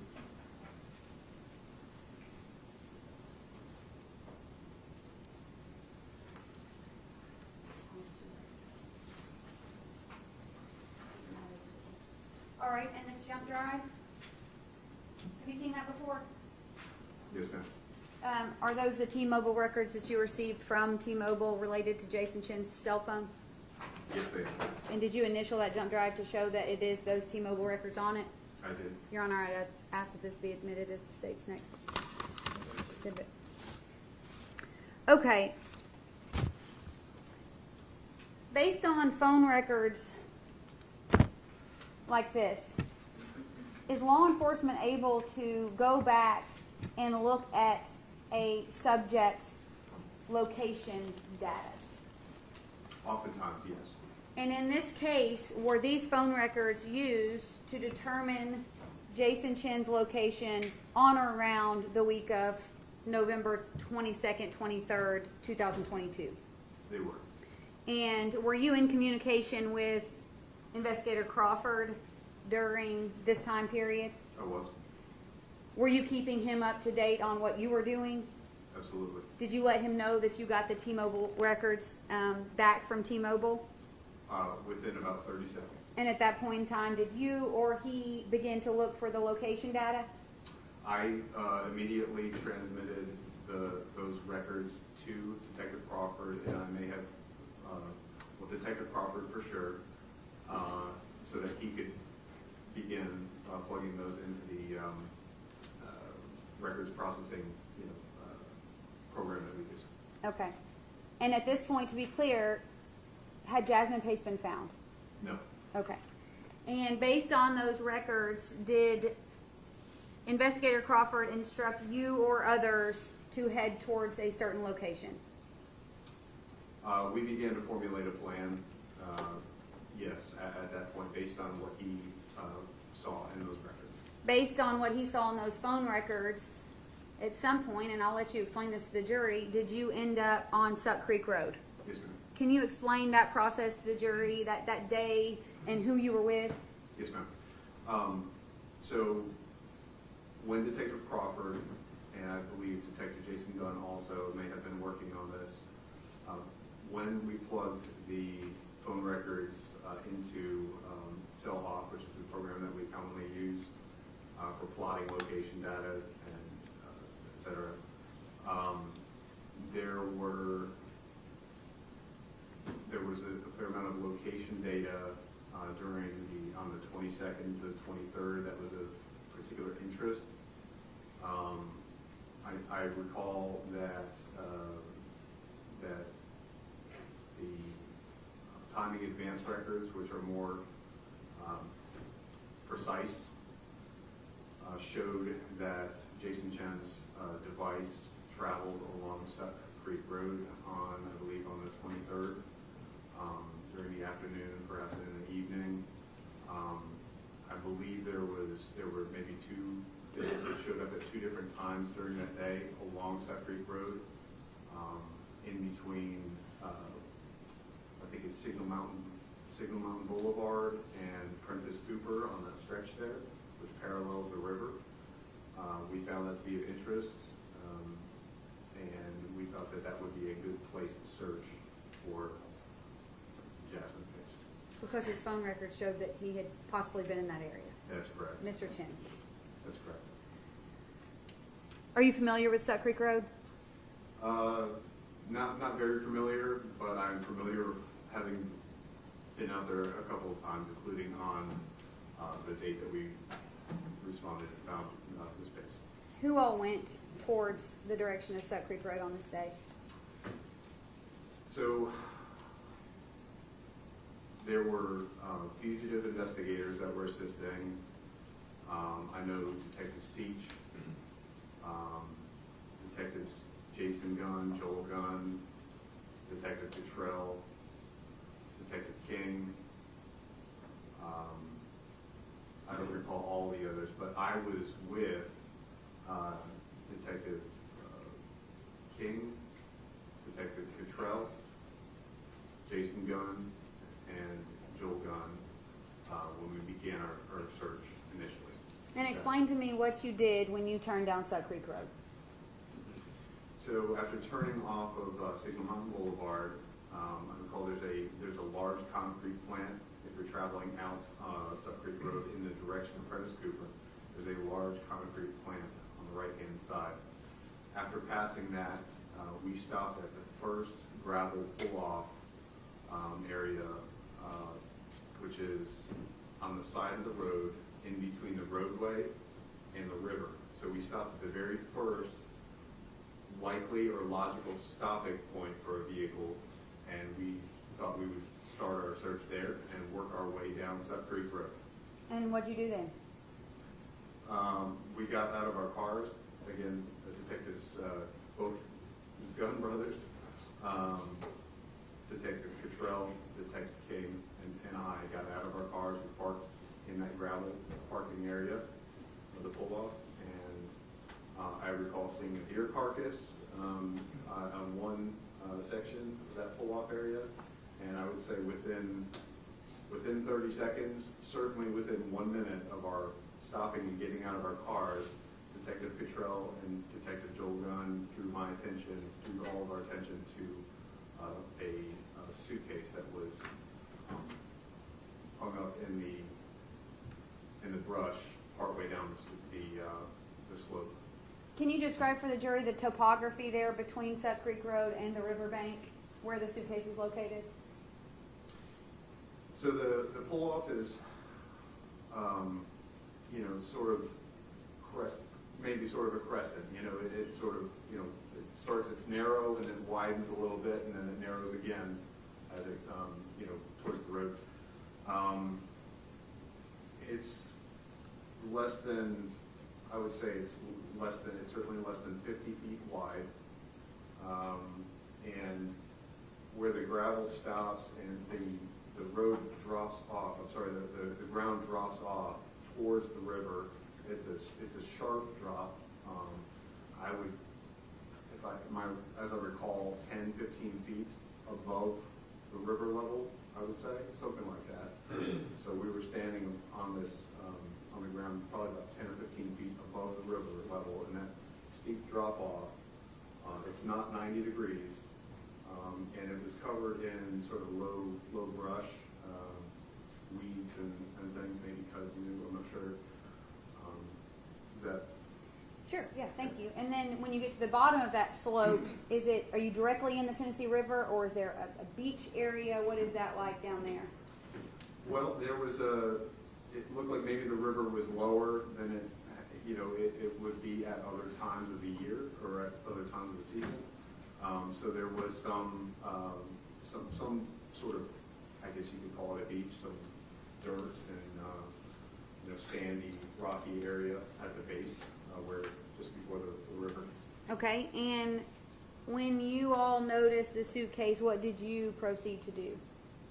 Well, we talked about it first as, all the detectives who were there, we talked about what to do.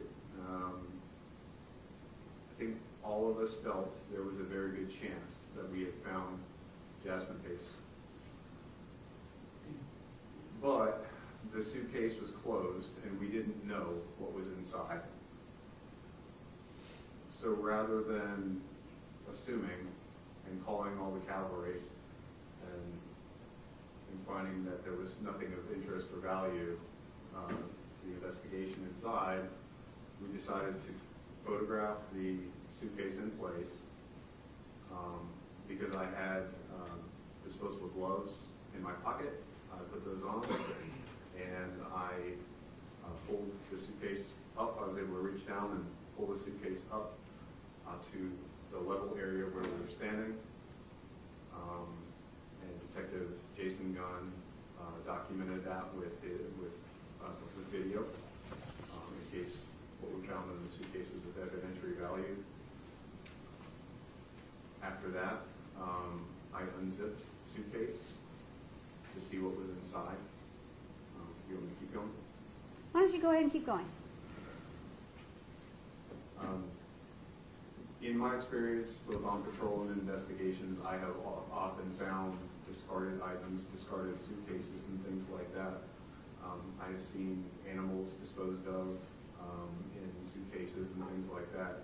And so I didn't want to assume anything. We didn't want to assume anything. So when I unzipped the suitcase and saw a black trash bag inside, I was not able to identify the contents of that trash bag. So because I had gloves on, I placed my hand on various parts of that trash bag and its contents, and I could feel what was consistent with a human head, shoulders, and a torso. At that point, we were even more certain that we found Jasmine Pace, but certainly that we had found a body. So at that point, did you back off and call others? At that point, we did not touch the suitcase or its contents anymore. We notified supervision, we notified our crime scene unit, and we notified the Hamilton County Medical Examiner. And we secured that scene until they arrived. Did the Hamilton County Medical Examiner come to that scene? Yes, ma'am. Were you present when he was there? I was.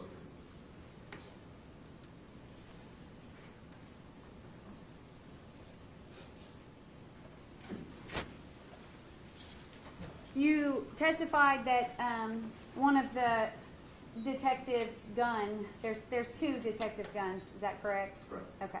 2 ends. One of the detective guns took a video of you when you were retrieving that suitcase.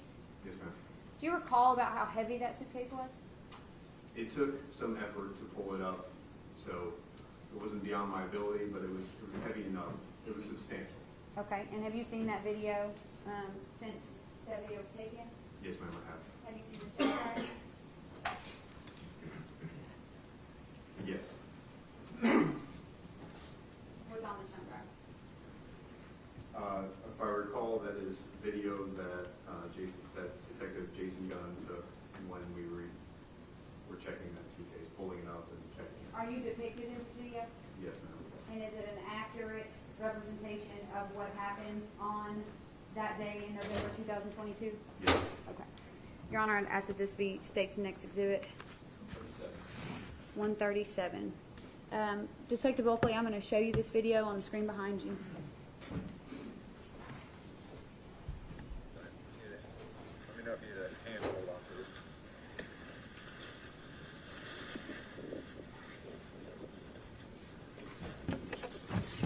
That looks good. Sir, that's you. Yes, ma'am.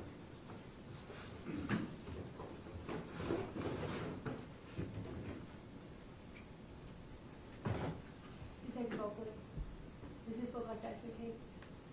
That is consistent with it.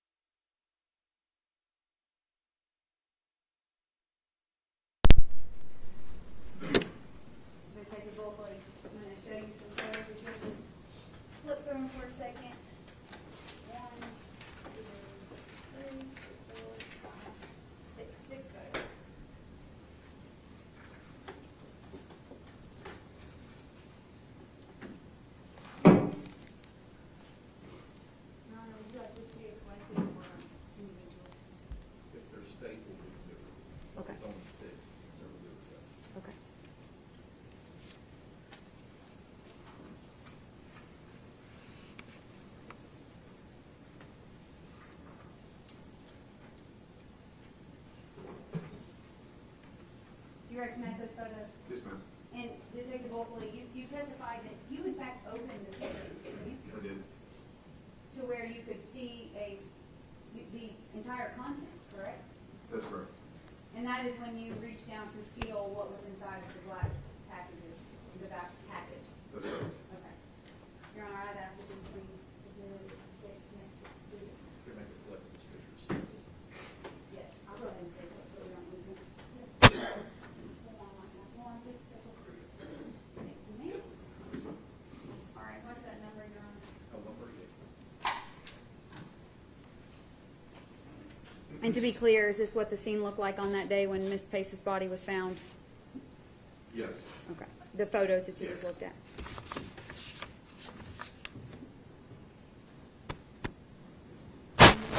One through 6.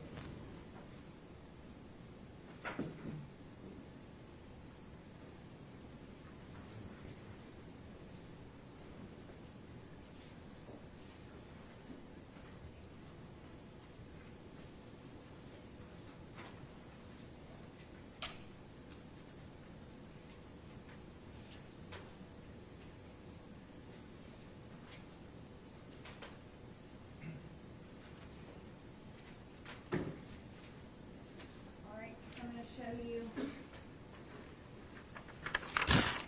photo, it's been labeled 138-1. If you'll turn around. Given what you've already testified to, can you just again explain to the jury where we are standing in this photo?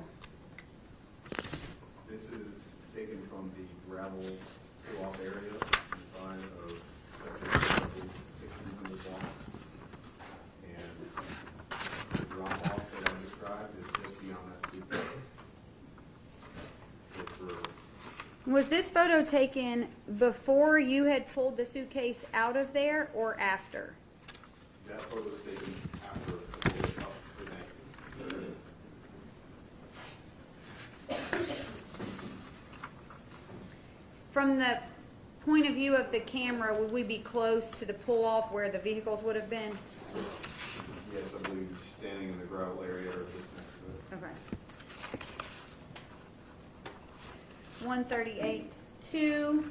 Now, from this point of view, can you explain to the jury where we're at? To the left of the gray suitcase, the ground drops off towards the river. To the right of the suitcase is the gravel parking area. And that's where those are our crime scene vehicles, which are parked parallel to Sucker Creek Road.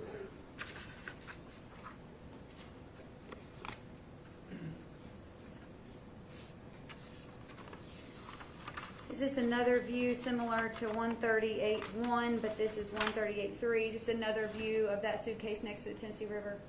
That's correct. 138-4, explain to the jury where we're at now. Now you can sort of see more of the road. That's the gravel pull-off area inside of 1600 Sucker Creek Road, which I described as narrower and getting wider and then tapering back again on the other side of the pull-off. And that's where we parked when we found Jasmine Pace's body. 138-5. That's the black trash bag that I observed inside the suitcase, and that is the trash bag that I felt with my gloved hand when we were investigating. And this is how it appeared when you opened the suitcase up. That's correct. And 138-6. Is this what you saw when you opened the suitcase? Yes, ma'am. And can you describe, you testified to feeling what you believe was a human head. That's correct. Can you, based on your memory, which I know this was 2 years ago, can you let the jury know where you felt what you believed was a shoulders or a human head? Yeah, I remember it very well. The left side of the photo is, that side is closer to the river. The right side is closer to the roadway where we parked our vehicles. And I used my right hand to touch the right side of this trash bag, and that is where I felt the head and the shoulders here in the bottom right-hand corner. shoulders and torso. Would this be the area you're talking about? Yes, ma'am. Okay.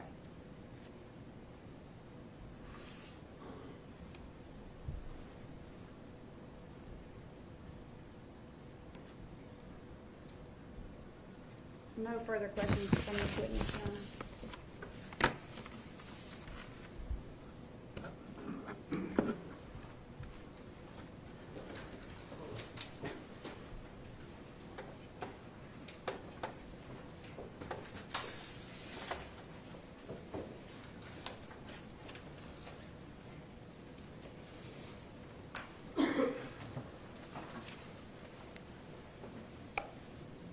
Investigator Bulkley, my name's Amanda Morrison. I have a few questions for you.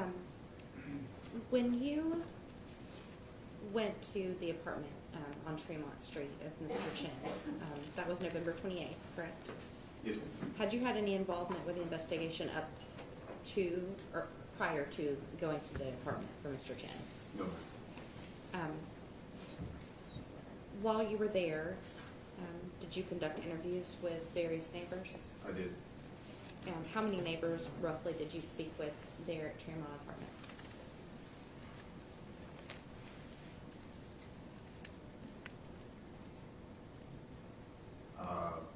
Approximately 5 or 6, I believe. Were there some individuals that were not home? Yes, I knocked on other doors and didn't get an answer. And most of the interviews that you conducted were located to the second floor of this apartment complex, correct? As I recall, all of the interviews I conducted with neighbors were on the second floor, I believe. Did you get any information that was? Objection, Your Honor. May we reverse?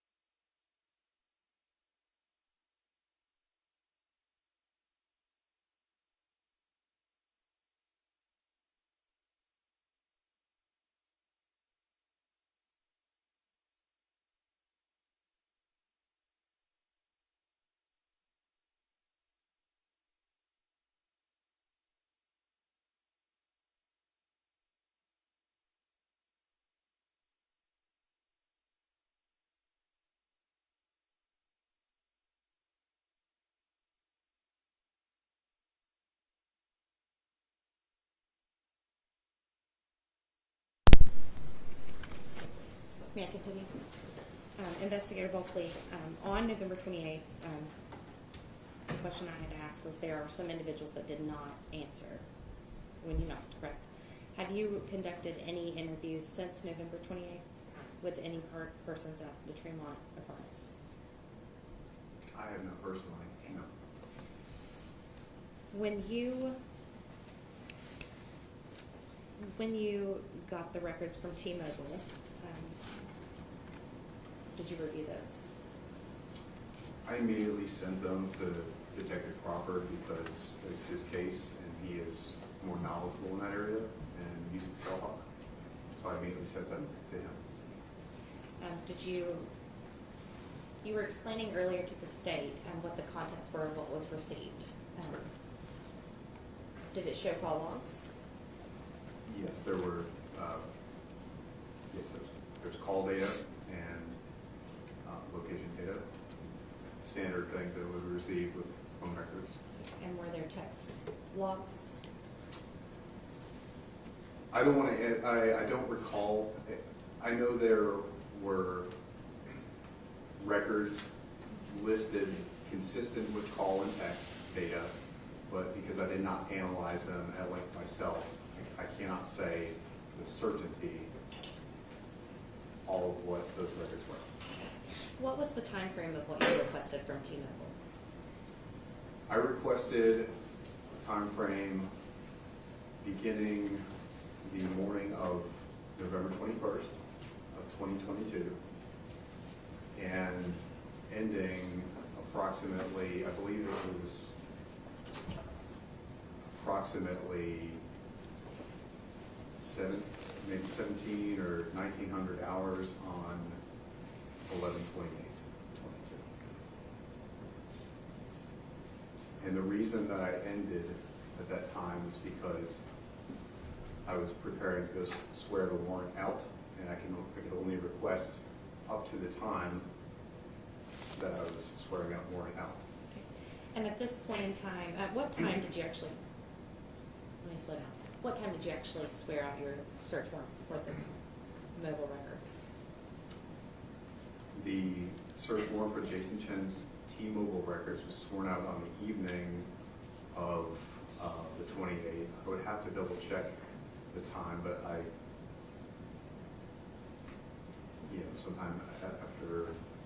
sometime certainly after 6 p.m. or 1800, I would have to verify, give you an exact time. Were you present with the interview of the Pace family? No, not that I recall.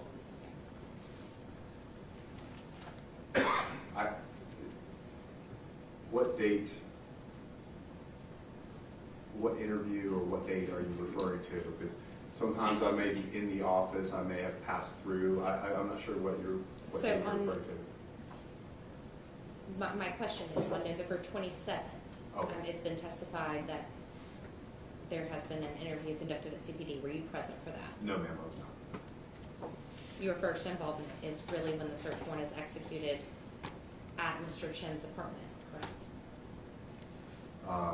Yes, I On November responded. Yes, 28th. on Tremont Street. I responded approximately 9:30, I believe. So, a.m. so you get to the apartment that morning. Throughout the day, you're working on this case, correct? And Yes. then the evening, you swear out the T-Mobile search warrant. That's correct.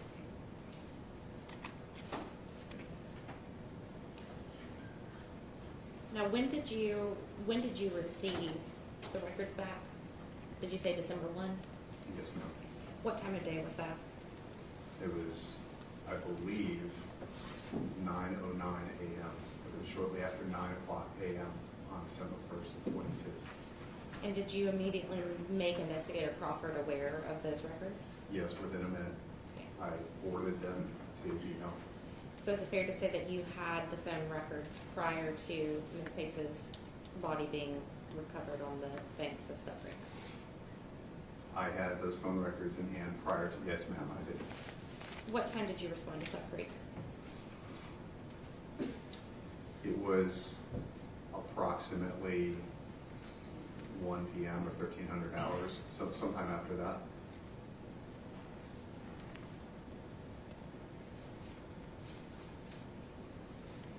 Other than you, the Gunn brothers, Investigator Cottrell, and Investigator King, do you recall anyone else from homicide being present with you?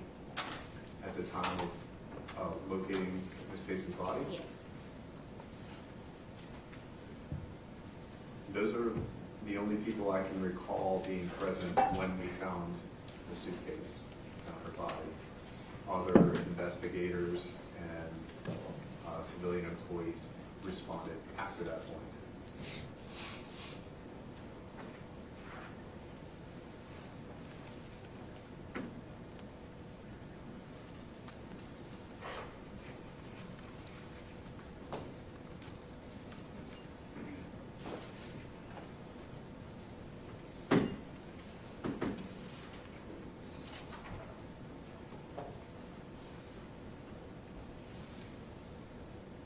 Now the Mr. Chen's phone records, is that something separate than what would be received through Cellebrite?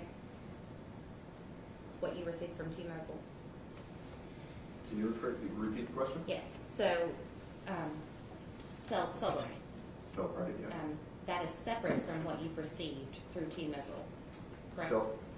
That's correct. Cellebrite is a program through which we can look at phone downloads one of the things that Cellbrite does is enables us to view the contents of an actual device, physical device like a cell phone. That had nothing to do with my search warrant. I submitted a search warrant for phone records, electronic data. Okay. And so that would be something for the benefit of the jury. If what you're requesting is separate than what a forensic download would be, correct? That's correct. Were you present for a forensic download of Mr. Chen's phone? No, ma'am. Do you know who did the forensic download? I don't.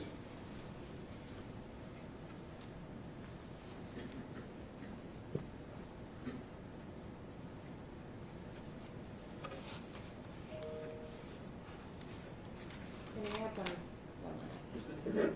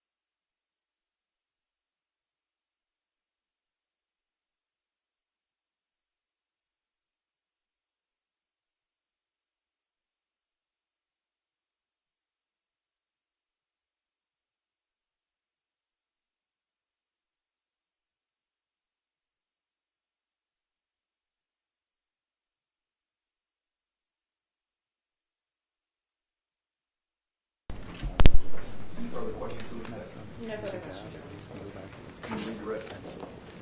No, Your Honor. Does the jury have any questions for Detective Colter?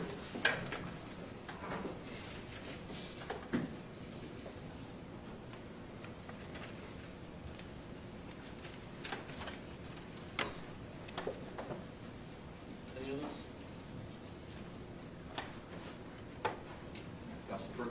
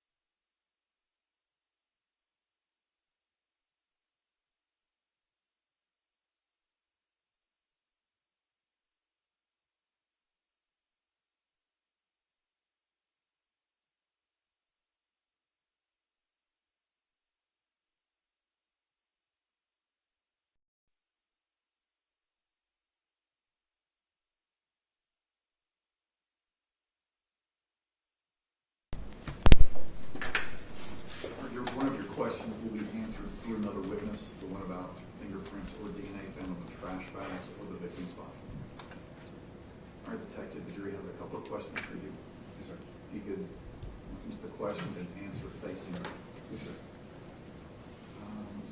And can the jury see the picture of the T-Mobile phone records that identify Jason Chen being near the Suck Creek Road? Another witness will testify to that as well. Leaves you one question. When you got out of the riverbank, how long did it take you to find the suitcase? So we pulled our cars over on the gravel pull-off that you saw pictured, and we got out of our cars, and within 1 minute, literally within 1 minute, but I would estimate even closer to 30 seconds, one of our investigators observed that suitcase and brought it to the rest of our attention.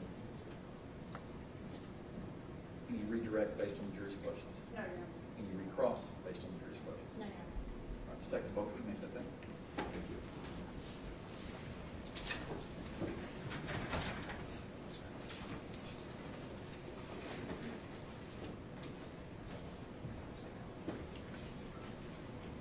Ladies and gentlemen, we've reached the point where the next witness will take a substantial amount of time. Rather than start and stop at 5:35, we're going to take our evening break. So we'll be taken back to the hotel. Again, as always, I must give you the admonition not to talk about the case among yourselves, not let yourself exposed to be exposed to any media. I believe, Lauren, did we get our last case yesterday passed or moved over to another division? Yes. So this is the only thing remaining on tomorrow's docket. Can the parties be ready to go at 9 tomorrow? Yes, Your Honor. Okay. We're going to have you back a little earlier tomorrow since this is the only thing. So the court also have you back at 8:30, 8:45, and bring you back in at 9 a.m. to start the trial. Thank you.